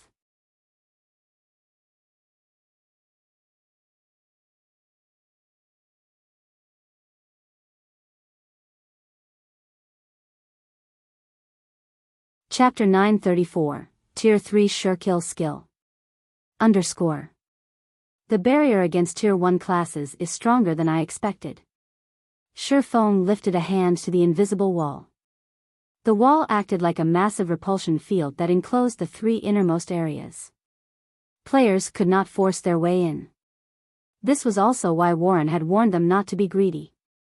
There were too many skill and spell books in the Titan Library, and it was very difficult to find a book that suited each player within a limited time.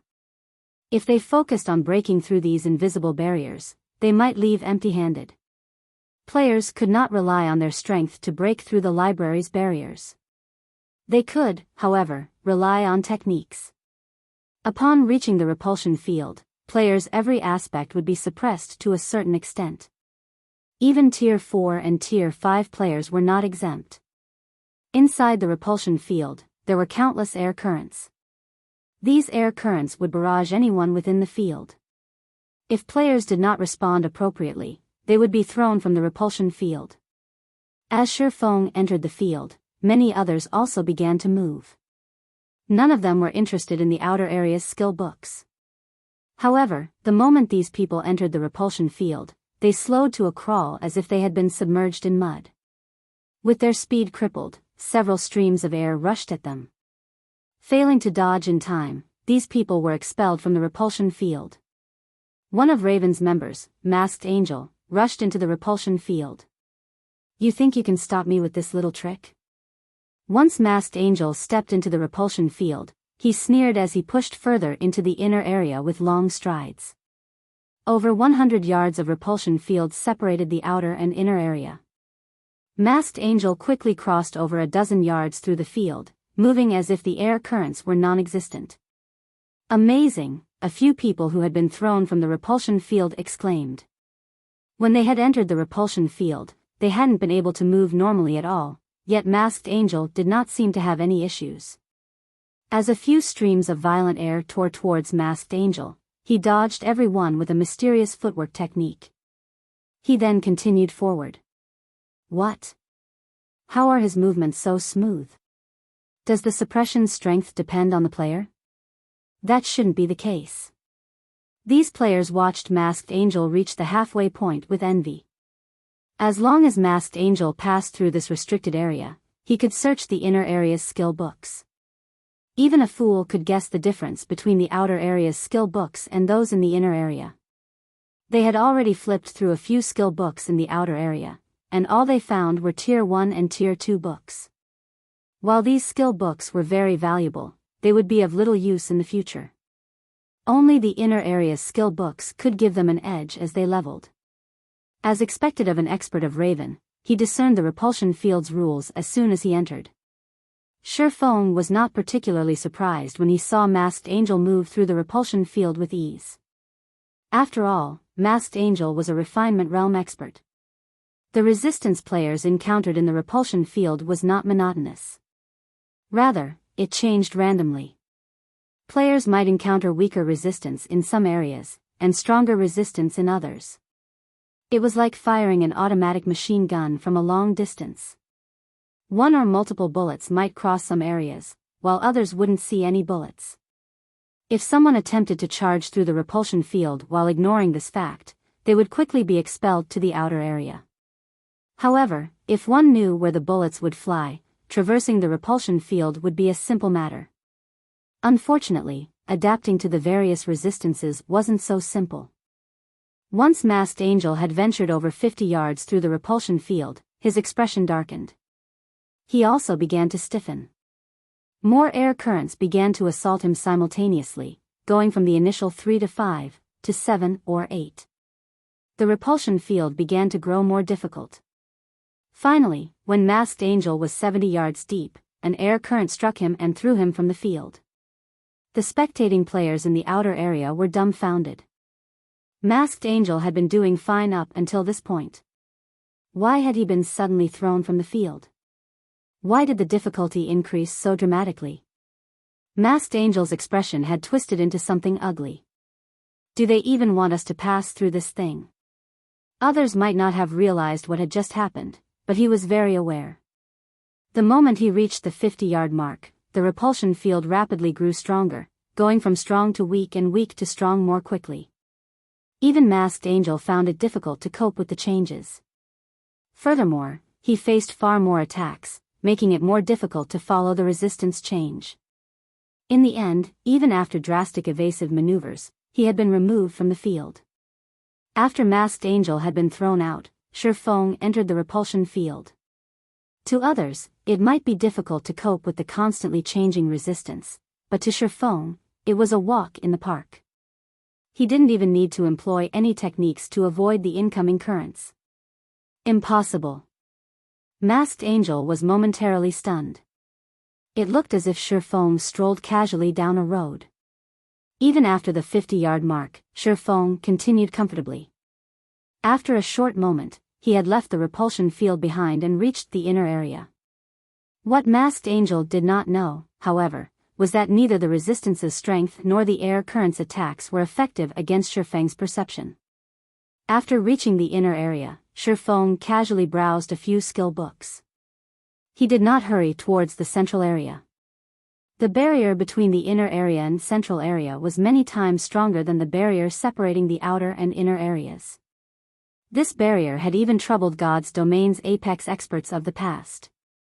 Extremely rare Tier 4 skills could be found in abundance in the inner area. Shifeng could also see plenty of Tier 3 sure-kill skills. These sure-kill skills were similar to Shifeng's Flame Burst.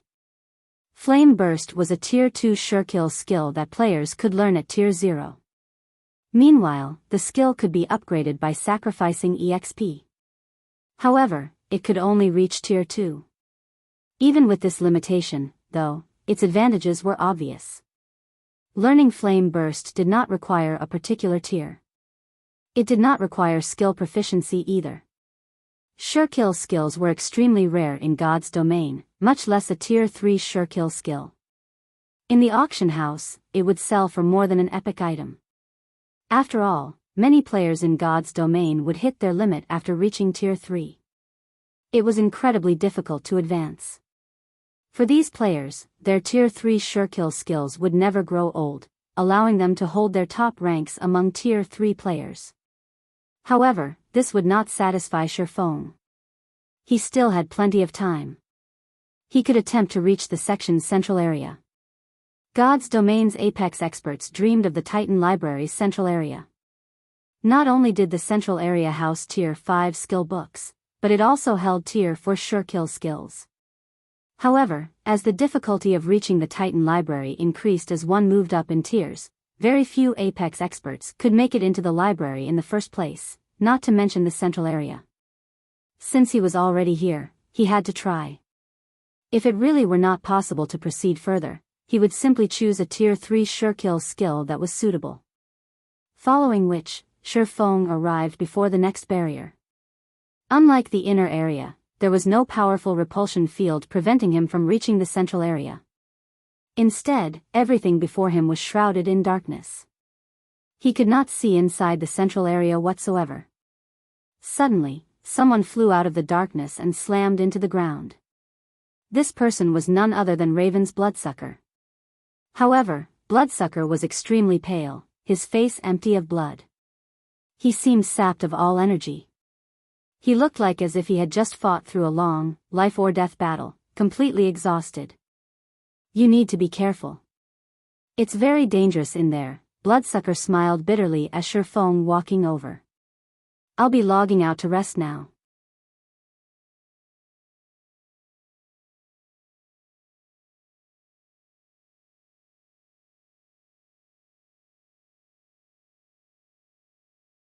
Chapter 935, Sword Trajectory. As soon as Bloodsucker finished speaking, he logged out of the game. Is the mental burden really so heavy? Shifeng frowned as he watched Bloodsucker vanish.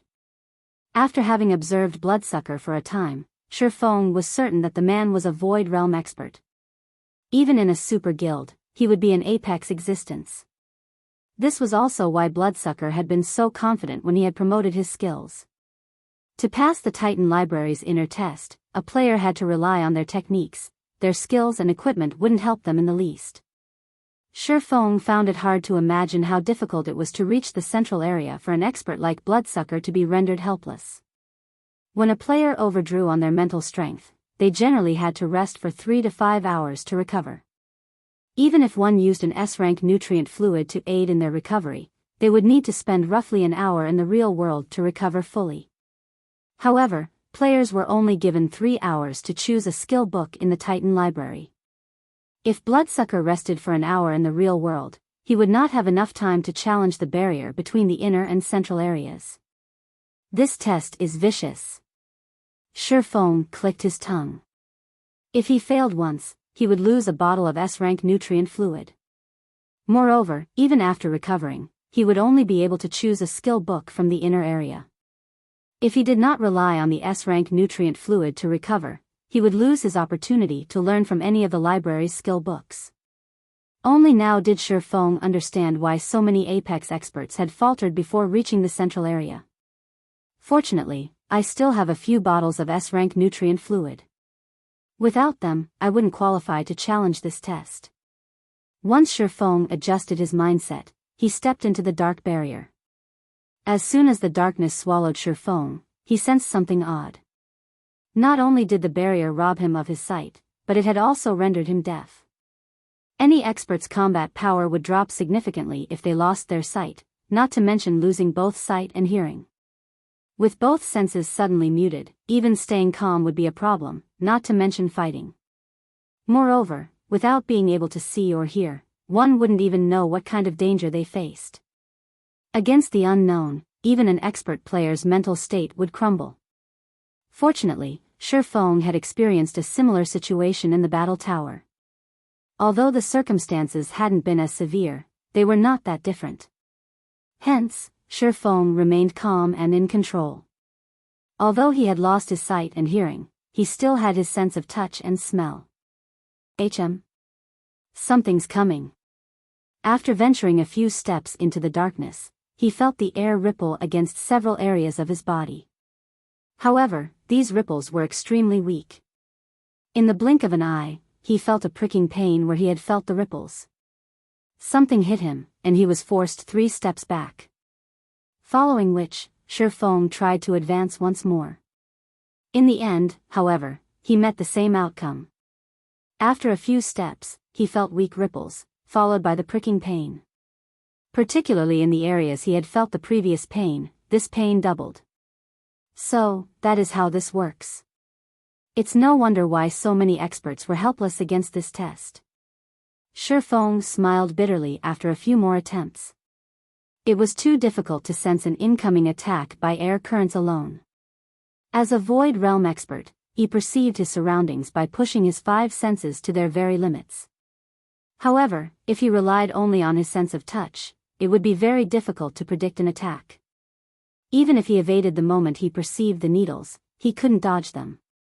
Moreover, the pain he felt each time was frustrating, disrupting his calm. Since I can't dodge them, I'll have to block them. Deciding so, Shi Feng unsheathed his swords and advanced. After the previous attempts, he had a general grasp of the needle's attacks. Aside from powerful techniques and acute senses, the biggest reason why experts could become experts in the first place was their brain's processing speed and their ability to memorize something instantly. Once one strengthened their mind, their memorization and calculation would improve tremendously. They could then run through various simulations in their minds using what limited information they had. In this dark area, the needle attacks were not without a pattern. For each wave of attacks, the needles would target 3 to 5 locations. Based on where Shi Feng had already been struck and how many times, a total of 12 locations on his body were being targeted.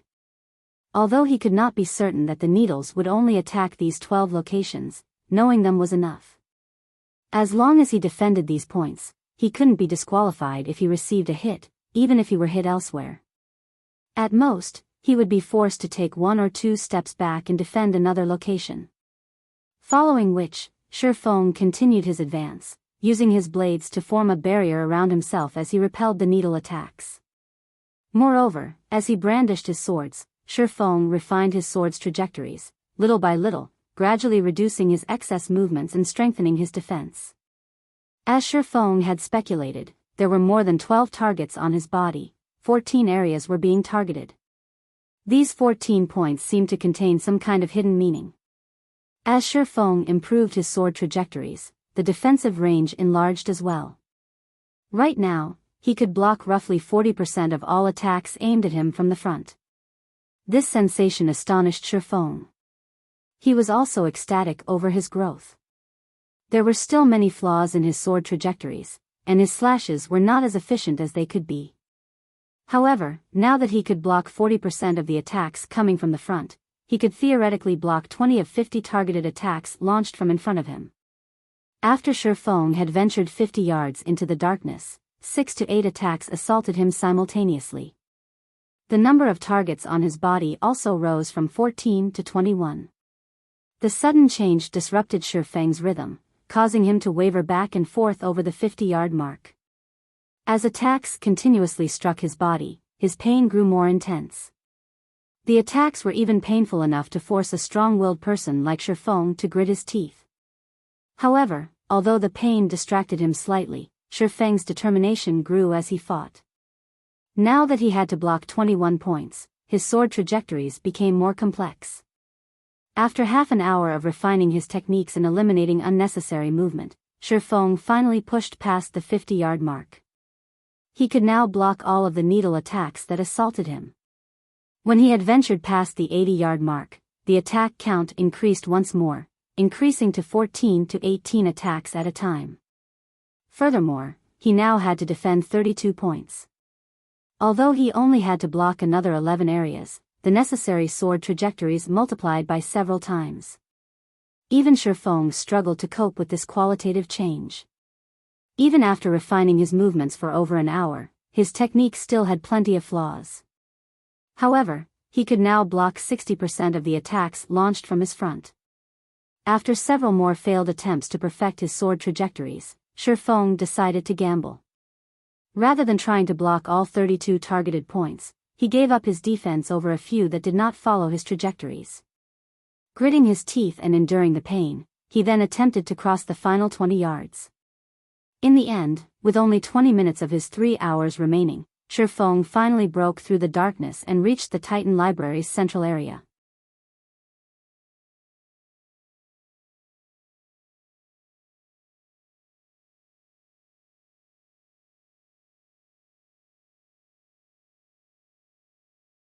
Chapter 936, Lightning Edge. Unlike the library's inner area, which contained many ancient bookshelves lined with books, the central area had various globes of blue water rotating around a 3-story tall water globe. As soon as Shifeng set foot into the central area, he felt his consciousness waver. The constant pricking pain he had felt in the darkness had pushed him to his limits. The Titan Library really is a special place. Shifeng sat down and took several deep breaths. Although he was very tired, he was ecstatic. However, his excitement was not due to his success in reaching the central area. Rather, he was thrilled about what he had gained in the darkness. Never in his dreams had he thought that he would find a secret technique hidden in the darkness. The sword trajectories he had employed to defend the 32 targeted points was profound. It was even more astounding than an advanced combat technique.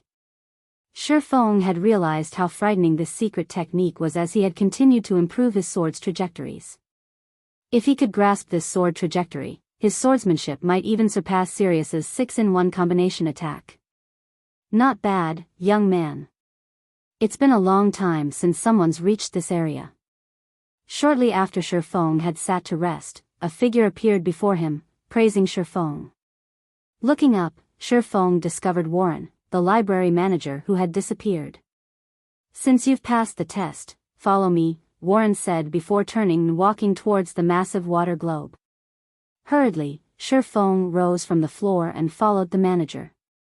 Although dodging the needle attacks had taken its toll, he had not yet exceeded his mental endurance.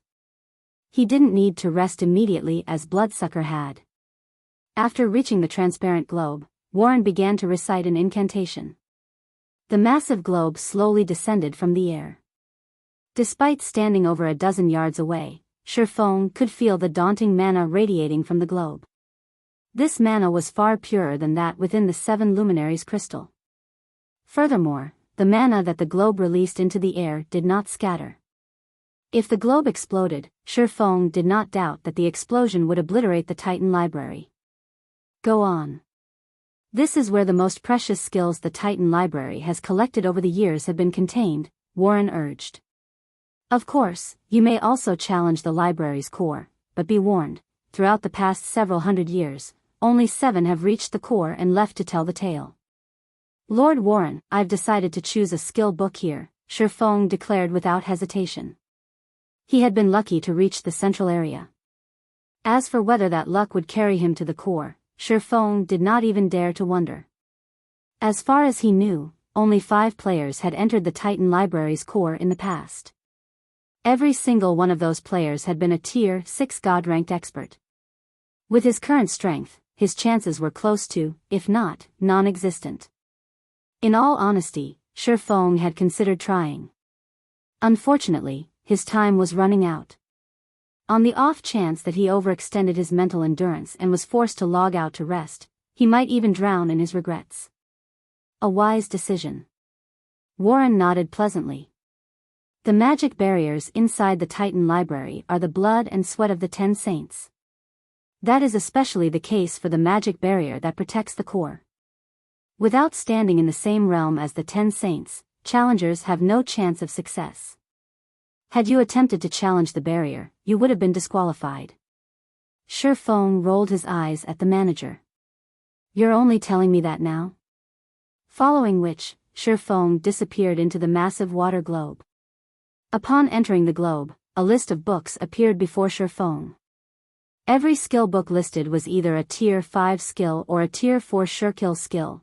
The list contained hundreds of them. Shifeng's eyes drifted to the Tier 4 skill skills without even glancing at the Tier 5 skill books. Although Tier 5 skills were much stronger than Tier 4 skill skills, one could only learn the former after reaching Tier 5. To his present self, a Tier 5 skill book would be as useless as a very expensive paperweight. It was not nearly as practical as a Tier 4 skill skill. There were a total of 133 Tier 4 skill books on the list, and Shifeng rejoiced at the sight. If he could learn them all, every Tier 4 player would be no more than a punching bag. There was a wide variety of skills to choose from. Some were single-target skills like Flame Burst, while others were AoE skills like Skywheel Sword. There were also control skills like Abyssal Bind and Abyssal Curse. There were even extremely precious Berserk skills and support skills. These skills covered nearly every aspect and were more than enough for players to compensate for their shortcomings. After much contemplation, Shifeng decided to search through the AoE skills. While single-target skills and Berserk skills could elevate a player's combat power tremendously, AoE skills were far more effective in group battles and grinding. Shifeng was currently in a rush to reach level 50. An AoE skill was, without a doubt, his best choice. There were a total of 5 AoE attack skills. Some dealt physical damage, while others dealt magical damage. Some even dealt a mix of each. Having both would be the best choice. Shifeng dismissed the first two varieties. While the pros of a physical or magical skill were obvious, the cons were just as clear. If he encountered a monster that countered either type of damage, the skill would lose its effectiveness. Take Firestorm for example. If he used the skill against a fire-type monster or an elemental being, the skill wouldn't help him. Rather than risk such a specialized skill, it was safer to pick one that dealt both types of damage. After excluding the specialized skills, Shifeng was left with 2 books. The first book contained the skill Divine Punishment. When activated, the skill dealt a combination of physical and holy damage to monsters in a targeted area. The skill covered 20 yards in every direction and had a cooldown of 10 minutes. The other skill was Lightning Edge. Upon activation, it would deal a mix of physical and lightning damage to monsters in a cone. The skill had an initial coverage of 30 yards and a cooldown of 15 minutes. Countless players in God's domain dreamed of obtaining both skill books. Shifeng found himself in a bit of a bind. Holy damage would be twice as effective against dark creatures. In addition to his sacred sword, he would be a nightmare to dark creatures if he chose Divine Punishment. The only downside was the skill's limited range. As for Lightning Edge, it was suitable for kiting monsters. Noticing that he was running out of time, after a moment of hesitation, Shifeng chose Lightning Edge. He had chosen this to help him level faster. Following which, Shifeng clicked to learn Lightning Edge. As soon as he did, a stream of energy emerged from the water around him and surged into his body. System, congratulations. You have learned Lightning Edge. Lightning Edge, Action Type, Tier 0, Level 1, requires 200,000 EXP to upgrade to Tier 0, Level 2, Channeling Time, 0, 5 seconds deals 300% physical and 300% lightning damage in a cone in front of user. Initial coverage range is 30 yards. Duration, 3 seconds cooldown, 15 minutes. As expected of a Tier 4 kill skill. Its starting damage and required EXP are double that of Flame Bursts. If it reaches Tier 1, it will likely be even stronger than Firestorm. Shifeng was elated when he saw the skill's information. He immediately decided to upgrade Lightning Edge's level.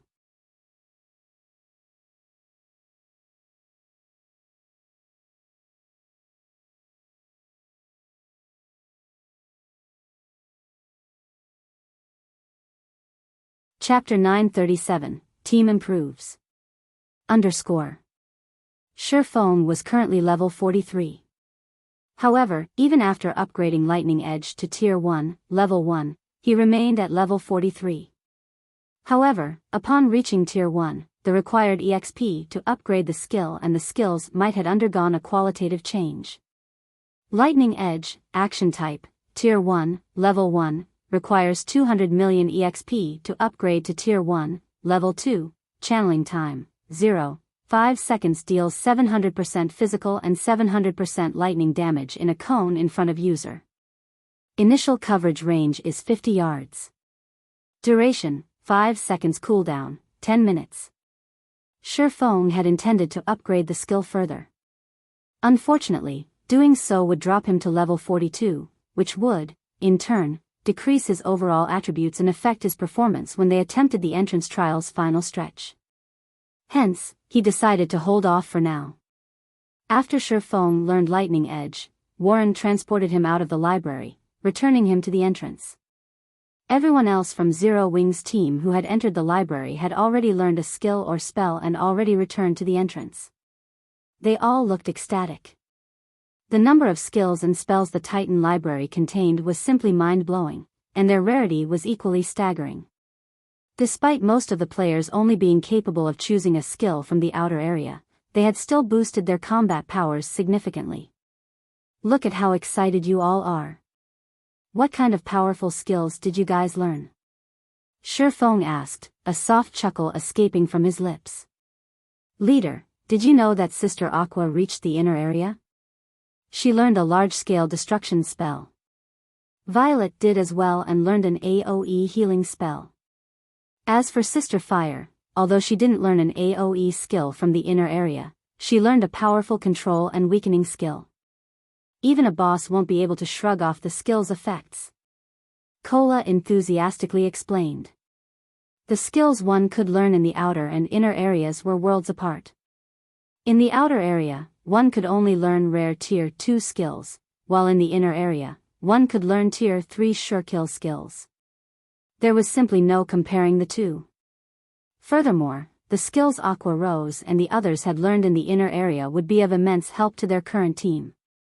It was especially true for Violet Cloud's AoE healing spell. At present, all skills the various healing classes could learn were single-target healing spells. There was not a single AoE healing spell available for their low tier. Now that Violet Cloud had learned one, she could act as multiple healers. When they raided dungeons in the future, they could afford to bring fewer healers and more damage dealers. Excluding Feng, 14 people had reached the library's inner area. Among them, 3 belonged to Zero Wing, 3 belonged to Raven, 5 belonged to Owl, and 3 belonged to Overwhelming Smile.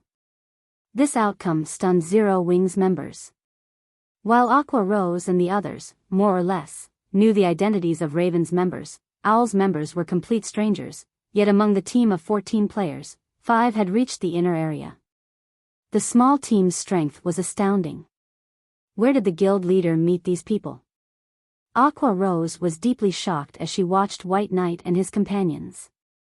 There are so many experts in just a team of 14 people. After the team's performance in the Titan Library, Aqua Rose finally understood how strong White Knight and the others were. As for Yulan, who rested by the side, her expression suggested that she had finally come to understand the guild known as Zero Wing. She knew how difficult it was to venture from the outer area to the inner area. Even after trying her hardest, she barely broke through the barrier. As for the other 2 players on her team who had reached the inner area, they were Warwolf and Soaring Snake. Everyone else had only made it to the 80-yard mark. Although she did not know how far Feng had progressed, reaching the inner area should have been a walk in the park for him. With this, of Zero Wing's 50 people, 12 had managed to reach the inner area. The team's strength was intimidating. Yulan even suspected that, even if she scoured Star Moon Kingdom and combined the strength of every guild within its borders, she wouldn't form a team as powerful as Zero Wing's. Since everyone has gathered, let's proceed to the trial's final stage, Feng declared after confirming that everyone was present. He then led the team to a teleportation array a short distance away from the Titan Library. Be careful. Healers, Focus on those who are taking damage. MTs, hold down the monsters. Do not let them get away. Peerless, who ventured through the gray fog, sternly commanded his people through the team chat. Initially, he had thought he would be welcomed by the sight of Titan City's gates upon overcoming the abyssal path. However, he had never imagined that they would escape the wolf's lair only to walk straight into a lion's den. Inside this gray fog, their visibility was reduced to 10 yards. In addition, monsters would randomly assault them from time to time. To make matters worse, the fog did not affect these monsters. Even with 40 yards between them, these monsters discovered them and attacked immediately. These monsters attacked with bows and arrows, and after firing a volley, they would change their positions. Moreover, the monsters always targeted the cloth armor classes. If they did not defeat these archers as quickly as possible, the noise of battle would attract more enemies. Before realizing this, their team had suffered. Moreover, the players whom these monsters killed could not be revived. Their losses in this gray fog were permanent.